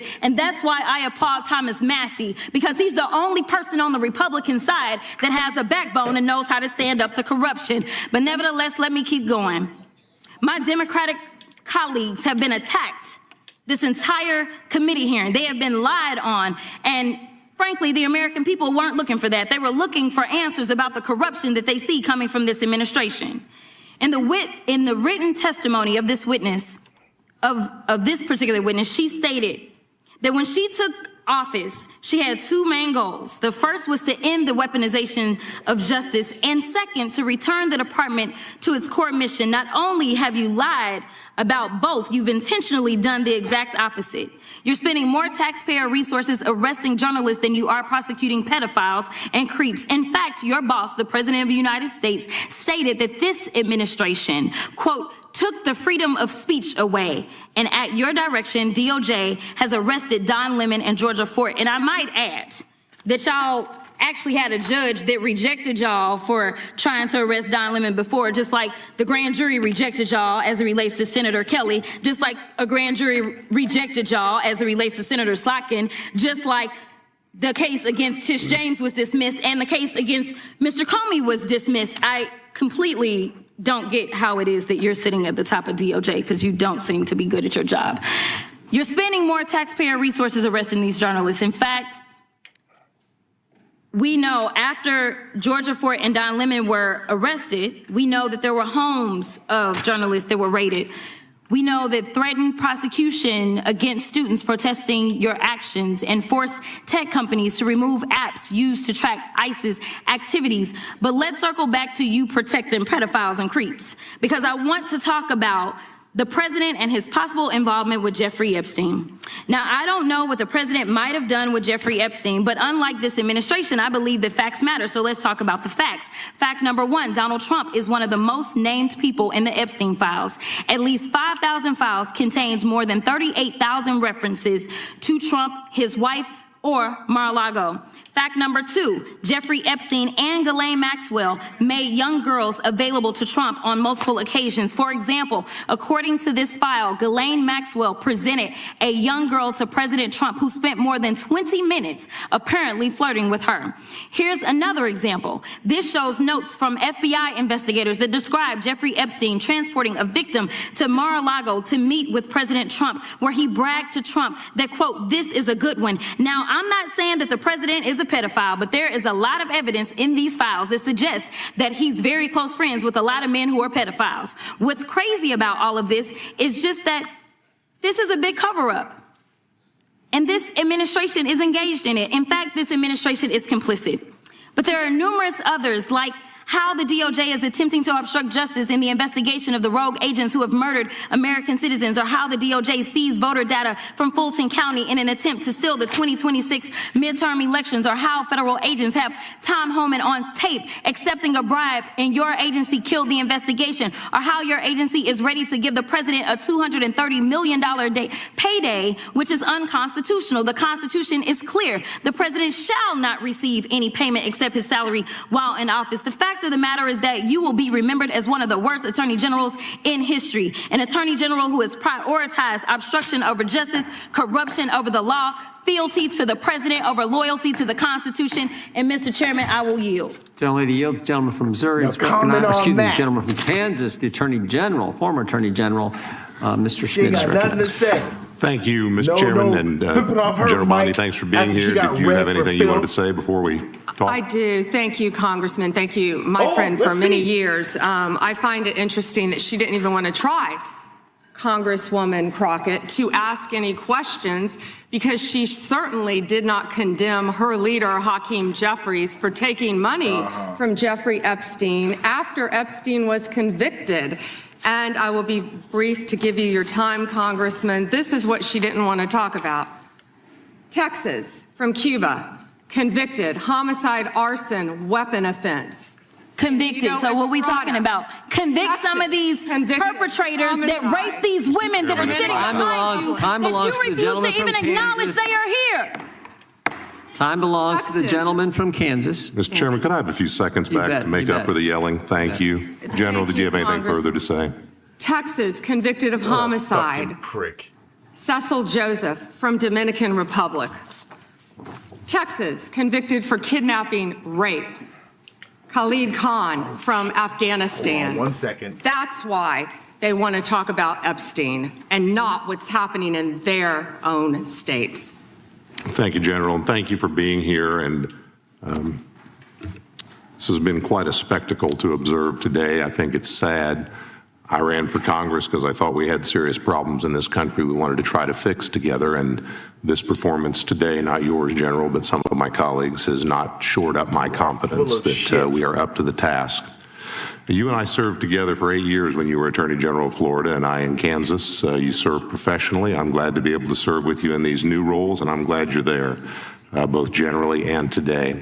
Part of the reason I ran for Congress is because in my former role, I saw in the real world, in my state, the consequences of failed U.S. immigration and border security policy. And I'll spare you the lengthy recitation, but let me give you the short version. I sit here and think about a fellow who was running, I believe it was drugs for the cartels, and shot a police officer in Oklahoma, drove across the border into my state, kidnapped an old man, and then invaded a house and shot at cops before we ultimately neutralized him. He's in prison now for, I believe, the rest of his life.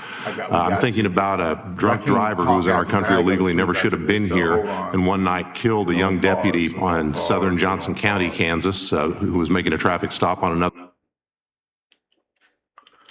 Okay.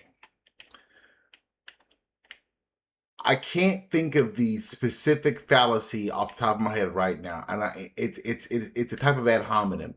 Basically, when they decide to show you a picture of one dude and say, because of this one dude, whatever we're doing is justified, despite the fact that that one dude isn't necessarily indicative of the issue or the problem at hand.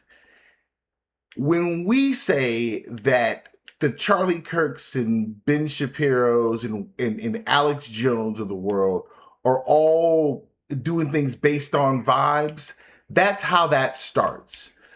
It's a vibe check. It feels like that. He seems kind of sketchy. And so abuse of any number of people is justified because of how it feels.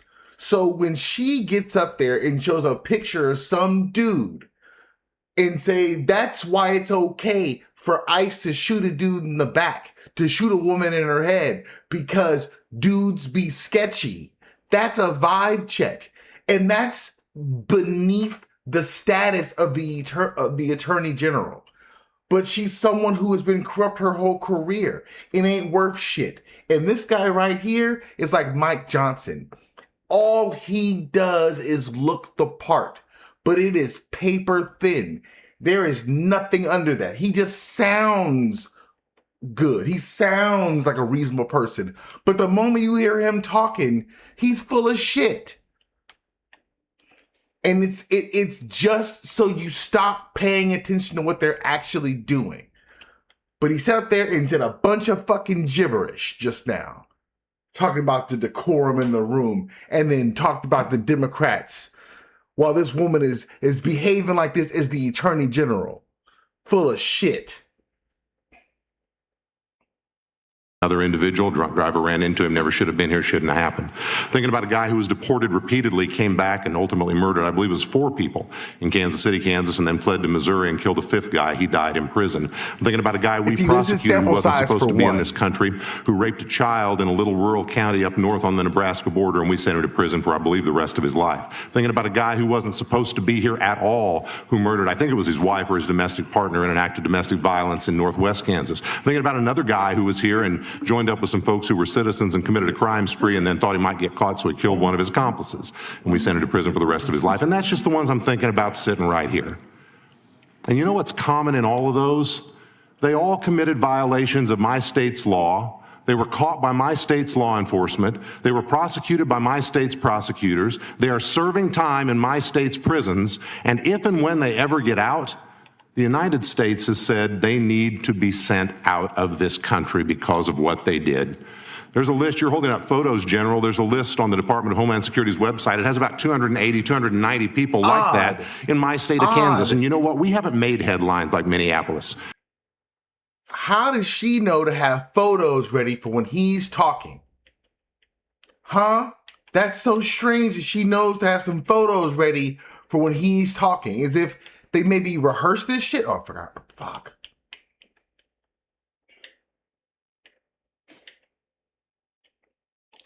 But yeah, it's all a fucking dog and pony show.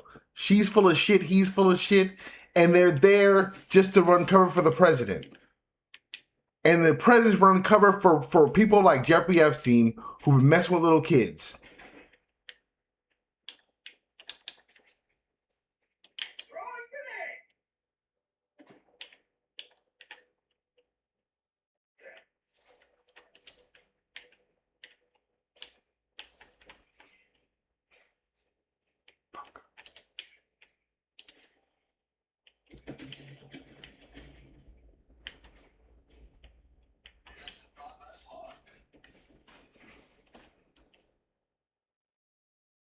We haven't made headlines like Memphis. We haven't made headlines like Los Angeles. And you know why? Because our cops are professionals and our politicians, by law, allow them to do their job and to work with federal agents for safe handoffs in order to do everything that's supposed to be done, justice under state law, and the justice of deportation on the back end. So I want to do something that's been rare here today, General. I want to ask you about public policy. Donald Trump won't be president forever. I would like to lock in some of these gains we have made in public safety. Should we be exploring the idea, for example, of beefing up 287G partnerships, or maybe replicating that so that state prosecutors can work more closely with federal prosecutors to get deportation orders as well as state convictions? Absolutely. In terms of sanctuary jurisdictions, when a sanctuary jurisdiction says as a matter of politics, go pound sand to the feds, we won't honor your detainer, so they release those people I'm talking about into their communities. And those people commit another crime of property or violence against citizens. Should those citizens have some type of civil redress against the jurisdiction that as a matter of public policy turned those people loose who created the new victims? Yeah, and Congressman, it's risking the lives of all of the citizens of that jurisdiction. And you've been sued a lot, or the administration has, by folks who don't like your policies. Hundreds of times. You've won many of those. Yes. Isn't it the case that the law says under Rule 65 that when you win those and there's a wrongfully entered injunction that there's supposed to be a monetary remedy for that, so there's a cost? Yes. And didn't the president direct you and other agency heads to start seeking bonds in those cases? Yes. And should we beef up the law in that area by codifying that requirement going forward? I would love to discuss that with you. Thank you, General. Thank you for being here. Gentleman yields back. Well done. Some of the questions he raised, we plan on taking up in a markup in a couple of weeks on the whole sanctuary jurisdiction issue. With that, I recognize the gentleman from Texas. Thank you, Mr. Chairman, and thank you, Madam Attorney General, for taking the time to speak with us. We certainly really appreciate it. I've got a series of questions for you that we can get through pretty quickly, I think. Can you tell me, is it true that the Biden-Harris DOJ raided President Trump's home? They did. Did the Biden-Harris DOJ allow Jack Smith to spy on over a dozen Republican members of Congress? Absolutely. Did the Biden-Harris DOJ seize the phone of a sitting Republican congressman? Yes. Did the Biden-Harris DOJ and Jack Smith pay at least $20,000 to confidential human sources to provide information on President Trump? At least. At least. Did the Biden-Harris DOJ and FBI fail to apprehend the suspect who placed pipe bombs near the Capitol ahead of January 6th? Yes. Did the Biden-Harris DOJ target parents as domestic terrorists? Absolutely. Did the Biden-Harris DOJ target pro-life Catholics, going so far as to interview a priest and a choir director? Yes. Did the Biden-Harris DOJ send FBI SWAT teams to arrest pro-life advocates with no criminal histories? Yes. Did the Biden-Harris DOJ use the FACE Act to target pro-life advocates while it allowed anti-life agitators to vandalize, destroy, and firebomb pregnancy resource centers and churches? Multiple times, I believe. Multiple times. Did the Biden-Harris DOJ ever determine who leaked the Dobbs decision? I can't discuss that. No, under Biden, no, under. Remember the greater context. This is about them refusing to release the files protecting sex predators. And his whole thing is a whole laundry list of whataboutism. Like, well, what about the, oh shit, hold on. Oh shit, it's gonna get me.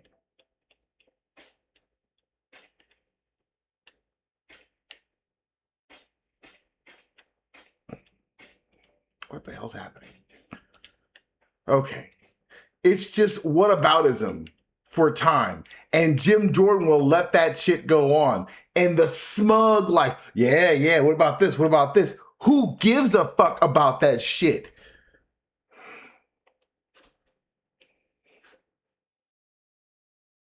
Biden Harris. Got it. No. Did the Biden-Harris DOJ and FBI target whistleblowers for revealing waste, fraud, and abuse within the department to Congress? Not to my knowledge. Did the Biden-Harris DOJ refuse to say whether it coordinated with Alvin Bragg, Fani Willis, and Letitia James in their lawfare against President Trump? They refused. Did the Biden-Harris DOJ slow walk the criminal investigation and prosecution of Hunter Biden? That's an understatement, in my opinion. Yep. Did the Biden-Harris DOJ determine who brought cocaine into the Biden White House? They did not. They did not. Did the Biden-Harris DOJ cover up the Well, extent? as far as we know, they did not. Right, that's right. Did the Biden-Harris DOJ cover up the extent of the Russia collusion hoax? Absolutely, in my opinion. Yes. Did the Biden-Harris DOJ, seek leniency from a federal court for an IRS contractor who leaked sensitive tax information on over 7,600 Americans, including President Trump? Yes. Did the Biden-Harris DOJ sue Texas because the state wanted to secure its own southern border? Yes. And finally, did the Biden-Harris DOJ attack SpaceX for hiring too many Americans? I believe they did. Yep. Unbelievable. It is unbelievable, and I appreciate that a lot of this is being cleaned up under your leadership.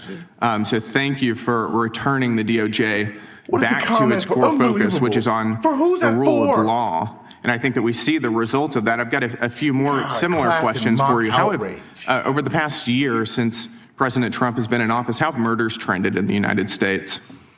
Since President Trump has been in office, the murder rate has dropped to a historic 20% drop in the national murder rate, lowest since 1900. 20% drop in 1 year. That's incredible, isn't it? And that's thanks to the incredible men and women of law enforcement, FBI, DEA, ATF, everyone working together to solve violent crime, along with our sheriffs, our local law enforcement, working as a team throughout this country, and our great state and federal prosecutors. Yep. And how have robberies trended? Jail for this. Have they gone, even if they just robberies, all violent crime, all violent crime has decreased, as well as robberies. So murders, violent crime, the country is more safe now, it's fair to say, would you agree, than it was a year and a half ago under Joe Biden? Absolutely, and Director Patel is working tirelessly to catch those, I'm sure you've been seeing, on the most wanted list. He and Deputy Director Bongino from day one said, we're going to get the most wanted list, and that's what's been happening, working hand in hand with all of our agencies. And I want to thank you for that. Thank you for the work you've been doing to refocus the DOJ again on doing your core job. We're very happy with it, and I'll yield the remainder of my time to the chairman. I appreciate it, gentlemen. I would just say earlier, one of the Democrats said that they said, "Who are you? Who you are?" And I think you're the Attorney General who I think on the first day disbanded the FIDF, first day on the job, rescinded the memo that required the spying on parents that Mr. Garland had issued, and stood up the weaponization working group. I think you did that all on day one. Day one. Not to mention, you're the first Justice Department that's put in place, as we've talked about earlier, this Deputy Attorney General for combating fraud. So we appreciate that, and of course, all the things that Mr. Gill pointed out with the crime stats that went down. So our last question of the day, but not the least, the gentleman, well, I'm sorry, we're going to have two more. We got Mr. Onder and then Mr. Baumgartner. So Mr. Baumgartner, well, let's go that way since you're here. You're ready to go. Mr. Baumgartner, and then we'll come back to Mr. Onder. Thank you, Mr. Chairman, and thank you, Attorney General Bondi. You know, being a freshman on this committee, you always get a bit surprised, I guess, even 1 year into my term here, how theatrical days like this can be. But I think you've performed well today and answered the questions well today, and that's a credit to you and appreciated by the American people. You know, the Epstein issue is certainly important and is important for the victims. I think both I and the American people have a little bit of trouble taking the Democrats super seriously on this issue when they have been so uncurious about President Clinton's relations with Jeffrey Epstein. And even myself, I had no idea that there was actually a sitting Democrat congresswoman who had taken substantial campaign donations from Mr. Epstein, only when that came to light on the floor with the potential resolution. And you would think there would be more outrage on those types of things if they were going to be taken credible. But we do know the performance value of what goes on in this committee. I want to talk about the big things that Department of Justice is doing. And when I look at the dramatic decrease in crime in this country in the last year since the Trump administration has come. You see the board behind me. Violent crime plummets across major U.S. cities. And I guess so my first question would be, and when it comes to the big stuff, how are you guys getting this stuff so right? What contributes from your perspective to this dramatic decrease in crime in major U.S. cities under the Trump administration? When I first took office, I met with all of our agencies. And the one thing that stuck with me, that one of the heads of the department said to me, one of the law enforcement department heads, President Trump has taken the handcuffs off us so we can keep the people of America safe.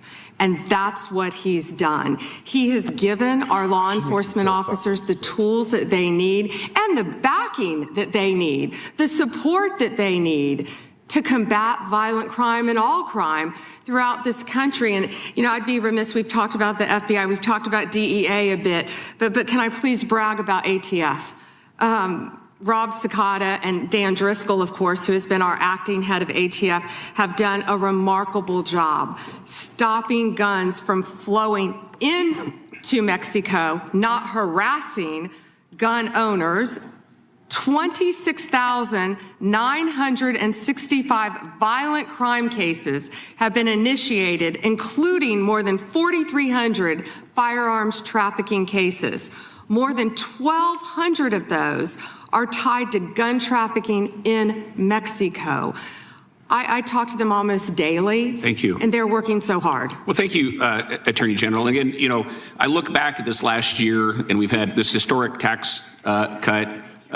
Yesterday in the Wall Street Journal, the National Cancer Foundation ran full-page ads thanking Congress, the administration, for doing more for cancer research than has ever been done before. I was just meeting with Habitat for Humanity out in the hallway, and they came and thanked us for doing more that's ever been done for Habitat for Humanity. So there's been so many accomplishments, but I really think this crime is the biggest deal of all.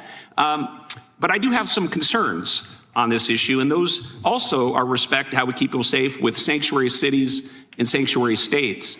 And I remind everyone, and as I'm sure you know, Madam Attorney General, that when we had the terrible terrorist attacks of 9/11, the number one recommendation of the 9/11 Commission was to reduce barriers between all levels of law enforcement. They specifically pointed to things like fusion centers, Joint Terrorism Task Force, and getting local law enforcement and federal law enforcement to work together and communicate on a regular basis. And I would just like your perspective, because we have a more complex global threat than any time since World War II. We still have Islamic terrorism. We have spies from China, Iran, Russia, all these things. And what does sanctuary cities and states do for communication law enforcement? How does it make us less safe? Sanctuary cities and states are attempting to prevent communication among all the law enforcement agencies. And of course, that's keeping all of America less safe, especially when the violent criminals are fleeing to those jurisdictions because they believe they're protected. But with all of our joint task forces, I see it every day, Congressman, how well, despite what these liberals are trying to do, Donald Trump's administration is working tirelessly to protect all of Americans, and all of our agencies working hand in hand to keep America safe. Well, you guys are getting the big stuff right. You look at that decrease in crime across the country, you ought to take a victory lap. Well done. Gentleman yields back. The gentleman from Missouri is recognized. Thank you, Mr. Chairman, and thank you, Attorney General Bondi, for being here on this long day. And I want to thank you most of all for your leadership in your whole career defending victims. And now I want to take a moment to talk about you protecting victims from a different kind of child abuse, that medicalized child abuse that goes under the banner of gender-affirming care, that far too many of my Democrat colleagues enthusiastically support and unapologetically support. Shortly after returning to office, President Trump signed an executive order directing HHS to review the clinical evidence and determine whether sex-rejecting interventions caused more harm than good. HHS reached the same conclusion that the UK and Finland and Sweden reached, that the risks are serious and that imposing this so-called care on minors was not appropriate.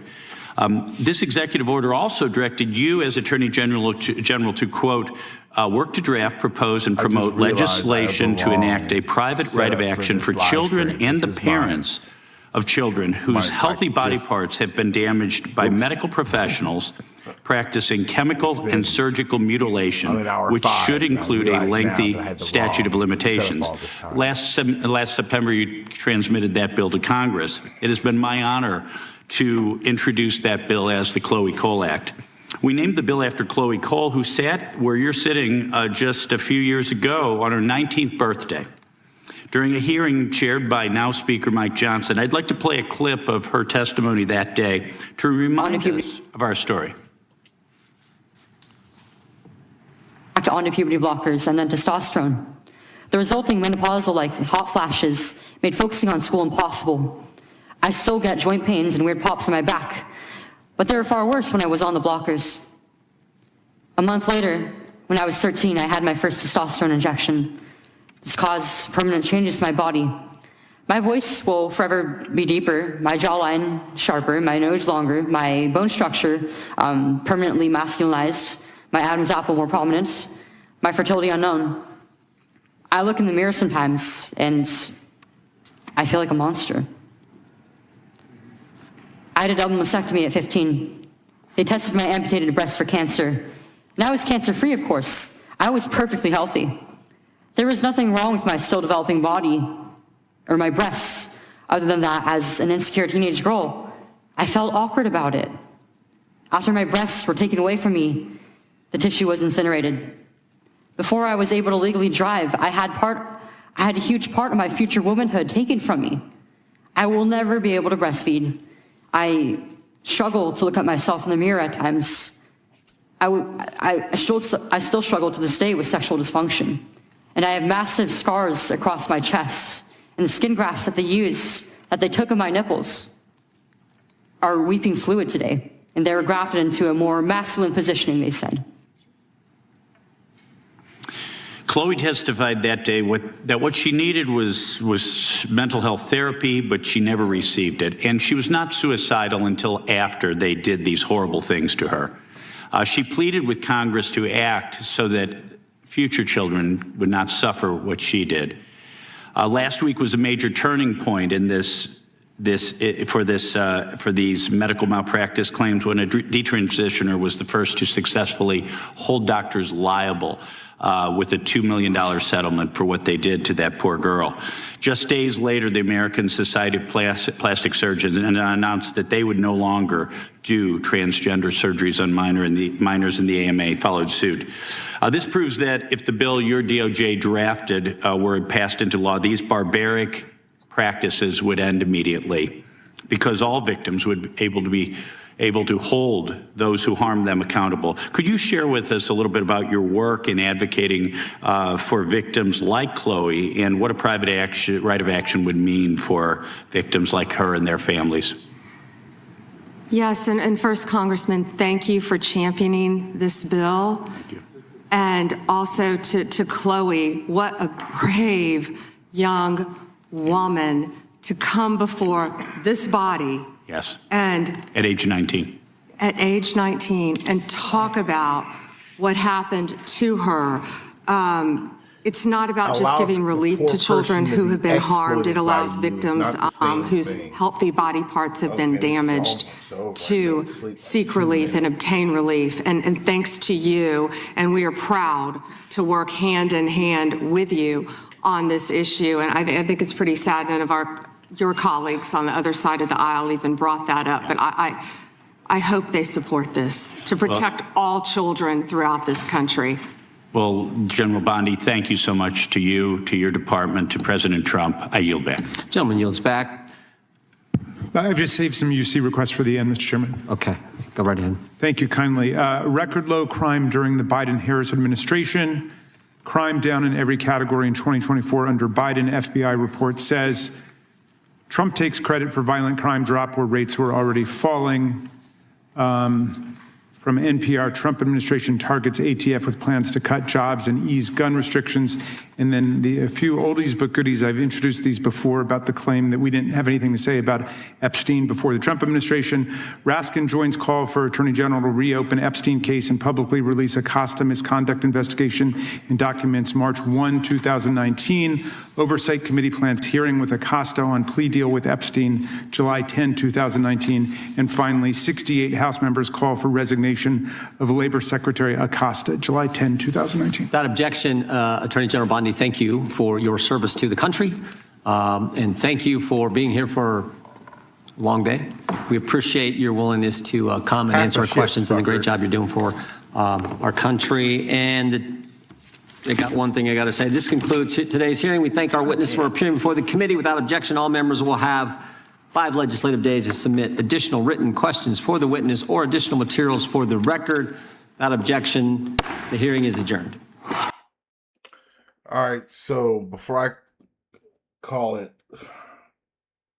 you have to, there's this channel called C-SPAN, and C-SPAN is basically just this, except for it doesn't exactly always have the play-by-play, and it's a lot of minutia and is generally way less exciting than this, but you'd be surprised because a lot of the times the people in that room anticipate the fact that you're not watching and they get up to a lot of weird shit. And if they knew you were watching, if they knew you were paying attention, they wouldn't behave that way. Business as usual for them is to capitulate to the people who put them in office. And you would assume it's the voters, but it's not. It's the party machine of donors who pay to play. And so Jim Jordan does not represent his constituents. He represents the people who put money in his pockets and pay him to run. And all his job is to do is make a mockery of proceedings. He doesn't work on any legislation. He doesn't govern. He just gums up the works and makes people miserable and makes it harder for actual legislators to do their jobs. He is the political version of Happy Gilmore, a hockey player who can't play fucking hockey but knows how to fight. You don't need that in politics. There's no use for that at all. And the only reason he exists in politics is because you don't watch what they're doing. And he lies to his constituents who don't realize that's what it's like when he goes to work. You gotta watch this shit. We've let them to their own devices for so long, they don't even care what they do anymore. Despite the big brother at all, despite everyone seeing what they're doing, despite all of it, they just do it in broad daylight because they are certain that you're going to turn the channel and tune them out and turn them off. And when it comes time to vote, he's R. And it doesn't really matter what he does or says. And that has to end. You can find someone with half a brain cell better than him if you have to vote R. At least get a good R, not a field idiot. That's it. You gotta watch this shit. You gotta watch it. You gotta put on something to entertain yourself somehow. But you gotta, because your responsibility, our responsibility as American citizens, is to hold that idiot accountable. and really and truly make sure he never gets anywhere close to that much power and responsibility, because he's not worthy of it on any level, and neither is Pam Bondi. These people are awful. And if we were paying attention to what we were doing, they wouldn't stand a chance.